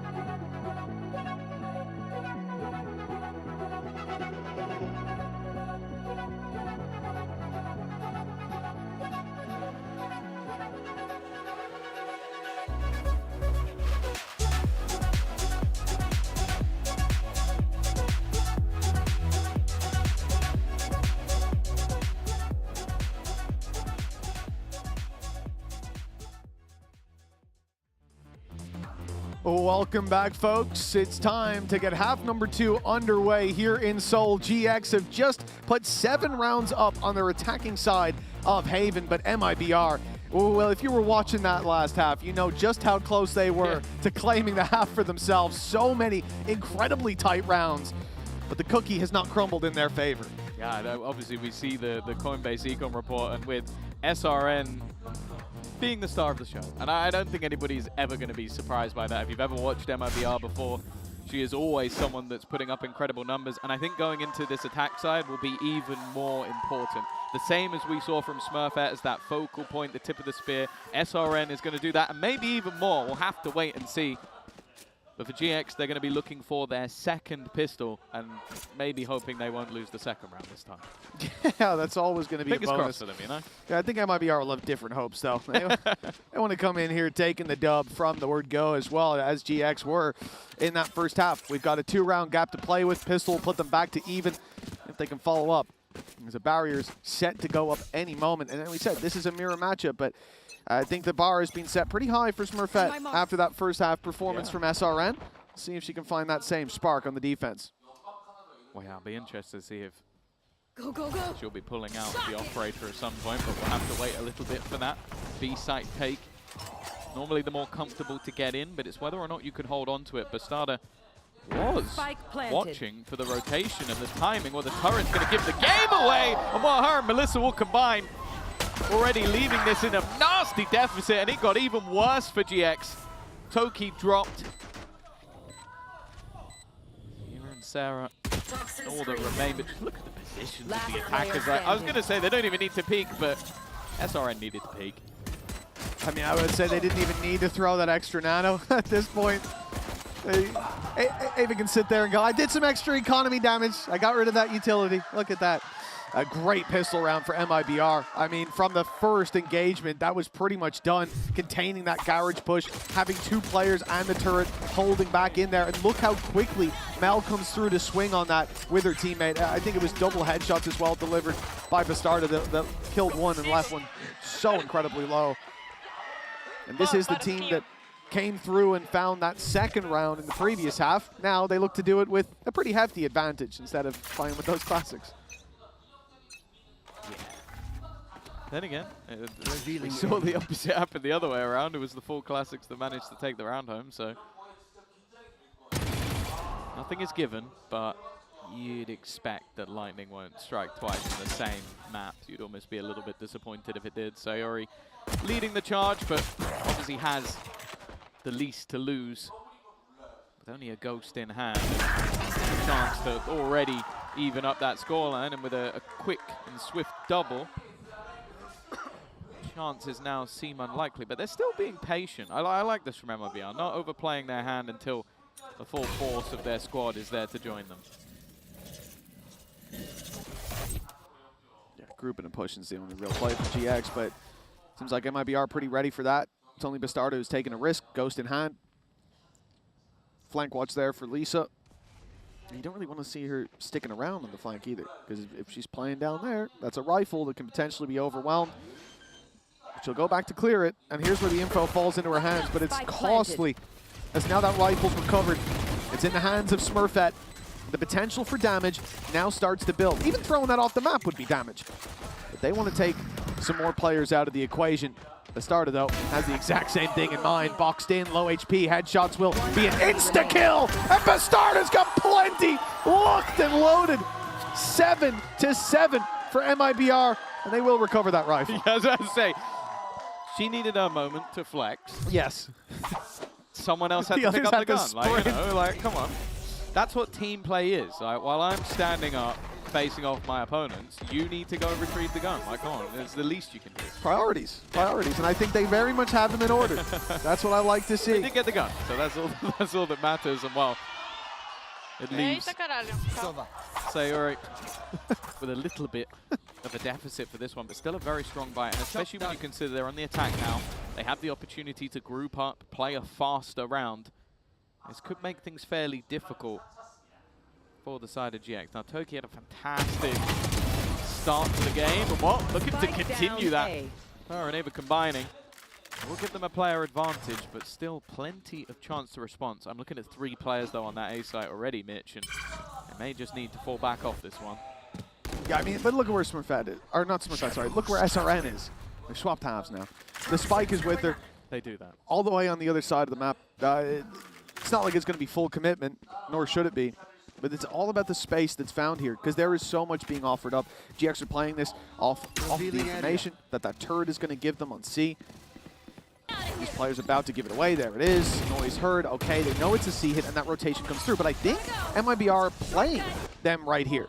Yeah. I think they're drawing those rotations, leaving Lisa to take A, sending the spike back in that direction, because keep in mind, you've seen the Neon, you've heard the Neon, you saw the reveal in Garage as well, so now you think, oh, there's 2 Garage. Maybe there's 1 long, that's the full rotate, and now you start to realize just how silly you've been. GX, they've been sold, and the A site has been fully overtaken with an easy plant to be secured. I was wondering whether or not we'll see Lisa set up with the orb, but she's hoping that, yeah, she can find someone first, but nobody rotates in. Now you have that orb for a post-plant flood. Not going to allow them in with relative ease, but it seems like SRN is almost going to play ahead of it and use that orb as an escape plan. The fact is, though, GX have other ideas. They're going all the way around the back instead. But those steps likely will have been heard. SRN being spotted, and Toki again winning the high-impact fight, the one that was needed. The remaining 2 now looking to fight towards long, and it's not gone to plan. Lisa is all that's left, and Smurfette will deal with her as well. What looked like a dangerous round ends with 4 standing for GX. And I love this idea from GX. Once they realize the mistake they've made in letting their opponents into the A site, they triple push through mid, play late behind, send 2 players loud down long. So that guy on short, you start to think, well, okay, they're leaving this position. They're pushing through long. That's my moment to push short. That's my moment to take that fight. And Melissa goes in for it and finds that there's actually someone waiting, because Toki had faked the steps and then shift walked back in to cover that push.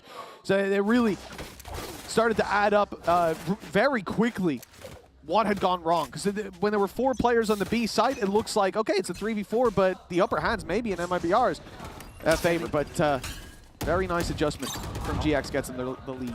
Luckily for them, that was just a bonus round. And while the early firefights looked like it could have gone Sarah's way, instead, a bullet bitten from SRN. And a chance at a response. Bastarda just so patient, lurking through, and expects both players to battle. It will now only be Ava standing. I wanted to ring around a Rosie. It feels like she's almost being tracked at this stage, with Lisa making her way through the A site. Spike planted. All the utility is being recalled, but of course, the only reason for doing that is that Bastarda will have the expectation that somebody could come from behind. God, every round that goes by, I'm increasingly impressed by Bastarda's performance. Again, thinking back to that first half, there were 2 really tough clutches that she was 1 bullet away from connecting. An ace that one of them would have been. Well, yeah, a 1v5 ace. A 1v5 Oh, ace. you're underplaying and it was what? It was 12 HP, and she just happened to look away from the angle the second that it was timing that cost her that. It was almost play of the tournament in day one. Yeah. Map one of their, like their run. Round 5 or something like. It would have been one to remember, but almost unfortunate that it happened so early. But yeah, 8-8. The lead earned in the last half has been expended, and as I said, I always feel like an attack side with SRN leading the charge. It really does feel like that 1-2 punch with Bastardo coming in. Of course, we kind of had that before with Jelly. I feel like those two always played very well off of each other, but this much more is like a push and pull. You take that early fight you know you're going to get from SRN, and then while you're trying to almost find a gap elsewhere, you walk back into Bastardo.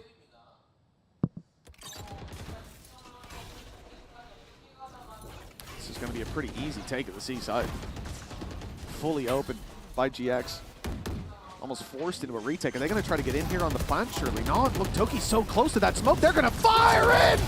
MIBR overrun to start with. Hunter's Fury finds one, but SRN behind enemy lines has to try to find an angle to fight from. There's a flank coming around from Ava, and that may be what seals the deal for GX as a 2v1 now in play. Smurfette and Ava up against SRN with a minute on the clock, a 1v1, and so close! MIBR, this has been the story of Haven. So close to connecting these clutches, but it always seems to slip through their grasp, and GX again maintain their lead. I think GX might already be setting a record for most rounds won with a single player. Like, it's been absurd how many of these rounds have come back, and the only reason that SRN isn't looking the right way is just almost pure reactions to shoot the dart, and the second that shot goes through, Ava swings off the back of her utility. As I said, you put her in a clutch and you always feel like she's going to win it, and there's a very good reason for that, an incredibly intelligent Sova player. That was definitely close. And while for the attack, it seemed like their economy might have run dry, but they do still have a purchase of swords. Look at the defense. Look, they've already pushed all the way up. Bastardo, normally the one with the element of surprise. Instead, she's the one surprised. And while Ava has increased that advantage, Melissa has managed to push through, though. Timing is going to be absolutely everything. A freebie onto one, and they brought it back again. You never can count them out. This game is... Anyone. You can't count anyone out. It's a game of madness. Look at this late lurk as well coming through from Lisa. If they can buy a little bit of time, but it looks like the other players on site are playing aggressive. They're holding for the push through the smoke, and that might be a mistake. Sayori has been spotted now, and they're emerging from the smoke to drop her as finally the flank comes through, but too little, too late.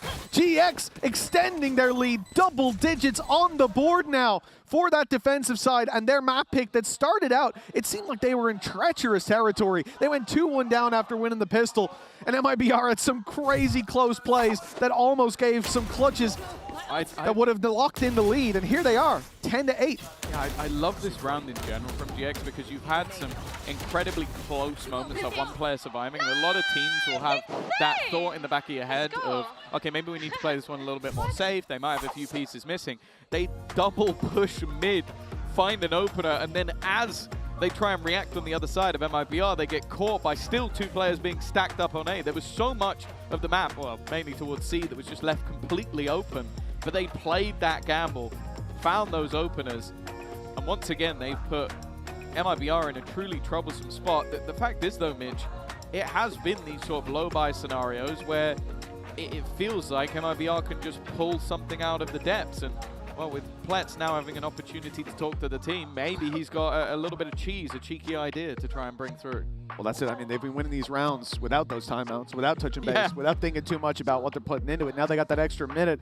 I'd be terrified. But you look at the other side for GX, I actually think this maybe even favors them more coming into this lower buy round because they've been the one making mistakes. Even in the the second round, not the pistol round, right? Of the first half, we saw Smurfette walk up C-long and get caught with the sprint still out, no weapon in hand. Then we saw Ness walk through mid and get caught by a poison orb being dropped. And that then gave a 5v3. And, you know, it doesn't really matter what weapons you have in a 5v3. You're always going to stand a pretty good chance. And then you add to that the fact that I think SRN got 2 with the recovered weapon. It was mistakes from GX. It was individuals stepping out of line.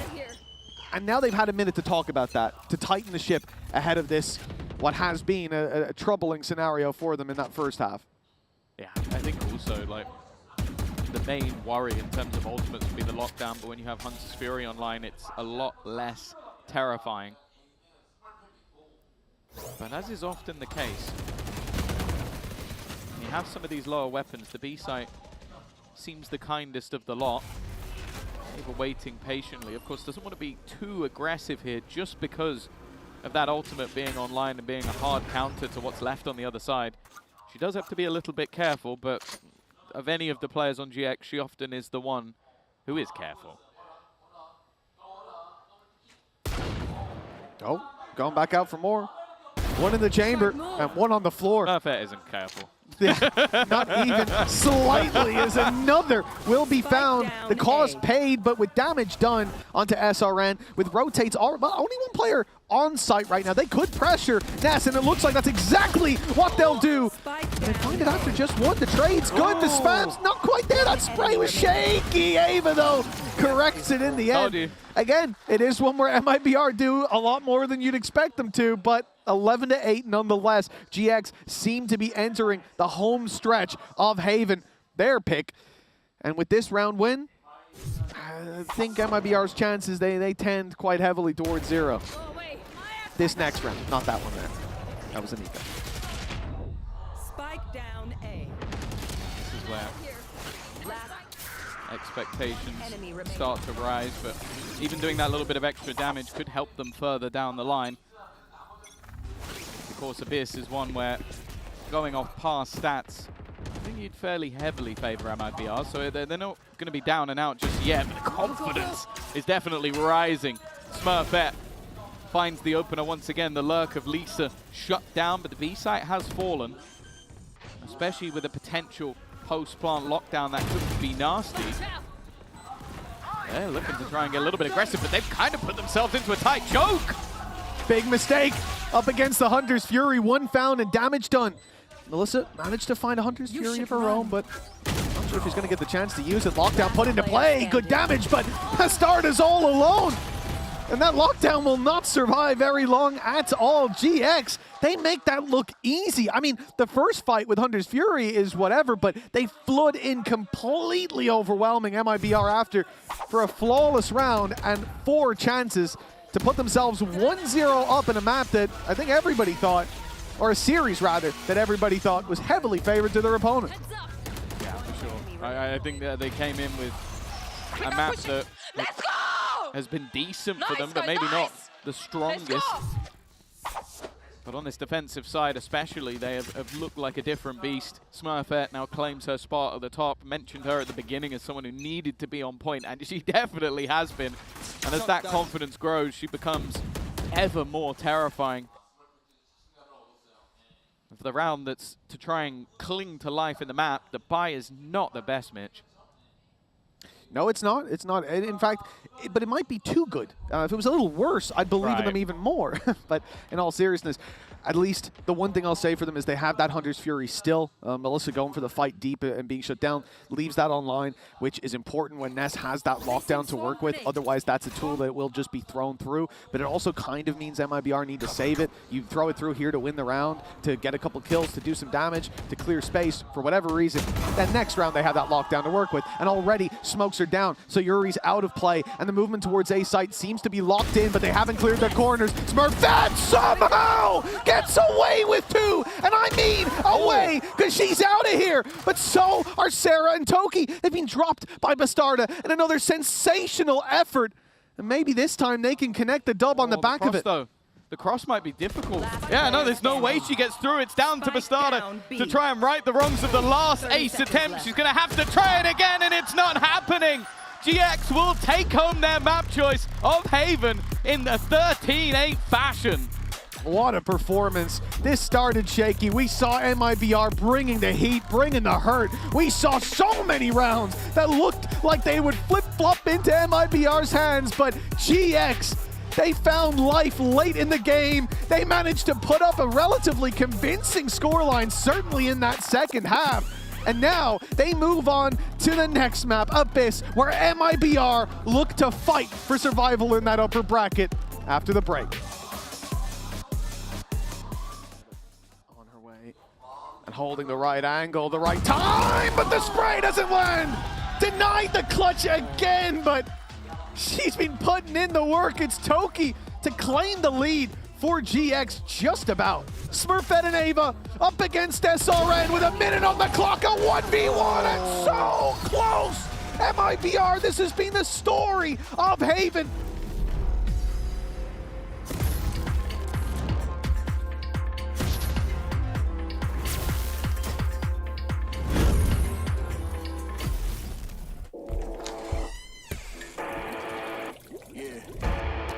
Let's go.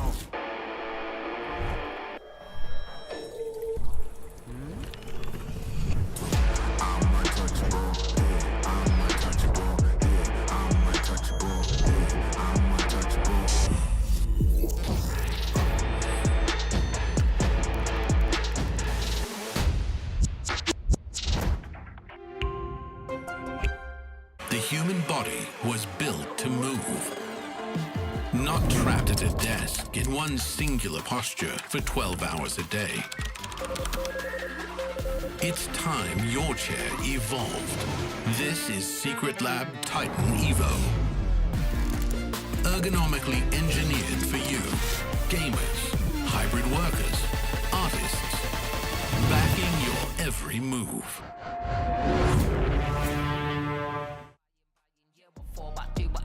Always sure, something real, something raw, not accidental, no, I'm sure. You're not needed, show you the door. What's that, yeah, are you sure? Yeah, that's a rental, yeah, what a bore. Lying, nothing in the core. Buying, yeah, what for? But do what I need to, always sure. Boring, never been that. I get paid, bro, just to relax. Yeah, more money now, yeah, more tax. Suited it now, don't worry about that. Boring, yeah, I've never been that. I get paid, bro, just to relax. Yeah, more money, but yeah, more tax. But suited it now, don't worry about that. Flexing, yeah, but your soul is empty. Dripping in diamonds, Fenty. Dripping in vibes, got plenty. Got the technique, yeah, like Jet Li. Ow. One little chop like pow. One little hit like wow. Living for the now, live for the sound. Nice for the dollar, but I'm making a pound, yeah. Worry about that. No, don't worry about that. Worry about that. Worry about that. Like, no, don't worry about that. Something. Worry about that. No, don't worry about that. Worry about that. Worry about that. Like, no, don't worry about that. Something real, something raw, not accidental, no, I'm sure. You're not needed, show you the door. What's that, yeah, are you sure? Yeah, that's a rental, yeah, what a bore. Lying, nothing in the core. Buying, yeah, what for? Do what I need to, always sure. Something real, something raw, not accidental, no, I'm sure. You're not needed, show you the door. What's that, yeah, are you sure? Yeah, that's a rental, yeah, what a bore. Lying, nothing in the core. Buying, yeah, what for? But do what I need to, always sure. Knocking on the door, knocking on it one time, knocking on the door. Always sure, knocking on the door. One time, knocking on the door. Knock. Hello, something real, something raw, not accidental, no, I'm sure. You're not needed, show you the door. What's that, yeah, are you sure? Yeah, that's a rental, yeah, what a bore. Lying, nothing in the core. Buying, yeah, what you for? Do what I need to, always sure. That's what you gotta tell them sometime, you know.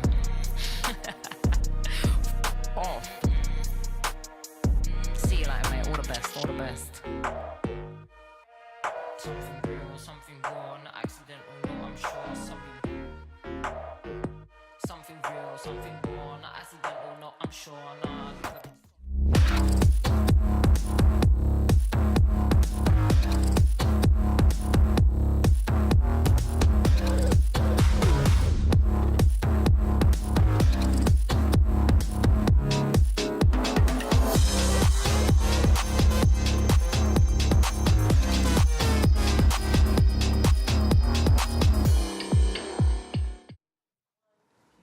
Welcome back to day one of Game Changers, 2025. We've already had a subversion of expectations. in the very first map, Dryad, as MIBR kind of went out with a whimper at the hands of GX. I'm sorry, Giant X, I was not familiar with your game. That's really all I have to say. I feel like we went into this match really confident that MIBR were going to get this win, even if it was that map pick of Giant X. And Giant X, a lot of the individual rounds, as they went on, they got more and more confident. They were able to close it out. It was a lot of 1v1s as well that they were willing to take, and I feel like that was the difference maker. Yeah, so decisive. I mean, Smurfette was all over the place, and anytime they did get engagement, Smurfette's reactions was solidified all these rounds. It made it look easy for Giants, and sure, there were some brilliant moments for MIBR, but they just weren't able to close it out at the end. Well, let's talk about one of those brilliant moments, because it is our HyperX reflex moment of the day, which goes to Basarda in this 4K early on, where it felt like there might be the opportunity to kind of swing this back their way, but Dryad, this just, well, it looked cool, it just wasn't enough. Unfortunate, she almost gets the ace as well, and it feels like if there were some of these late rounds that MIBR were able to close off, we would be talking about a different kind of result. But this was kind of where it really all started. She's able to get 4 but not close it out. That round after, a little bit of the team scenario happens, and it was just an MIBR that kind of felt uncomfortable taking those duels. They were trying to stick the spike defuse every single time instead of trying to fight for that space, and it just didn't really feel like the MIBR that we know. Yeah, and considering if Bastarda didn't close out some of the rounds that she did, then this could have been even more dominant coming out for the Giant side of things. A lot of nerves. I mean, for MIBR, hopefully they're able to step up, because when I looked at the end of the game and I saw SRN's stats, she had a lot of kills, but it just wasn't impactful enough throughout the board from start to finish. Yeah, I think SRN is, as you take a look at some of the stats from the players in the match, SRN was a highlight, and then you would expect Smurfette to be up on the other side of the scoreboard. But yeah, I think in general, I'm inclined to agree with both of you. MIBR looked a little out of sorts, right? They looked a little out of wits here. I do think it's... I mean, we're talking about how these rounds are being open and the way that they're being closed. I feel like it really showcases it, because we saw SRN got 0 first kills on that Neon. That's pretty rare in general for a Neon, but especially for SRN. It's kind of not what we were expecting at all. But I think nonetheless, it really came down to how things were being closed out, and I feel like Zara did an amazing job in that Viper. Whether it was getting those kills, being able to trade that team, or it was a little bit of Viper utility around the map. Yeah, really showcasing why Viper is so sexy on Haven right now. Just solo able to control all of that A main, cutting off that line. It's such a powerful thing, and I'm glad to see that they were able to really come back on the second half, coming back on that attack side. We were talking about it in the green room. Is that enough? How much of this Haven is still an attack-sided map? But Sarah completely controlled the pace on their attack. Yeah, Sarah ended up being the problem that MIBR were not able to solve. Even in the face of, at one point, I want to say the score was 8-8 even. It got close, right? It got a little competitive, and then again, Sarah happened, and they were just able to run away with it. So, yeah, that was map 1. As we look forward to map 2, Dryad, what can you really hang your hat on here if you're MIBR? For MIBR, I think they should look a bit more comfortable on stage. I feel like at the beginning, they were kind of on a rush of trying to close out their rounds or trying to have a perfect run, especially with the way that it started, right? Because it was a Giant X that won the pistol, and then they were able to steal that eco round right after. So it feels like they were kind of on that high for a few of those rounds towards the beginning. I feel like now they should be a bit more calm, a lot more confident as well, because we're going to a map of Abyss that is their map pick, and this is, again, it seems like SRN's playfield no matter what, so they should get the win here. We should be going to map 3. Yeah, we certainly would expect it. You've got SRN hovering that jet. You presume it's going to be locked in. Something else, we talked a little bit about the KO for Sayuri and you guys were really excited about that. Yeah, it looks like both sides are locking in the KO as well. I love that, setting up those beautiful long-range pot flashes, but I'm most curious about this Cypher for MIBR side. Hardly seeing any Cyphers at all, but I would have thought that Bastarda would have busted out the Cypher on Haven as well if she still likes this agent, but I'm curious what MIBR have cooked up, because with the changes coming through for Cypher, it is really hard to hold down the fort. I think something else we touched on earlier in the show, this will be the first opportunity for us to look at the reworked Abyss. So a couple of changes to the Cypher, a couple of changes to the map as well. Dryad, your thoughts on the Cypher pick? I don't think it's the strongest as well. I'm kind of surprised that they're going for this pick. I feel like there's so many other possibilities, but maybe it's a little bit of comfort when it comes to Bastarda and what she's comfortable in this map. Well, let's see if we're going to make it to map 3 or if the series ends right here. Tom and Mitch, the mic's yours. Yes, it is very much time to find out if we get to go all the way to split or if this is going to be the end of that upper bracket run for MIBR. A team that so many people had high hopes for here today, Tom. But you got to say, I'm impressed by what GX pulled out in that first map. Has it convinced you they're favorites coming into Abyss? No. Okay, I thought so. Yeah, no. Yeah, I unlike you, I don't like to celebrate too early, as we've seen with any time you supported Enzo. Anyway, moving swiftly on, I do think going into this map, obviously we've seen the changes to the map, but you do feel like with the compositions that both teams are running, there's a good chance that it's going to play fairly similarly to how it did before. And I think that is where you have to look at this as a heavy advantage, like a map where it was 2 previous defeats in dominant fashion for the side of GX, whereas very, very dominant victories in the last chance qualifier for the side of MIBR. So they're definitely favored, but the desk we're talking about, they don't believe that they've necessarily shown up to the party just yet. Maybe if that continues, and if Smurfette keeps going strong, if we keep seeing those high impact plays from the likes of Toki and Eva, then who knows? This could easily be a 2-0. Without a doubt. Even though I came in today thinking maybe GX could take the cake, you know? Only one predicting them, whatever. Don't want to toot my own horn, but I will anyways. For this series, I really want to see 3 maps. I want to see split. I want to see the ideas as well. And we talk about ideas, at least on this map, it is going to be your Astra versus your OMEN and Astra ideas. I like this from GX. So much to work with. On the defensive side, I think they'll find more of that value when they come to the attack, with how much control they're going to be able to deny early and how difficult it will be for initiators to reclaim. But here in the pistol, MIBR have already got space, a plant, and they're looking for deep aggression. SRN about to step through that smoke perhaps, or as the smoke fades, look for the fight, but Toki waiting on the other side, grabs the opening of the round. An immediate response from MIBR though, leaves Eva all alone. 1v3, damage done to Bastarda, but it's not even gonna come close. Yeah, definitely the start they were looking for. I think the last map wasn't necessarily damning with, I would say, the first like 16 rounds or so, but the last like chunk that we saw going GX's way, it kind of looked like MIBR got a little bit boomed. This round to me is just like, okay, we're back. We're now on comfort turf. We've managed to win it comfortably. We're getting aggressive. We're willing to play into the opponent as well. And whatever you can't see there, they're definitely pumped up. 1-0. And well, in case you couldn't tell already, GX have decided to stack. Somewhat literally. I am. So one of the reasons, obviously, I say as well, I think they've been seen. Every single one of them just got tagged by a single Sova dart. That's hilarious. It's not that surprising, I suppose, that MIBR have decided to rotate. I don't think I've ever seen a full team just get hit like that. Like, everybody was like, right, I'll move out the way. The totem pole has been dismantled, but look, it's being relocated, and it's gotten there much earlier than expected, already finding one. Melissa doing very well to clean that up, though. Look at that, just one loss. And the rest carry through what they have in their hands. 2-0 start for MIBR. And yeah, I think for GX, coming into these rifle rounds, the worry really is playing without that Sentinel. Obviously, MIBR, you're having your Cypher over your Omen, over that double smokes.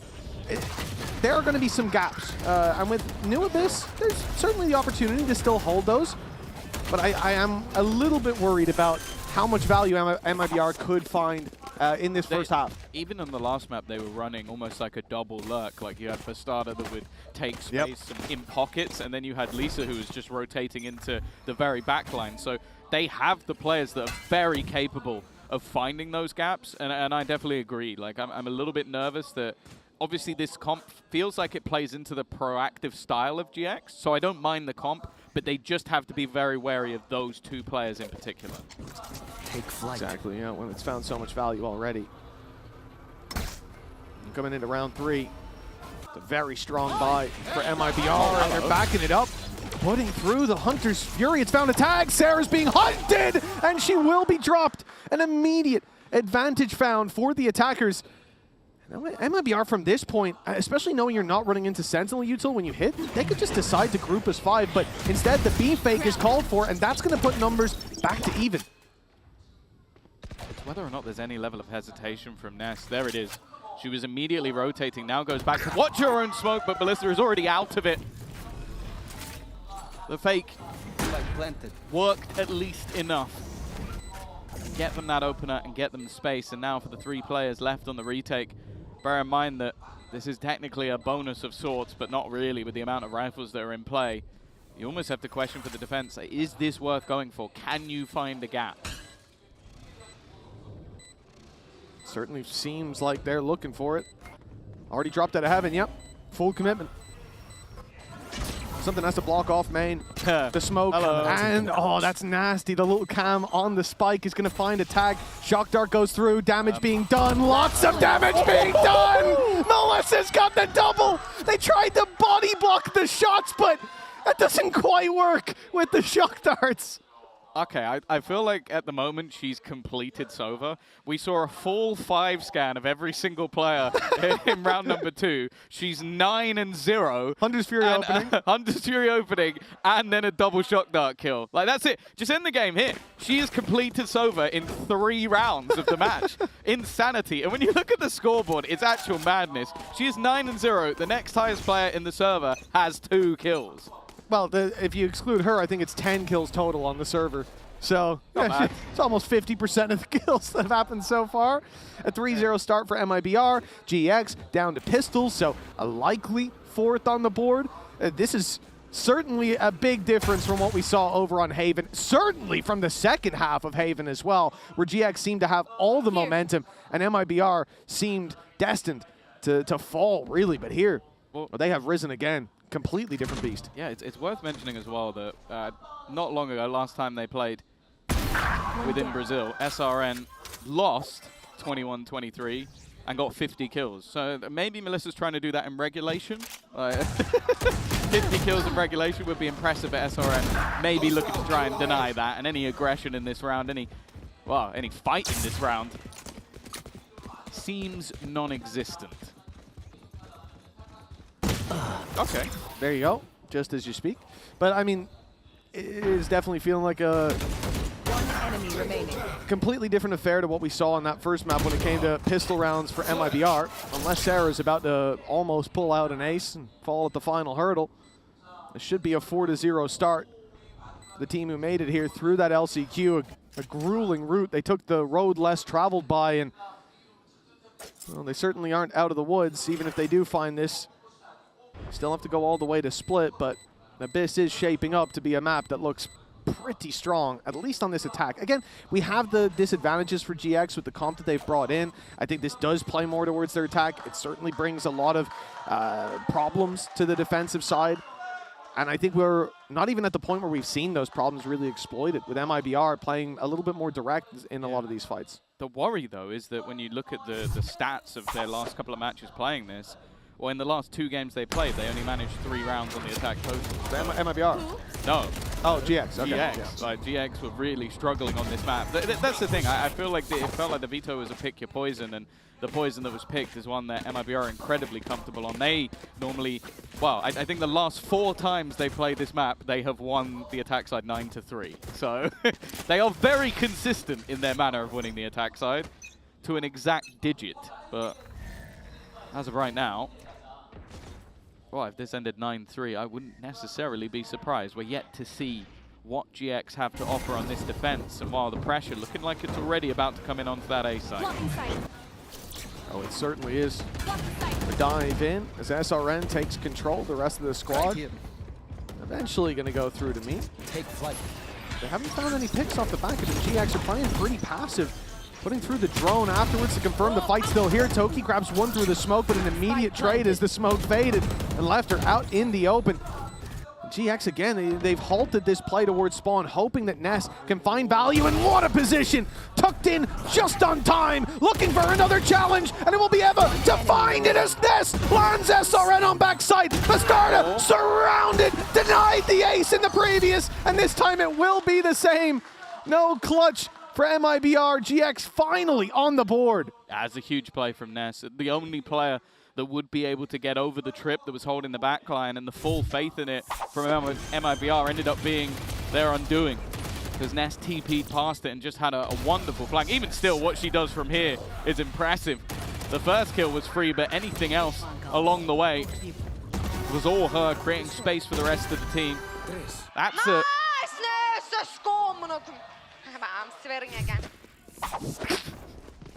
Well, that's a round one by her. But let's see if that can be the start of something a little bit more. Of course, with how clean things have been for MIBR, they are coming in with rifles and even an operator on the attack side. It's going to be one for Smurfette as well. I had the expectation it could be there on the last map. Definitely seems like a plan here, and still get out with a good start, but a trade back already. Yeah, the idea here was that they continue that push towards A after she dashes out. The value would be found by Ness, and Ness can stay here for most of the round. Having the ultimate for the instant rotation, which will be needed. Take a look at the B site. Pressure being put on there. Cage for the cross. Bastard is going to go and meet them, and this is going to be a hit straight onto the site, held by only Toki. And there's no one close to her. They know where she is. Hunter's Fury chasing her down, and the ult isn't alone. Blade Storm was following it up, and Lisa swings in the open. Toki was being pushed on 3 fronts. Yeah. Couldn't find the fight on any of them. Yeah, I think she was even stunned up by Lisa in the back line. Oh, wonderful flick from SRN. Always dangerous. And that danger cannot be stopped. 4 kills in the take of the B site. And well, what was a quick blip in the last round goes straight back to regular programming. When you see SRN standing up, I mean, I think almost every time GX are going for that timeout right after. Big round. I think you do that if SRN's sitting down as well. Oh, but that confidence is really building up on that side. And even after that stellar performance, which look at this, the dash into the quick tap on Smurfette to close it out. That's got to feel good. But then you think further, you think about the fact that MIBR 5-1 in the lead, and even after that play, SRN isn't the top fragger. Melissa still 9-1, only died once. That KD's going hard. I like the calls in that round as well, because as you said, the bait and switch setup from GX was definitely not a bad one. But I think it was just a pure reaction of being able to find Sarah. Like, you know that the player who's getting you information around that B side of the map, because she was playing towards mid and B, and the potential denial of the knife, okay, all of that is now gone off the pick that SRM found by being patient in middle. You know there's an opening there, and you know with the Blade Storm that that opening can be exploited. A fantastic start, and there is no surprise that we're seeing the pause, because, as said, if we're going off what happened in the past over in EMEA, the attack side wasn't particularly good for the side of GX. Help. And if they get dominated in this first half, well, I guess it doesn't really matter how good the attack side is. You'd kind of expect that MIBR on their own map choice would be able to get a few rounds at least. I mean, there's always hope, I suppose, that on the attack with a new meta that things can change. I don't necessarily think that I have full faith in that. With the way that this meta shapes up, you get much more heavily punished. You have less chances to re-hit sites. You have to be more intentional with where you're moving, and combined with also having no sentinel for back cover. There's going to be a lot for MIBR to exploit. Nice flash popped here. Pistols looking to take advantage. The element of surprise of a bit of a risky play, but Lisa's picked up all the pieces as a few players were pushed back. Oh no! SRN's alive? SRN's alive! How is SRN alive? And even goes hunting them down with a shorty. That's ridiculous. Plot armor in play. Spike plant. Sometimes luck just isn't on your side, and other times it is. SRN has shut down Smurfette, who I think it just brought in the Blade Storm as well, so it hasn't got any better, and it's going to end up as clean as can be. Lisa now putting herself further up on the board. 6-1, 4 kills for her. And well, we're looking to see if there's any breaks on this train at this point, because right now it is looking very, very comfortable for MIBR. No, right now there's no stopping them. I mean, in that round, SRN should have went down. Ends up being the one to delete the Blade Storm, which was the only thing that had any real threat on the side of GX. Careful. 6-1 start. We haven't got high hopes for the attack side of GX, and, well, looks like our wish might be coming through with Split on the horizon. Still quite a bit to go, but this hill is becoming a mountain for GX, and at some stage it's going to be too steep. You need to pick up the pace soon. You can see even just trying to bait sound cues and implant the starter into positions. This is something we spoke about at the very beginning of the match that could become dangerous without having that Sentinel in play. Almost just placing her into the backstab. Immediate usage of both the null command and the Cosmic Divide, but the Cosmic Divide is almost purely for bait purposes. It's like, okay, they've sectioned off this part of the map, Spike planted. but they still have all the info. They still have all the sound. They know where these players are coming from because of the player that they implanted earlier in the round. No, doors open. Now they know, and SRN goes down. GX with the upper hand. Hunter's Fury is online. Do they want to put it through? The flood is already taking place, so there's no time for it. A full battle with 2 players up in heaven. One already spotted in the form of Bastarda. Lisa lands one up in hand. Another for Lisa. Triple kill after the 4K in the previous. And it looked like they were on shaky ground, but standing tall in the end. MIBR 7-1 up. There really is no stopping this squad.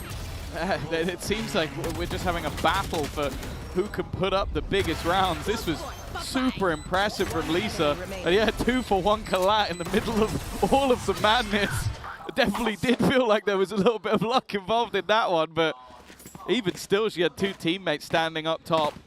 3 players now make their way to 9 kills on the board. We were talking about at the beginning how Melissa had nobody anywhere near her. Well, luckily, the players now near her are her teammates. One suppressed. Round 9. Pistols for GX, and really, the next round, round 10 onwards, it's got to be a sea of cyan with GX taking every round. Otherwise, this is going to be an incredibly difficult second half for them. They're already fighting against the odds with their previous performances. The Starda is going to be dropped here. I talked about the next round.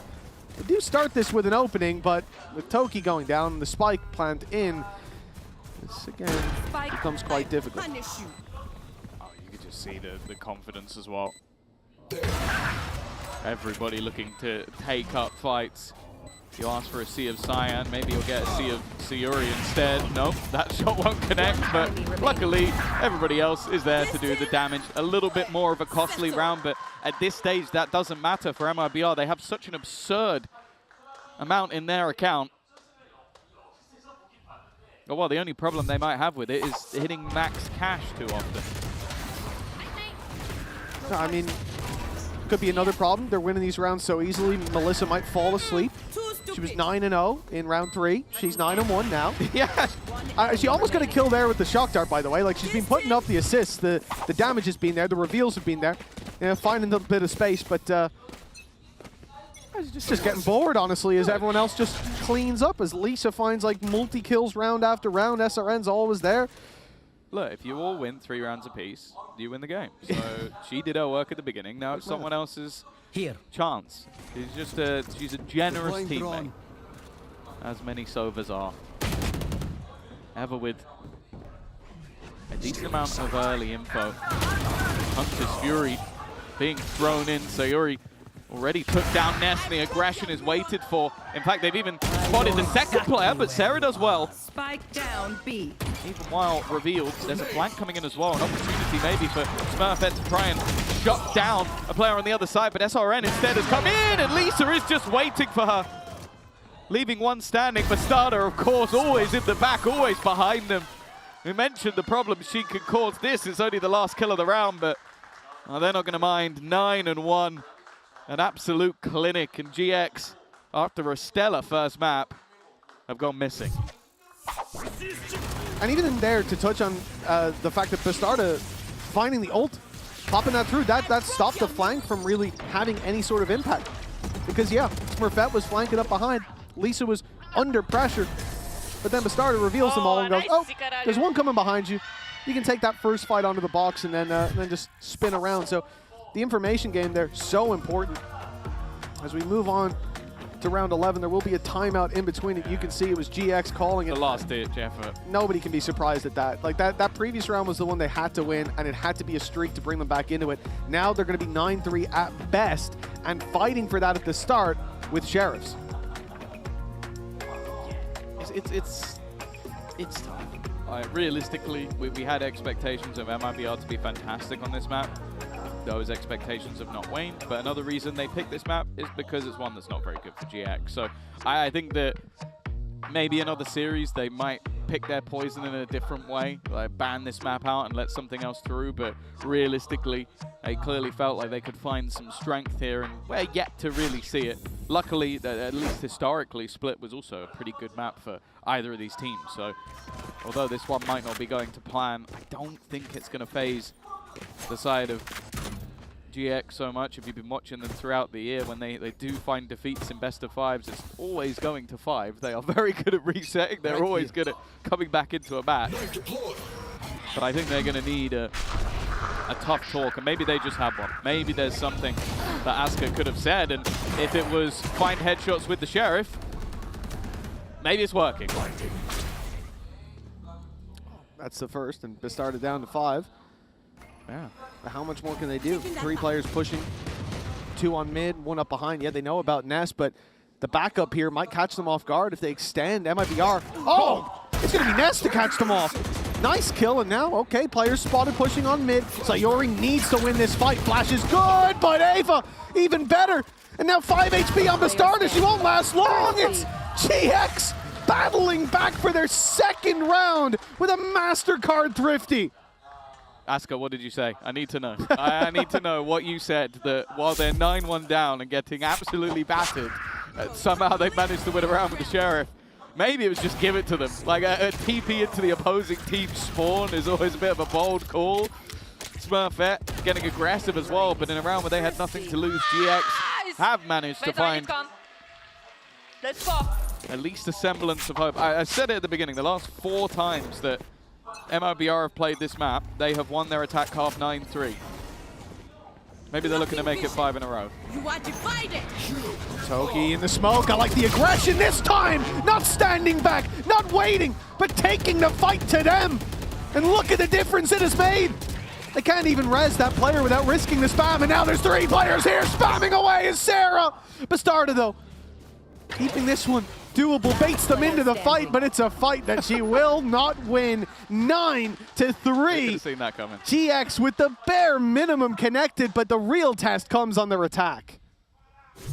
Yeah, for sure. It's going to be an awful lot to try and be able to turn this one back. They'll have to prove sort of what extra little bit of depth that they do have ready and waiting for them, but either way, we'll have to wait and see what's coming after the break.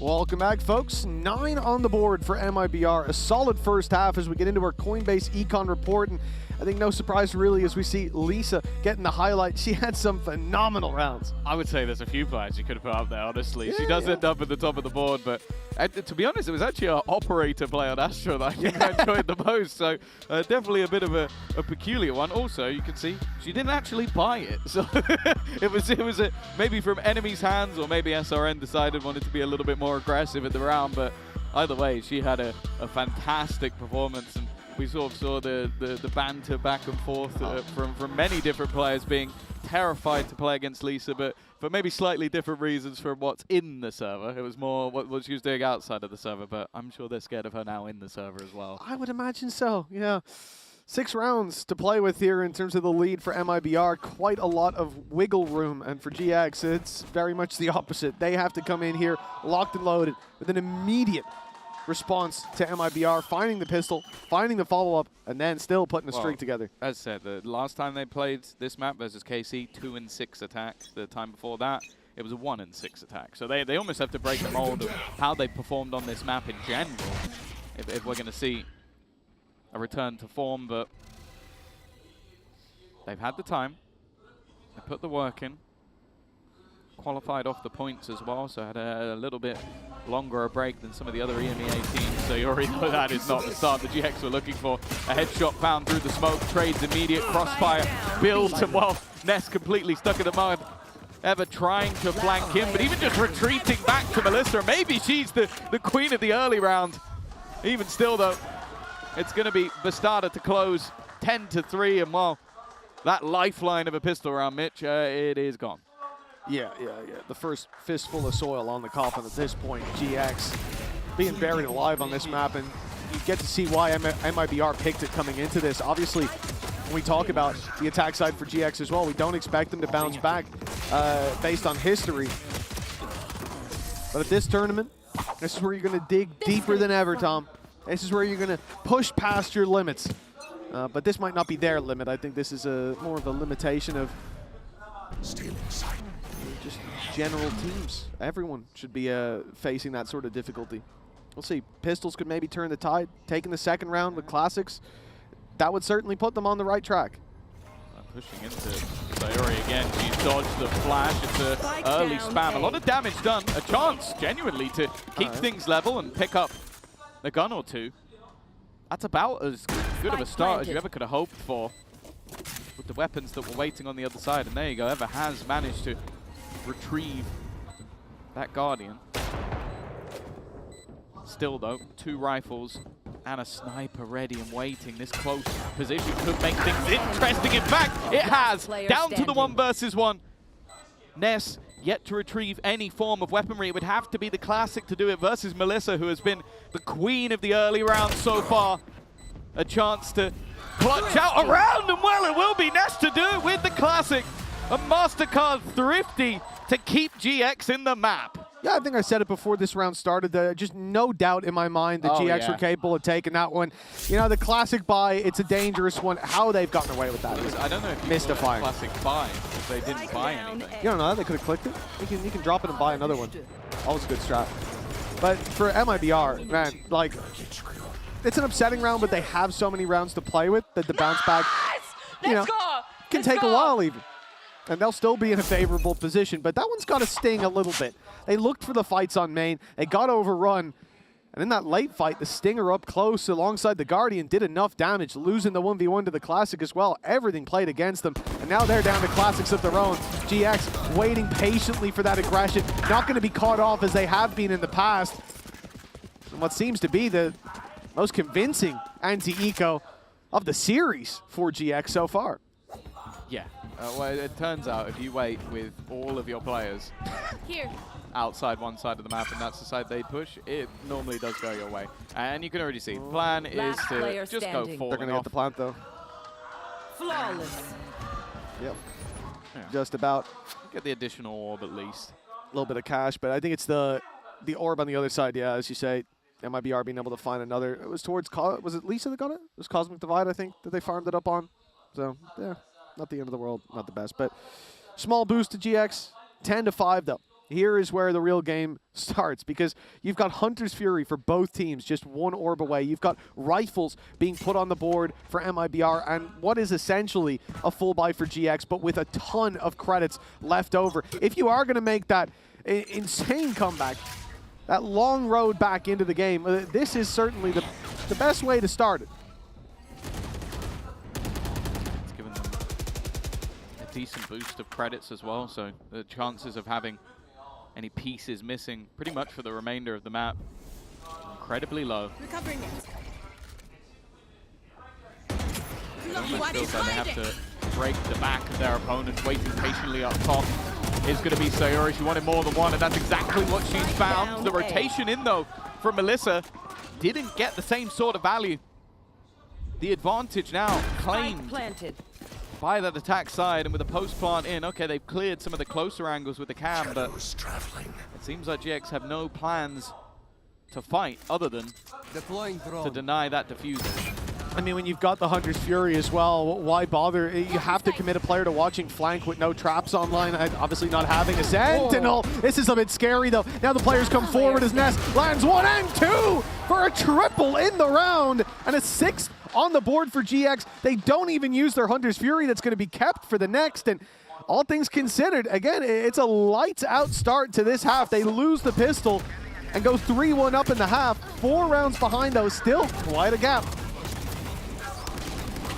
See that confidence building though. I think one of the bigger factors, we saw even in the last map victory, Ness individually was struggling.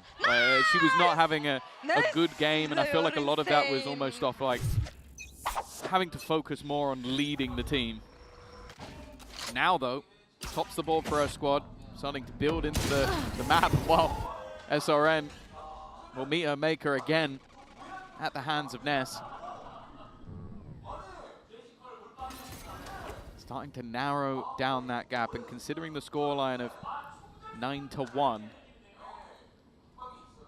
MIBR might start to feel that pressure. Like, they were so far out of this, they were playing maybe even more aggressively than they ever would, because they were just winning every single fight. You were getting collapsed through smokes, you were getting players who seemed like they couldn't die. But in the second half, they've looked a lot more mortal. Oh, nice shot. And this is where the danger comes into our mind. We've seen this before. Pistols for MIBR. The slow round from GX. The isolated fights. It's shaky, but Toki's done the dirty work. 2 versus 4. Grouping and hitting the site, all that they need to do. And there is a danger for GX that there wasn't for MIBR, which is running into all of that Sentinel utility. But as we can see, there's no Sentinel left to punish that. So they will easily break it, move to site, and grab the plant. The rifle Bastardo didn't get anything there. I thought there might have been something waiting in mid, and it didn't matter even if there was. Smurfette's too quick finding the kill. It only came down to a chance for damage, but not going to be happening. Looking much better against these low buys in the last couple, and well, I think it was in the last map that there were only 3 full buy victories for MIBR. They really struggled when the rifles were in hand. It's been a completely different case in the first half of this map, of course. But the fact that, well, the other side of the coin is they were doing well with the low buys, and that now seems to have changed as well. Tactical timeout going to be called for MIBR, and if anything for GX, you're going to be feeling quite happy about that. Like, you were completely knocked out of the park in those first 10 rounds, and now you've managed to force your opponents to actually take you seriously and have a think about what they're going to do to try and stop your flood of rounds back the other way. Yeah, again, after I saw that second round fall apart, it's like, well, MIBR, they've got so much runway to work with, and almost as much runway as a Fast and Furious movie. But then we come into this, and like 3-round gap, momentum there for GX. Issues from the previous map fully corrected. It looks like they found the golden path back into this game. And for MIBR, even feeling that pressure, as you said, is a great sign. For GX, they'll probably come into this thinking, you look at the Veto, okay, Haven and Split. We win those, we win the series. That's sort of the win condition. Man, you know, obviously we could get lucky on Abyss, but don't count on it. Starting to get to the point where maybe they could count on it. And this rifle round could be what decides it. Big ults online for both squads again. But for MIBR, it's about the economy. They're investing everything into this, and GX will be hot on their heels if they lose this. Oh yeah, as well. And another point to make is, if you've watched EMEA in the past, you know that GX are probably the most momentum-based team we have in the region. Right? When they get rolling, they're truly terrifying. But if they're slow to start, sometimes they just get absolutely cooked. Well, it seems like they were slow to start, but that momentum has come in late in the game. SRN, though, this is nasty, or could be nasty. Maybe wanted a little bit more. Gonna get caught, boxed in. Just that tiny spot was enough to turn what could have been the play of the round into potentially their own demise. Take flight. A push on towards the site. Sayuri will be spotted. The off angles from her have been good so far, but under some pressure, but only from Smurfette. The rest of the team might have to try and fall off the back of this one. That has not had the result they were hoping for when already having a player advantage. I think another difficulty with how Bastarda changes up this utility. You never know what site is going to be free to hit into. Now, for GX, the A site was open for a moment. Lisa went back to cover it. And so GX could have found an easy fight over there, but they pumped the brakes. And now MIBR step off the B site. They're expecting that even if this is a B hit, there will be some presence towards middle. And now they know it. With that cam broken, Toki's been spotted, a known factor, and it looks like with 19 seconds left on the clock, MIBR are super happy to play this passive, a large part being because they have this ulti coming in from Sayuri, they have that Hunter's Fury from Melissa, and they have got a flood on the back of it, info falling into their hands, and this plant, it might be found, but defending that spike is a near impossible feat, but they're making it look doable. Down to just one. Ness alone against the Horde. Lisa and Melissa will close this for MIBR and finally put a round up for that defense again. Yeah, that was a must win. They played into the retake because you look at the ults that they had at the beginning of it, and so you've got the null command, you've got the Hunter's Fury, and you've also got a Cosmic Divide. So if there's a player playing deep, you can just throw that in and basically make their situation null and void. But it still got dangerously close, even with both of those ults coming in. The fight back from the two on the back side was a decent one. The remaining two, though, doing well to make sure Ness doesn't have another chance to be a hero. 11-7. Combo broken after the pause. And, of course, still 4 rounds in the lead. Only a couple needed to take us to map number 3, which I'll be honest, I thought we would have already been at by now. GX putting up a fight. The gloves are off. Smurfette has the operator. Bear in mind, this kind of works because she can pick up one orb, and that's the Blade Storm in hand. They're trading out a round loss for those ultis, especially when MIBR are forced into playing it in a way that's difficult for you to counter. Them just waiting for you to make a move and then playing their ultis. It's not a repeatable success. We need to see a different element of this wheelhouse come out, and for GX, op in play for Smurfette, early control towards that A site. They bait out rotations and now look for B. Again, you have the trips in play on B, but Bastarda's changed up where they are. It's much deeper control. The idea being that when they do hit those trips, it's not for info, it's for SRN to get 2 kills.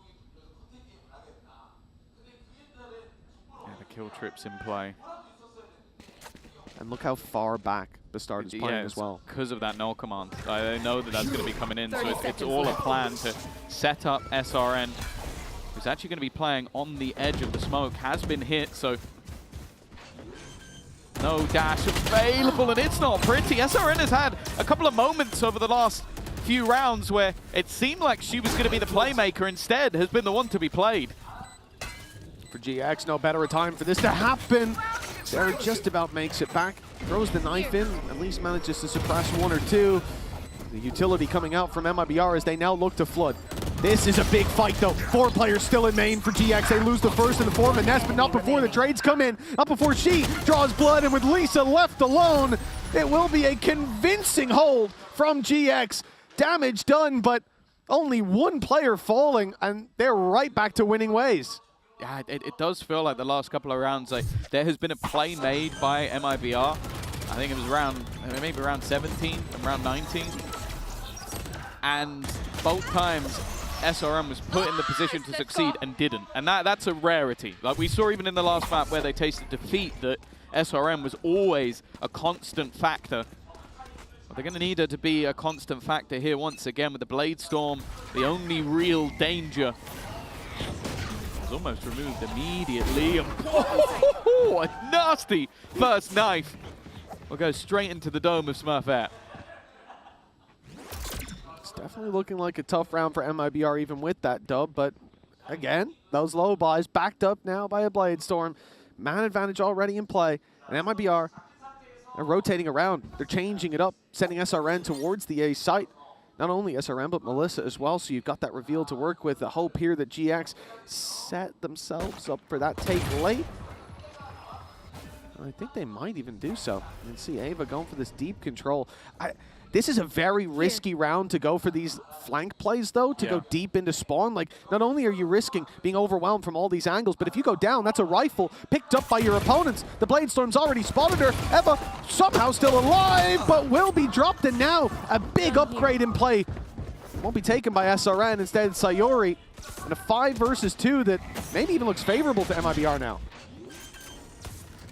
Good thing will be for GX. They have a plant available. SRM from above has actually managed to take down one.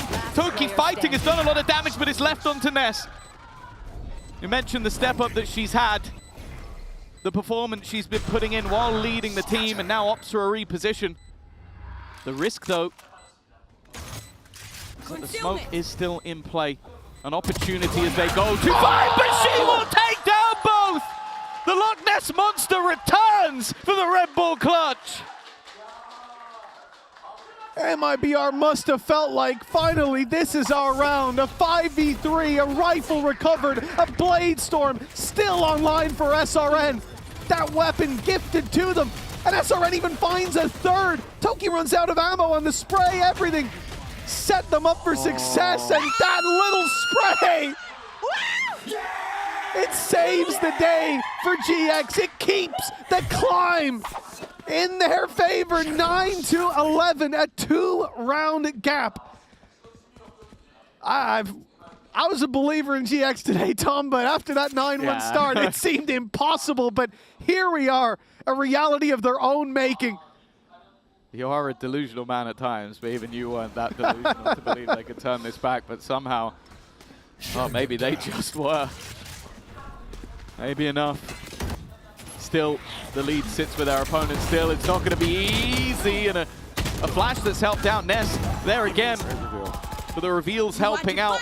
Bastarda still within this smoke, still looking to cause them issues. Ness has found another, but the trade is there once again. Ness is looking to do it all. The clutch seemingly bringing her to an even different level than what we saw throughout this map so far.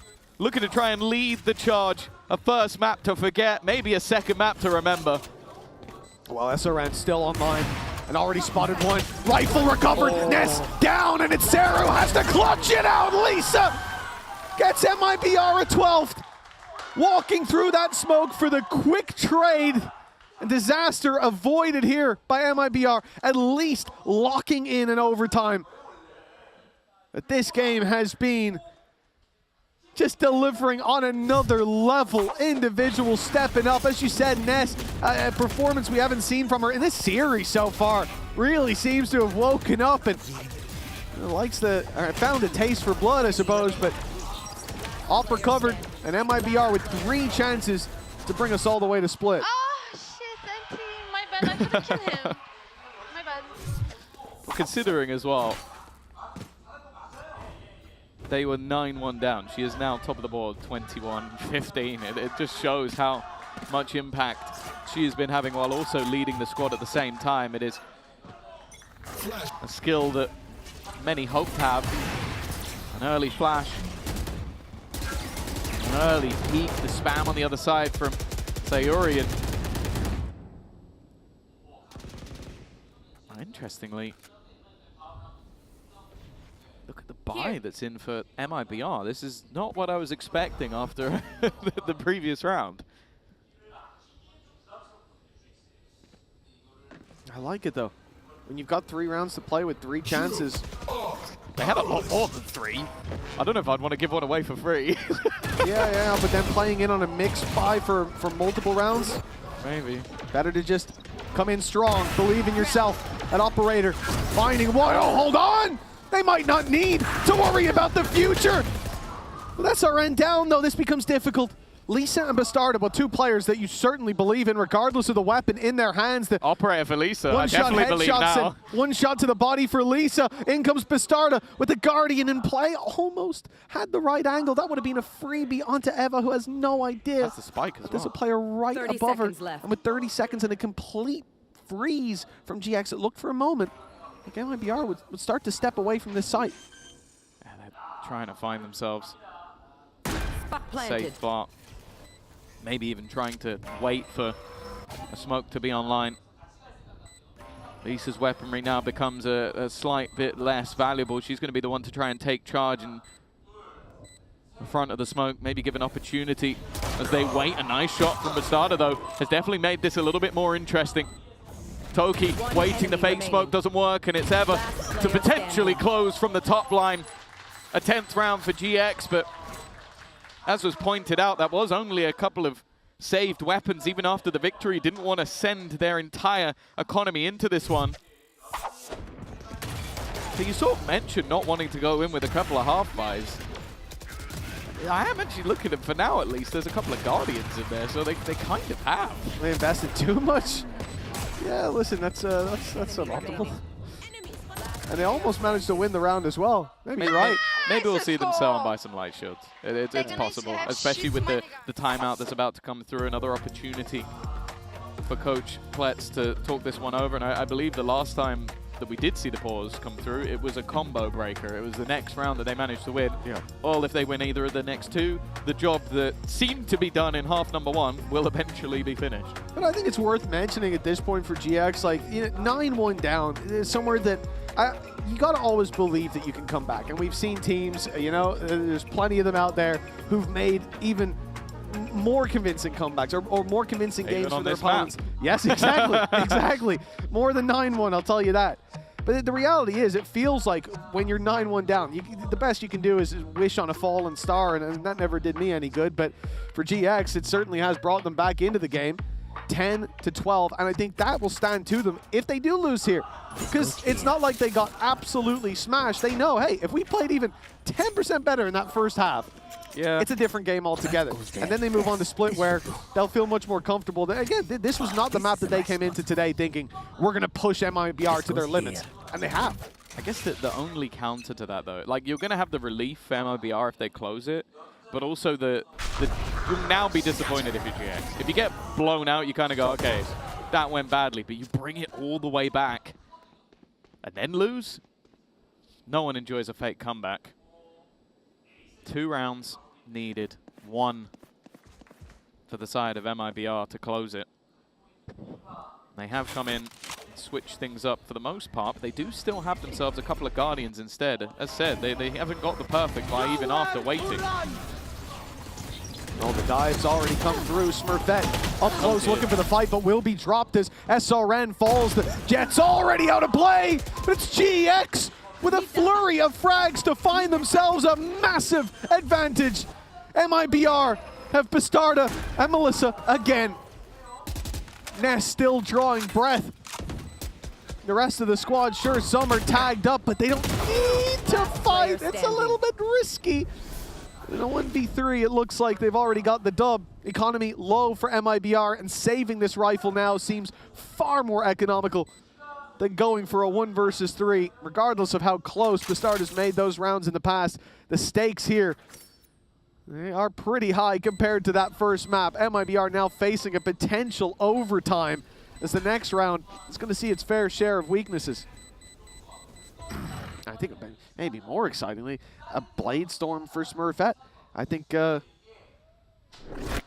scary thing to face off against, that's for sure. Yeah. Well, in a lot of cases, in a lot of these rounds, she's been the one like sort of diving in to take the space, and then it's been the rest of the supporting cast that have been able to sort of pick up a lot of these rounds. Super impressed with the level that we're seeing across the board, but the fact is for MIBR, some of those superstars have gone a little bit quieter on the defense. And now they're really going to need them, because this buy, well, it stinks. It's a singular rifle that will be coming up for SRN, and then the rest of the players are down to SMGs and pistols. In the last map, that was where they were winning it, but as was all mentioned, in this map, it's not really been the case. I think GX, especially on this attack side, have done a lot better a job. That might be art. Seemingly cursed in this half now on the pistols, but this is where they've done so much damage in the past. Hunter's Fury there for Melissa. Smurfette able to make it to the site luckily, but the challenge from MIBR will come in later. Playing to deny that plant, and Toki watching for that, gets caught off, completely deleted by the Hunter's Fury too. GX want to respond with a deep push towards the spawn. Smurfette has an angle, but the Blade Storm doesn't land. It's a disaster. Falling seemingly at the final hurdle as a 5 versus 3 comes into play. Rifles recovered for MIBR as well. They are fighting with weapons now. No weaknesses left, and it's falling across the board for GX. Ness left to pick up the pieces. It's close, but one shot away from OT. Instead, map number 3 locked in with a last-second win for MIBR. God. I feel like OT was deserved for GX after that comeback, but I'm more than happy to see that a map number 3 is going to be coming up. Of course, though, and honestly, I'm quite glad about this. We're going to hear from the desk after the break. The smoke is still in play. An opportunity as they go to fight, but she will take down both! The Loch Ness Monster returns for the Red Bull clutch!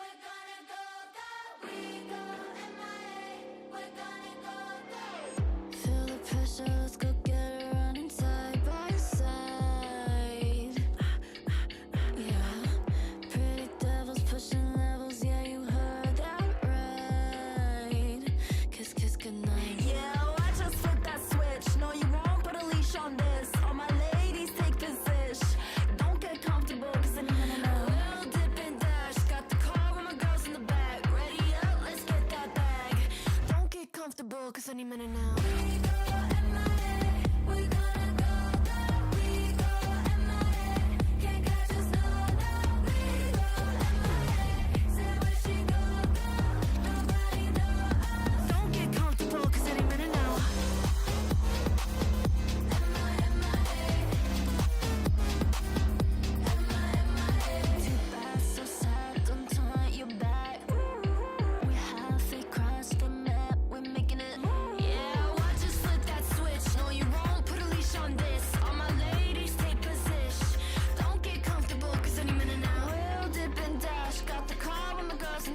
Ready up, let's get that bag. Don't get comfortable, cause any minute now.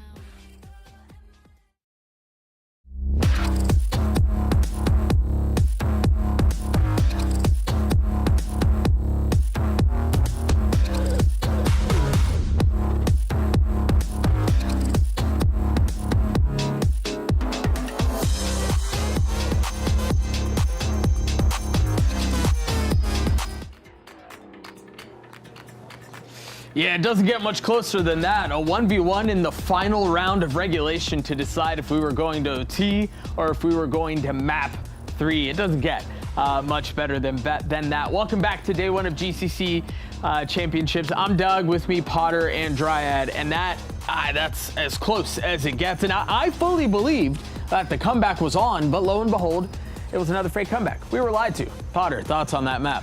It was really, truly a team effort for MIBR. Every player had to step up in order to close this out. Yeah. If MIBR didn't lose that anti-eco in the second half after dominating that pistol, this woulda, coulda, shoulda been a 13-3, 13-4 perhaps. So kudos to GX for making it that close, but MIBR, everyone had to step up, and I'm glad to see that, especially because we were talking about in map 1, the shakes, the jitters, clearly showing through. So for MIBR to be able to close it out, it's going to bode well for them going into map 3. Absolutely. They do look more comfortable on stage, but I mean, it was really close, like you're saying. That 1v1 at the very end where Ness, it seems like she was going to do it all, and she was doing it for a few rounds as well. I feel like Gen X have been looking incredible. Even if they don't win this map, they continue to surprise us in some of the things that they're doing, in the way that they're approaching, the way that MIBR like to play, shutting down SRN early on, for example, or how they want to play these late rounds.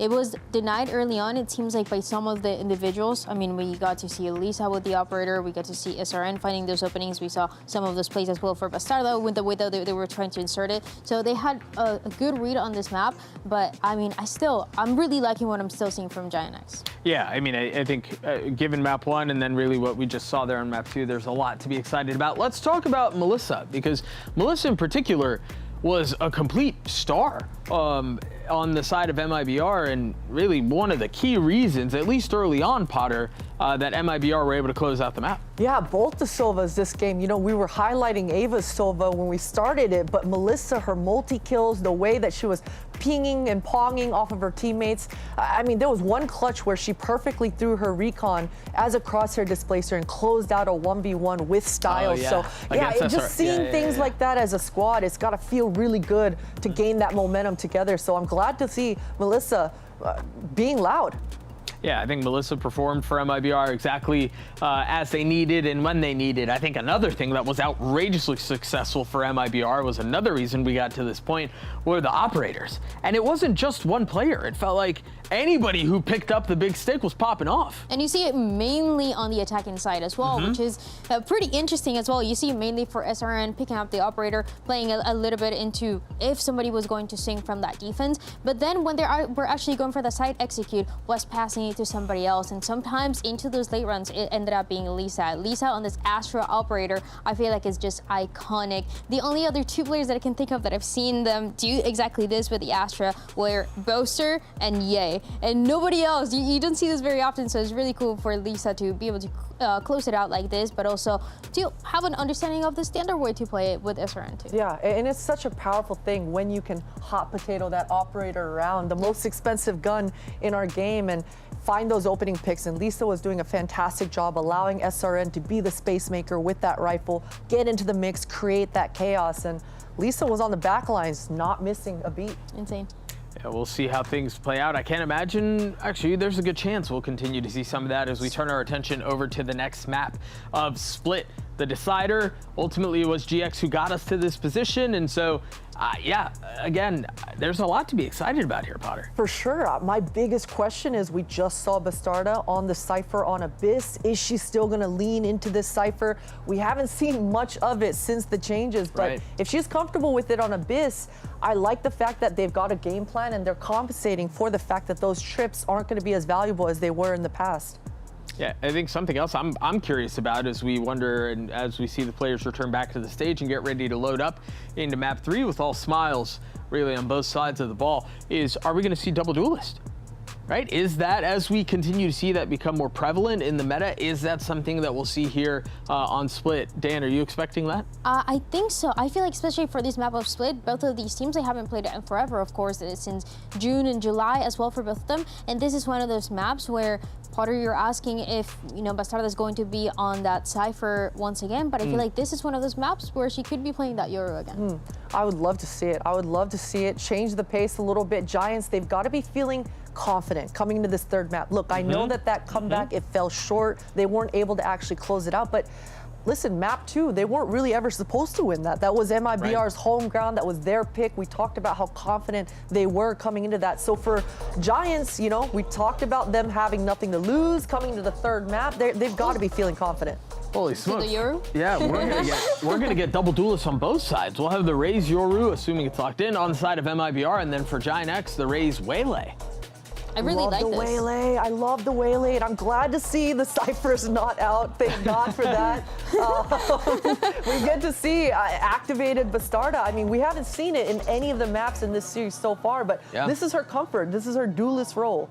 Dan, Potter loves the Waylay. Your thoughts on the Waylay Rays together? I mean, it's impossible not to like it, especially with how explosive we've seen so far Smurfette be, alongside Ava that we talked about early on, how incredible she is individually. Also, but I mean, I don't want to underestimate that other side with the Race and the Euro. It's a standard one that we've seen in this map over and over again. Yeah. And it's a standard as well for this team, specifically for MIBR. So as teams, as both of these players are starting to heat up a little bit, I still have confidence in MIBR and Giant X to make this a close map.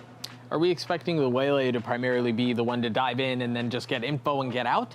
For sure. I mean, that right now, the sexy play of Waylay is to just dive in, drop that bubble, recall right back, and then your second duelist is right there following up with the util to punish. So yeah, I think the double tag team of just diving in there, it's going to be a lot of pressure for MIBR to handle. Well, we're going to have an opportunity to see that exact thing play out here in just a few moments. So for the very last map and for the very last time tonight, Mitch, Tom, take it away. One last time, it's time to kick off this map, and it is split. I'm delighted that we've ended up here, Tom, and the fashion that we got here couldn't have been more exciting. From GX on map 1, it would have been a tight first half and a dominant second, with a dominant second from them in the second half of Abyss 2. Then it'd been 13-11. We really had to come here to split the difference between these two teams. Yeah, it's always one of the sickest maps in the pool to end on. I feel like it probably has some of the highest hit rate for OT, but also the fact that we got both teams now switching up to a double duelist as well, and one of them being the Waylay for Ness, who, if you've not been following Ness for a long time, back in the day, she was one of the best Jet players you're ever going to see. Like, I think the only reason she ever switched off duelist was because Smurfette was one of her closest friends and also a really sick duelist as well. So the fact that we now get probably one of the longest standing duos as players together, playing a double duelist together while Ness is calling, I'm so excited to see what they're going to cook. But then at the same time, Bastarda has been unreal when she's played the Yoru. So I think this is going to be a nasty map of Valorant.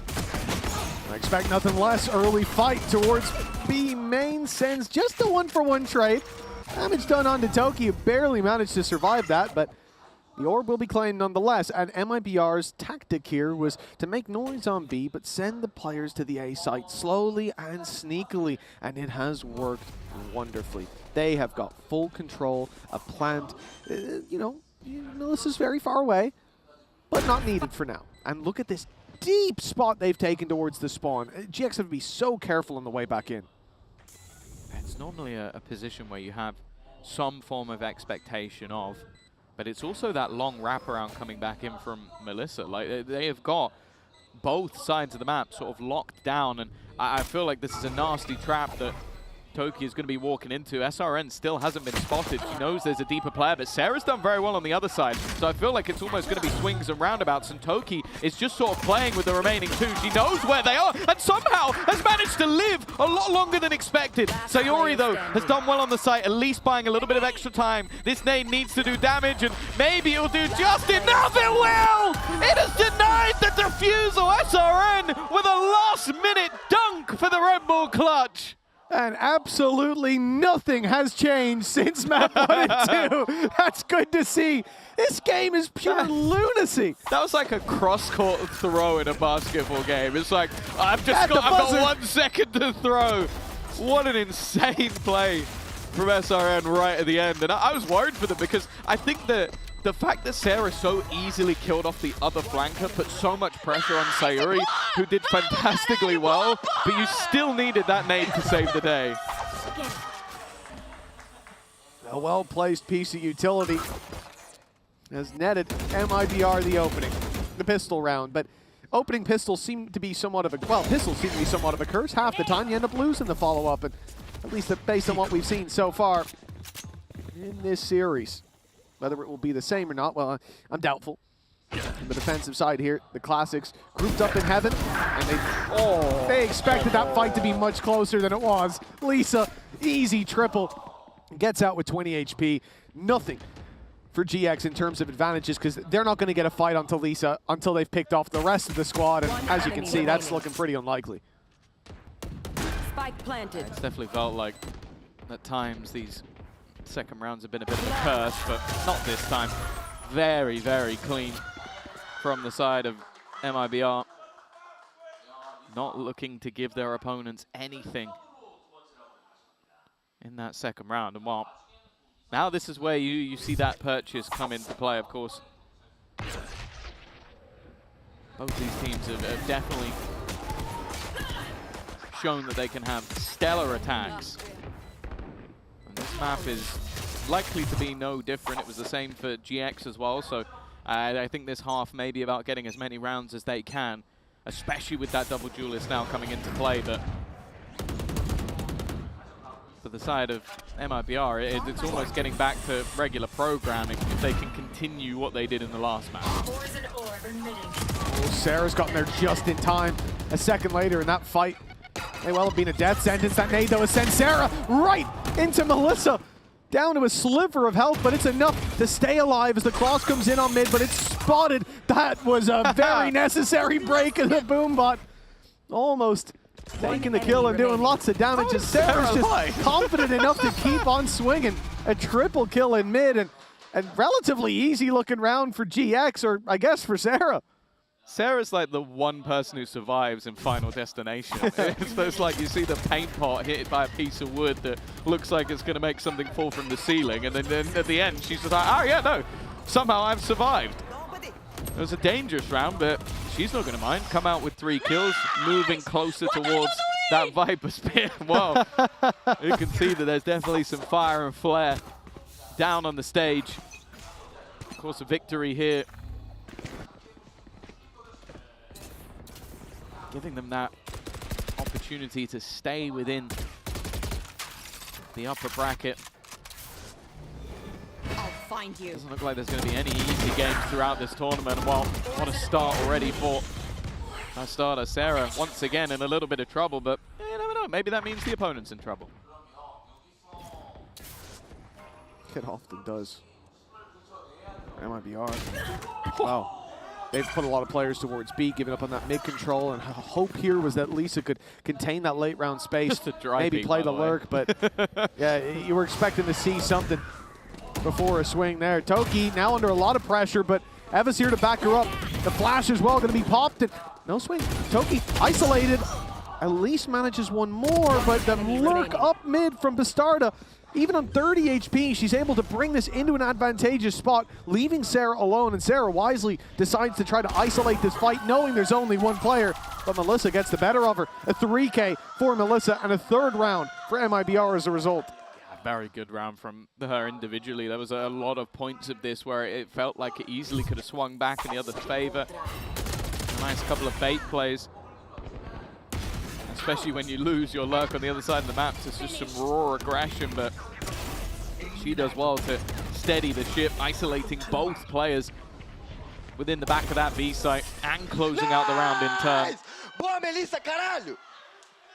Putting herself up to the top of the board, and more importantly also getting that Nightfall online. There's still a buy here, but when you have that ult, it can be problematic. An early fight, and well, the trade's going firmly in the favor of MIBR.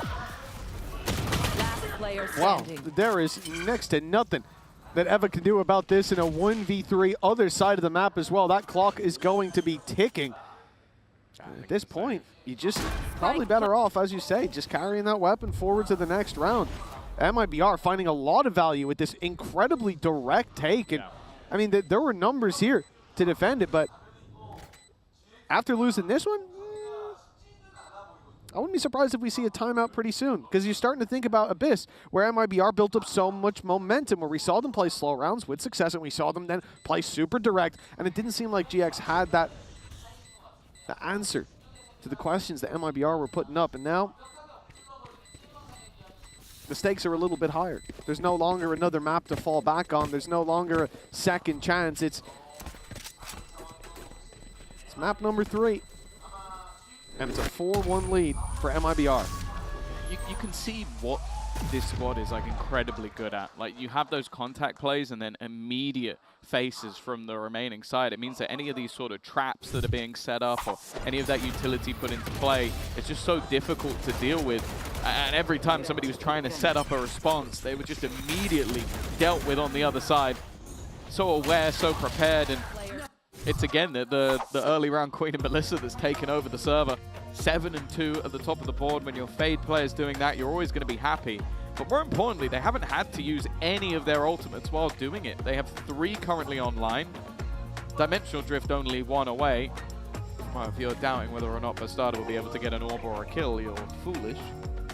Now, there is the same for the other side. The issue they have is they don't have the finances. So already, as you said, an early enough pause for Asuka to try and come in and turn around this tide, because as you said, in the last map, if they had 1 or 2 extra rounds, it could have been very different. The same said, though, they won 2 of their 3 in the last 2 rounds. So it could have been, actually, we'd close this very quickly after the pistol if they didn't manage those late ones. That's the thing as well when you think about what you just said, Tom. There's 3 ultis online for MIBR, and it's not like we're talking about From the Shadows and a Neural Theft. You have a Nightfall in play, and about to have a Yoru ult in play as well, the Dimensional Drift. Those 2 are going to get you onto sites. You then look at how you punish. Well, if you're on the site, you put your Viper's Pit down, or you use your Showstopper, whether it's getting into the site as a third option for entry, or whether it's entry options are good. You know, you can do anything with it. You can hold the site, you can take the site, and you can play for the post plant. So for MIBR, they're up against an eco as well. They could potentially have 3 rounds off the back of the eco, and then the ults, but they're going to play this safe, and oh, it's found so much value for SRN. 1 ulti committed. There's 1 on the other side, though. This is going to get a little spooky. Luckily, Paranoia has done its job. Sarah is taking out Sayori, and this is not quite as clean-cut as it seemed like it would be. Yeah, they managed to get another rifle. Sarah has found a kill. The problem is the amount of damage that was done already. It was a very nice attempt. I don't think we came into that round expecting only 1 player to survive from MIBR, but it's one that, although costly, I don't think they'll mind too much because they traded out a lot of the opponent's ults while also using a couple of their own. Yeah, I think that's the thing. I think Smurfette made the right call, right? In a round like that, you have the Showstopper, you know they're bursting out at that point, and you found the pick. That is 100% the right call. Really good work from Sayori to put through that Paranoia. What surprises me is the fact that MIBR used not only the Showstopper, but the Nightfall as well. And the Nightfall almost became a necessity because they lost so much space on the site to re-clear it. But it has cost them a lot. Now the Viper's Pit will be put into play in this round by the defensive side to cover off that mid-control. But again, I look to MIBR. Massive advantage in this round. They find a lot of information here. The starter, TP's back, and now it's the A-Take. If they get boots on the ground here, Viper's Pit goes up, and this becomes another round where MIBR seemingly have a chokehold. Much damage. Ever's done well, but the damage isn't going to mean anything until Sarah swings. That's at least made things interesting. No pit. Ness had a rough first map, a fantastic second, and now seems to be struggling again in the third. And while Melissa, she has been deadly so far in this first half. Puts her 10th kill onto the board, and while with only Toki standing, sure, there's 2 very low HP players, those duelists, but look how far away she is. She is purely playing for the post. And even she'll expect that Toki's going to come looking for her. Like, you can't leave that player in the back line and look to try and win this round. And the second any contact is made, she'll look to go running, but instead, just the time bought alone is enough for Toki to have to fall back, and Melissa may even just execute her at the end. No, she will be allowed to escape, but at a 6-1 scoreline, I don't think MIBR will care too much. And again, you could look at this and go, look how close it was, right? 16 and 20 HP. This could have been a completely different round, and Eva on backside was doing so much damage. Reality is, though, 6-1. Same old story, back to Abyss, where we looked at GX and said if they had just done a little bit more in those early rounds, and now we might be in the same boat again. It's time to show up, and time is running out as MIBR steam into the lead, build up that momentum, and by the way, still have the Viper's Pit because Sarah dropped a double kill that was, a part of that was Lisa, which meant they couldn't use that pit to secure the round. I think they're probably, in hindsight, pretty happy about that. Well, once again, oh, very happy MIBR fans right now, and you can understand why. Their attack sides have been stellar all the way through this series. Nonetheless, Spike down mid. Ness will be able to find one. A return to form almost feeling necessary, and well, again, these early fights working out. SRN wants to try and take the battle and will win it at that. And although Sarah's definitely had some moments, actually she's found a rifle and will hear the steps going back the other way. If she gets the timing right here, Mitch, she might be able to catch them. This is potentially going to line up perfectly for her. She just has to hit the timing bang on. They're watching her. Yeah, they're worried about it. That's absolutely perfect play. And SRN's even swinging back out on the back of her own nade. Pixel perfect. No notes for MIBR. 7-1 in the lead. And for what has been a close series, and even looking at the first two maps, it was GX taking the majority, or the round advantage, I suppose. They won 13-8 versus a 13-11 loss. And here, it seems like there is a clear victor already. A second timeout being called in by GX, coming into round number 9. They are panicking, and rightfully so. It seems like MIBR have a chokehold. Yeah, I think they've also realized, though, that similarly to the last map, they know that they can pull out some numbers over on the attack side. That was always the case in the past when they played this map. And we've already seen it in the last one, but the problem is you do need that wiggle room. You need a chance you lose a pistol, that doesn't end the game. Last time, you have to bear in mind, the only reason that comeback even started was because they won a second round with classics. Like, you can't rely on that every single time. And for MIBR, as you said, they are currently reading the room almost perfectly. Like, when it comes to these direct, aggressive plays, the trades are on point. The reactive utility has been stellar. You mentioned the use of the paranoia. You mentioned how the Nightfall had to be used at times, but whenever they have used it, it always seems like it's had impact. And then you have some of the patience that we're seeing from players like Melissa, like sitting back in moments where there's no reason to be aggressive. Like, they have been fantastic on this attack. And GX have not been able to find any sort of response.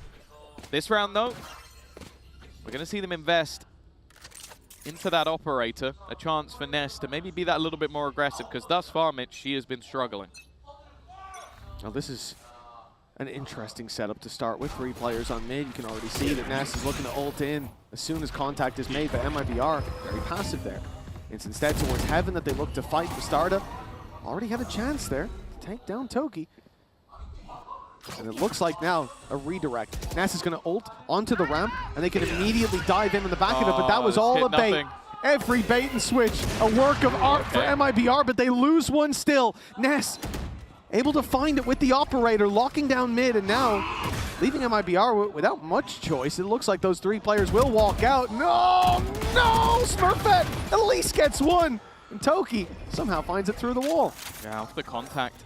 That gave enough information, and what was initially going to be a take onto the A site and a TP from Sayuri. Now, she's probably quite happy that she's on the other side of the map, because there really isn't much space there at all. Any damage also able to be healed from that Sky, and it is looking like they're going to fall straight into a retake setup, especially with the way that the best B site plants normally have that opportunity for main. When you have the Cosmic Divide available with Toki, you can section that off. So if anything, MIBR are probably hoping someone will fight them here. And unless Sarah's thinking of taking a pretty hefty risk, which kind of is, we'll just wait instead. I mean, they really have to drop the ball on this one. Bastarda and Sayuri, although the map may be favor to them with the streak of rounds, the advantage they have, for now at least.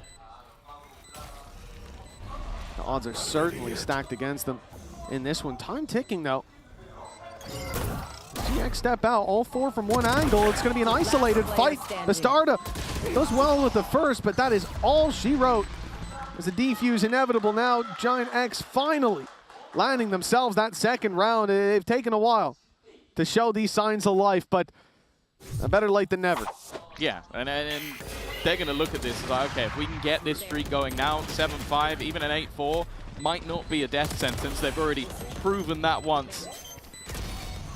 Much better looking round from them, and also just the calm within it. not rushing into some of these fights, not taking the individual battles. That's what worked out for them. The problem, though, is whether or not MIBR are going to allow that to happen again, because this was sort of a bit more of a disjointed round. Some early aggression that failed, a back and forth of whether they should go A or not. When they've been direct, they've been really tough to beat.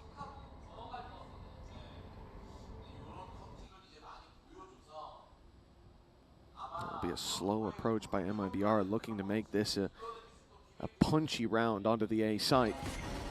Bring them down. The pressure on the shoulders of Smurfette, 2 away from that showstopper being online again, but those picks won't come easy. Managed to slip into position, but that flash from the start, absolutely perfect. The A site crumbles within seconds, and MIBR, I love this, just going back to punchy plays at times that work wonders for this squad. Viper's pit, oh, look at the shape of that pit too. It has given them so much control, and Face your fear. not even sure they needed to do that, but really covering all their bases. The Nightfall is going to buy so much time that GX might even just save. Yeah, they want to make sure that this round is confirmed.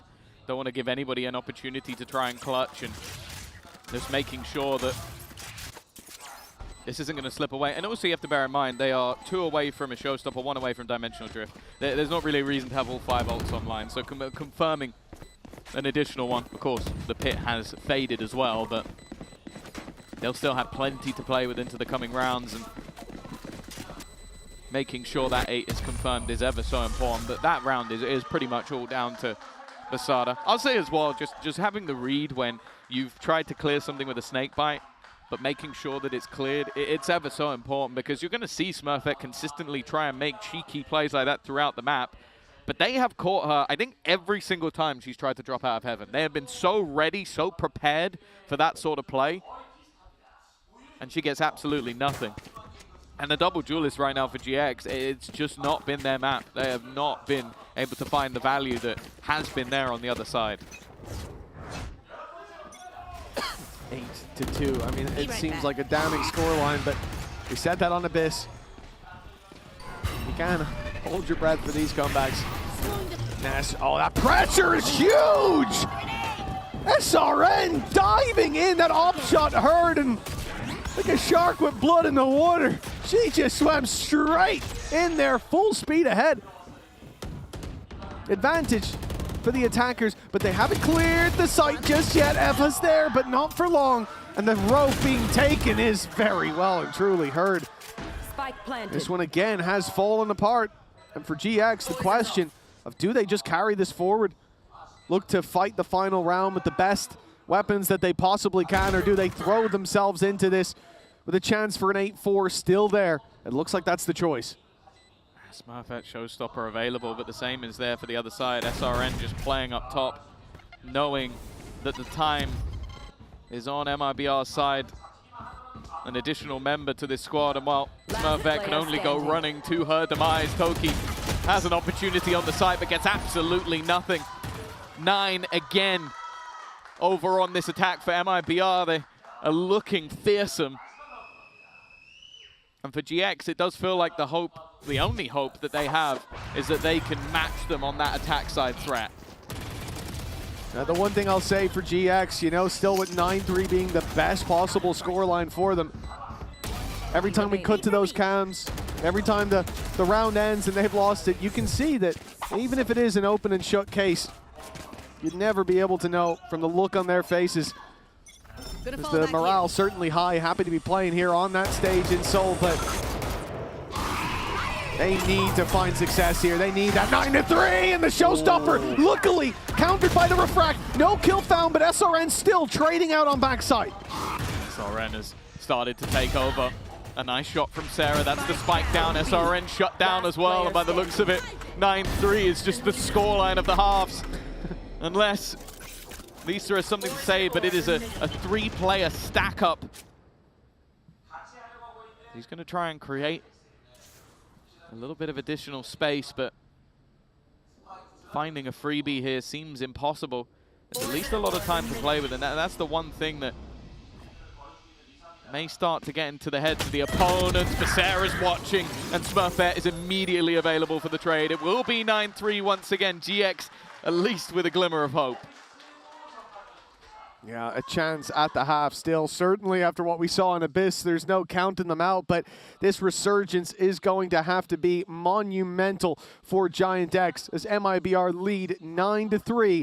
We'll find out who takes this series after the break.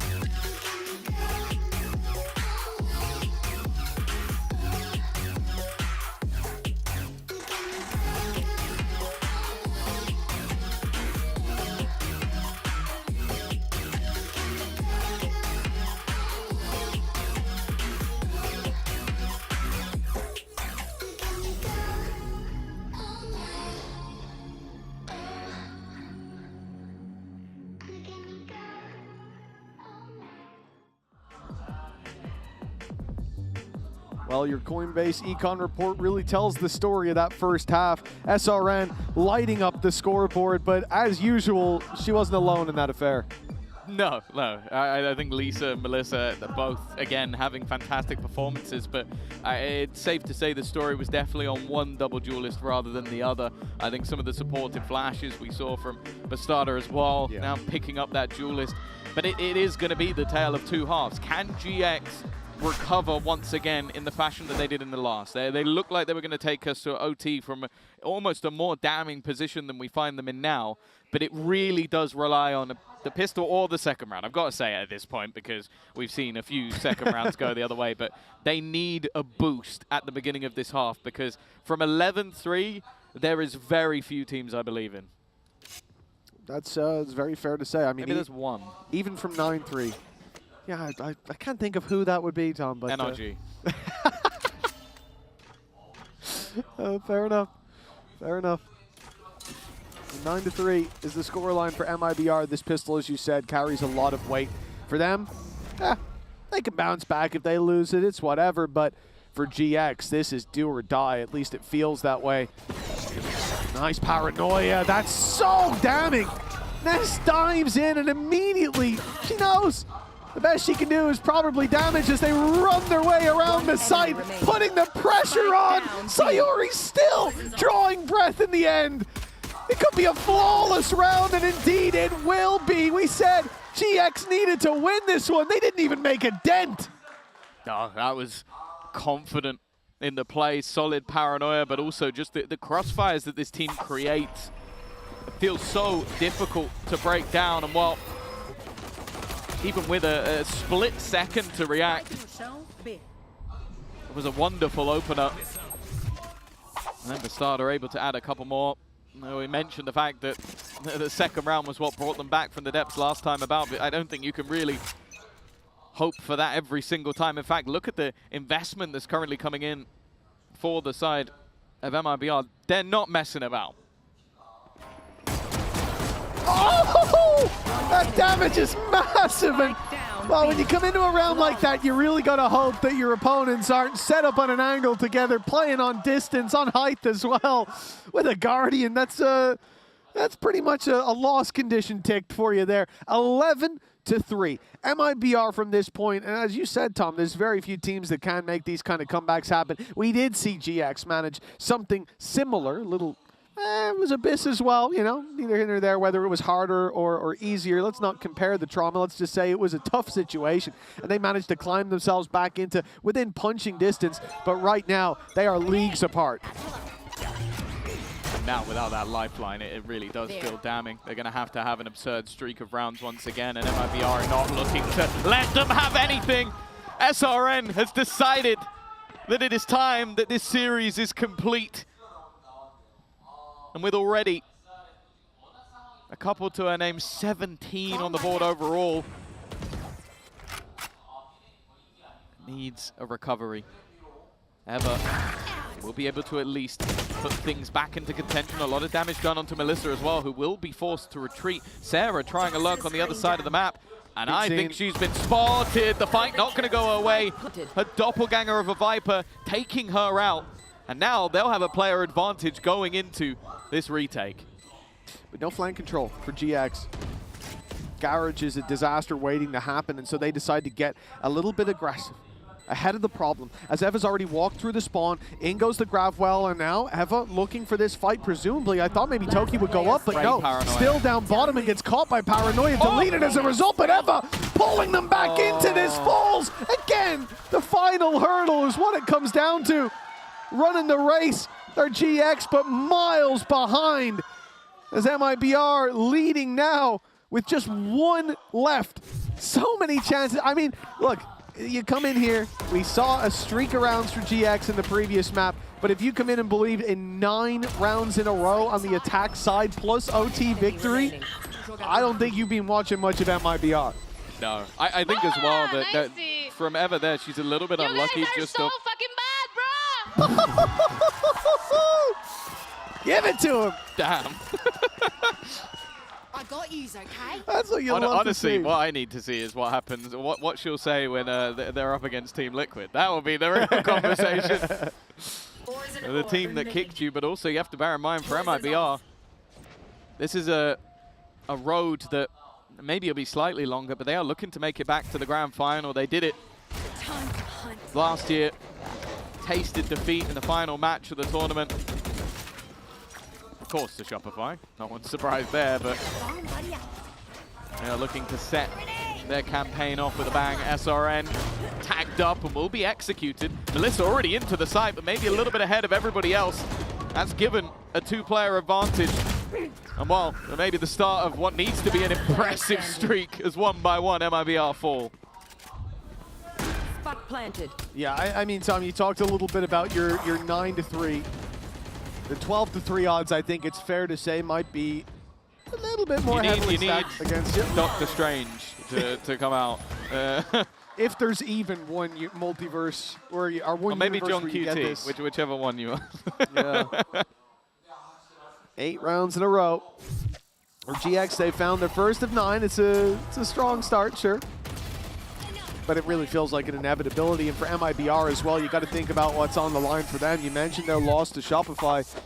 Well, victory here means you get to face off against Shopify. A chance for a revenge arc, perhaps, for this squad. I need to blow something up. Send them down to lowers early, and if they manage to win this map convincingly, there is at least hope of that. Oh yeah, I mean, you can say having this sort of like first map to get the flow state going on the stage may have benefits of its own. Yeah. Of course, I don't think anybody's expecting Shopify to come in cold, but if MIBR come in hot, as they have for the starts of majority of these maps, like they have been really impressive. The last one ended up slipping away from them, but they still closed it out. This one, I don't think there's any slipping to be had. A weaker purchase. They've been playing it safe on a lot of occasions, not overly investing when they have these leads, but even still making them close.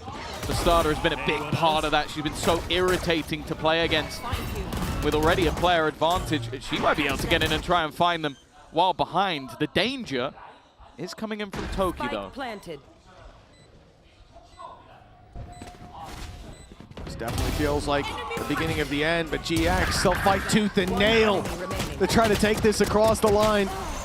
Their second of the 9 in a row needed, now confirmed and locked in, but for MIBR, it only feels like a matter of time. Round on round as now the rifles come out, as ultimates will be online fairly soon for that defensive side.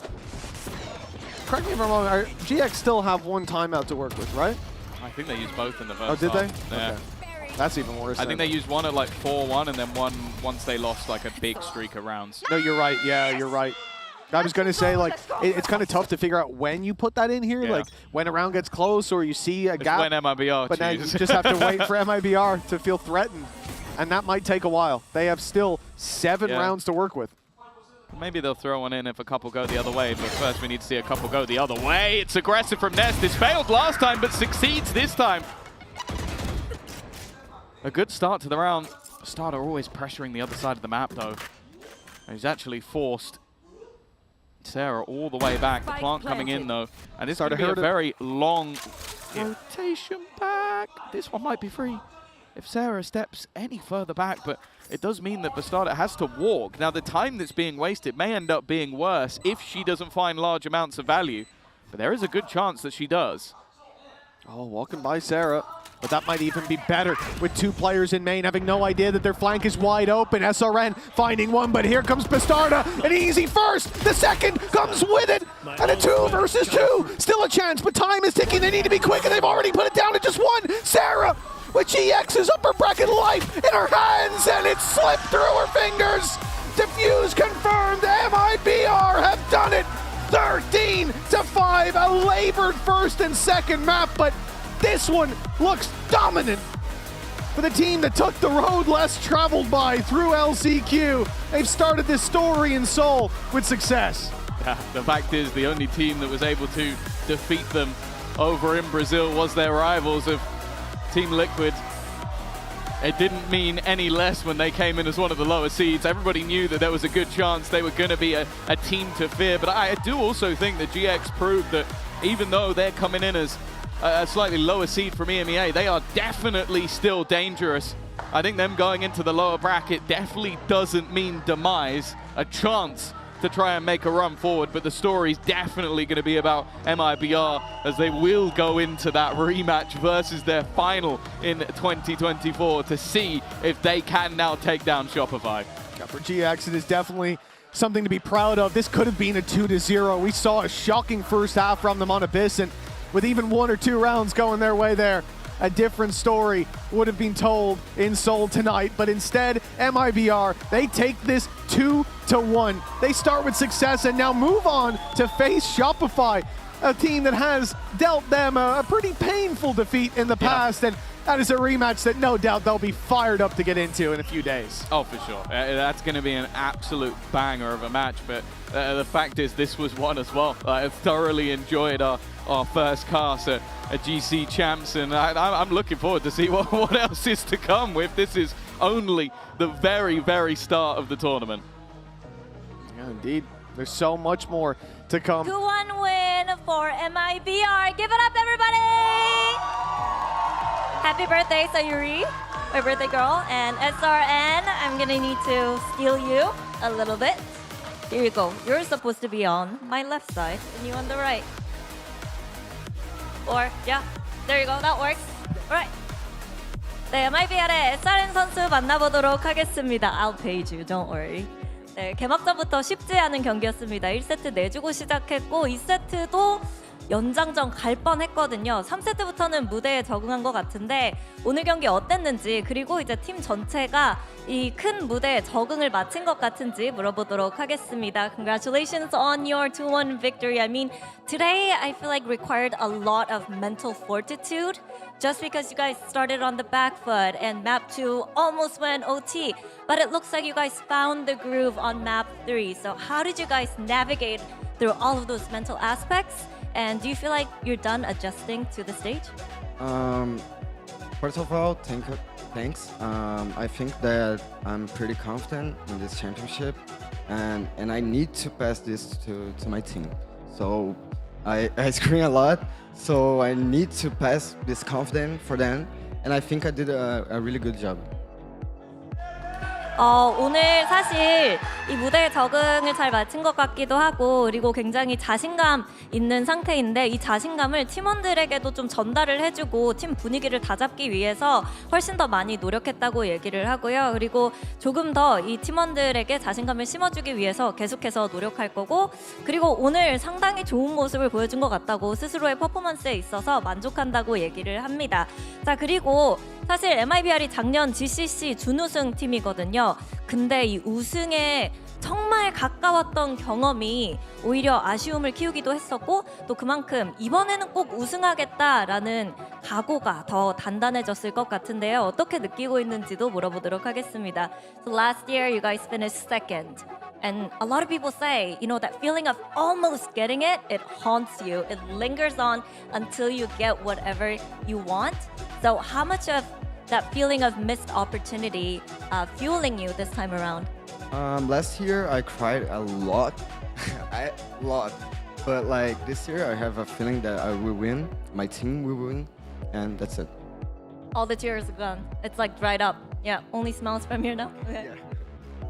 작년에 준우승하고 진짜 눈물을 너무 많이 흘렸대요. 그래서 이 아쉬움의 눈물이 이젠 너무 많이 흘려서 마를 정도여서 올해는 그래도 이번 MIBR 선수들과 함께 우승을 만들어낼 수 있지 않을까라는 마음이 든다고 얘기를 합니다. 그런데 또 공교롭게도 상대는 쇼피파이 레벨리언이거든요. 이제 다음 매치에서 결승전 리매치를 치르게 된 건데요. 승리한다면 또 팀에게는 어떤 의미일지 그리고 다음 경기에 임하는 각오도 들어보고 싶네요. Well, we're in luck because next up you guys face Shopify Rebellion Gaming. It's the grand finals rematch already. How do you think if you guys win that one? How do you think it's gonna propel you guys forward? What do you think that win's gonna do for you? I think that Shopify is a hard team to beat, but I trust my team. I trust my confidence. And I think if we beat them, and we will, I think we are prepared like for anything. Yeah, that's it. 일단 쇼피파이 레벨리언 게이밍이 워낙 또 굉장히 잘하는 팀이기 때문에 사실 상대로 힘든 경기가 예상되기는 하지만 그래도 훨씬 잘 준비를 했고 그리고 SRN 선수 개인적으로도 그리고 팀에 대해서도 굉장한 믿음이 있기 때문에 잘할 수 있을 것 같다고 얘기를 하고요. 그리고 만약에 MIBR이 승리한다면 그리고 당연히 승리를 할 건데 그때의 승리가 아마 이제 아무 팀을 만나도 항상 승리를 가져갈 수 있다는 자신감을 심어주면서 이번 대회에서 너무나도 중요하게 작용할 거라고 얘기했습니다. 이렇게 해서 MIBR의 SRN 선수 만나봤습니다. Thank you SRN and best of luck. And thank you Arthur for being our support, mental support. Thank you.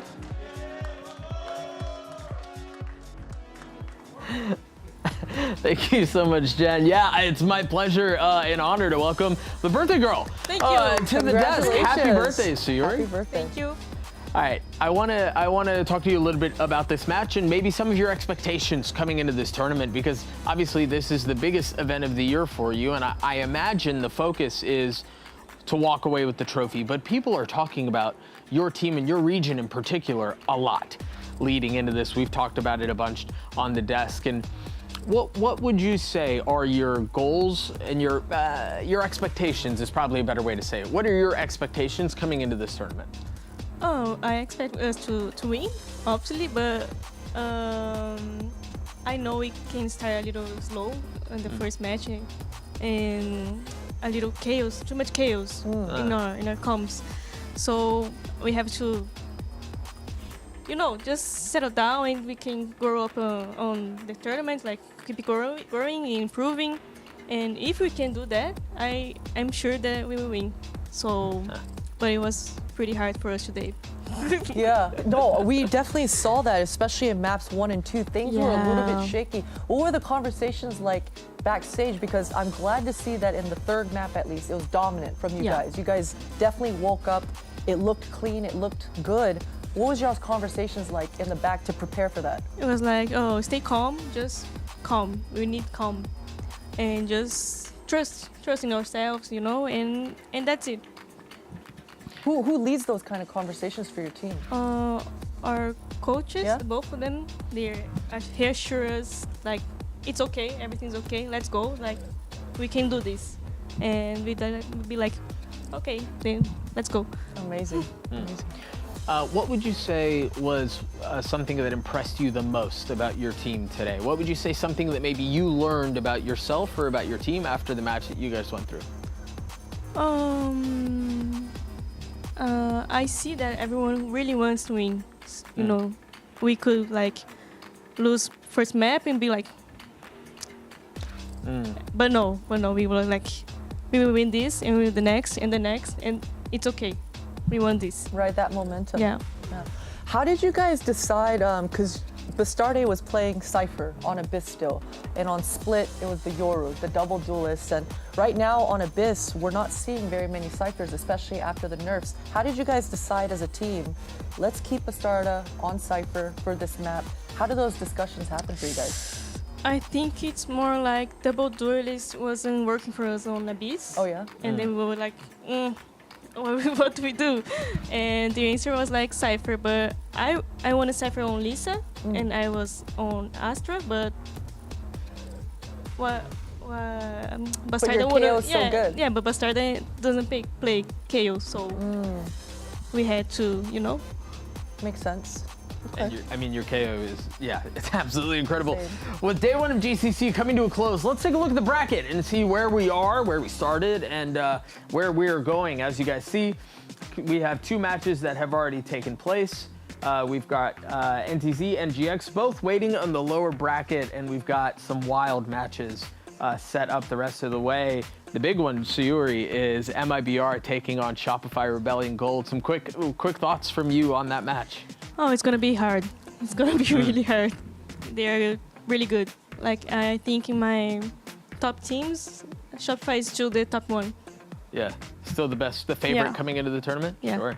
On top of that, we've got two more matches that we will be back with tomorrow. Zipto up against K-Corp, and then Team Liquid versus Crew Blaze. And you guys are not going to want to miss any single one of those matches. We'll be back here at the same place at the same time tomorrow. So from everyone on the desk, from everyone behind the scenes who's helped put on the show, thank you all so much for joining us. We will see you guys tomorrow.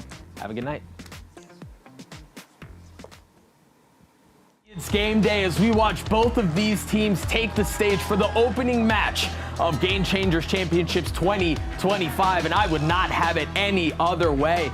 Catch is primed, Full Moon here to stall. This time it's a forward hold from Ninetails, and that rocket's not going to do anything. Samsami finds one, and coming quickly enough, it's half stuck onto the spike. That shot is beautiful! Out of ever! Seoul lights up! Shot on the classic, hold on! Ninetails. Can you get it done? One-on-one, Sheer around the side, and Sheer takes it through for the Red Bull clutch. Clem can taste it. Faltered with EDG previously on the global stage. Now she has a chance to win the first series for China at GCC. Then she does just that.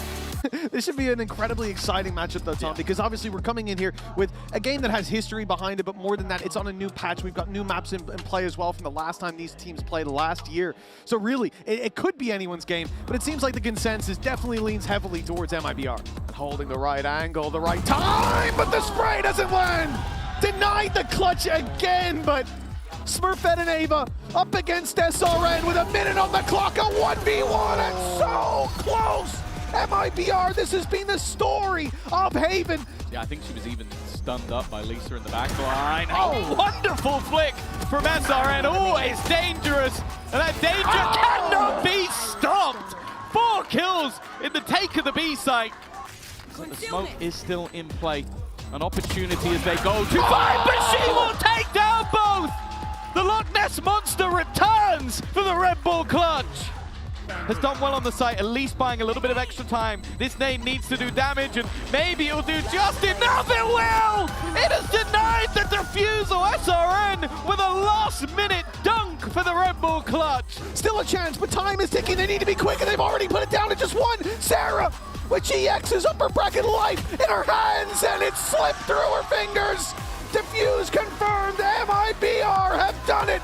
13-5, a labored first and second map, but this one looks dominant.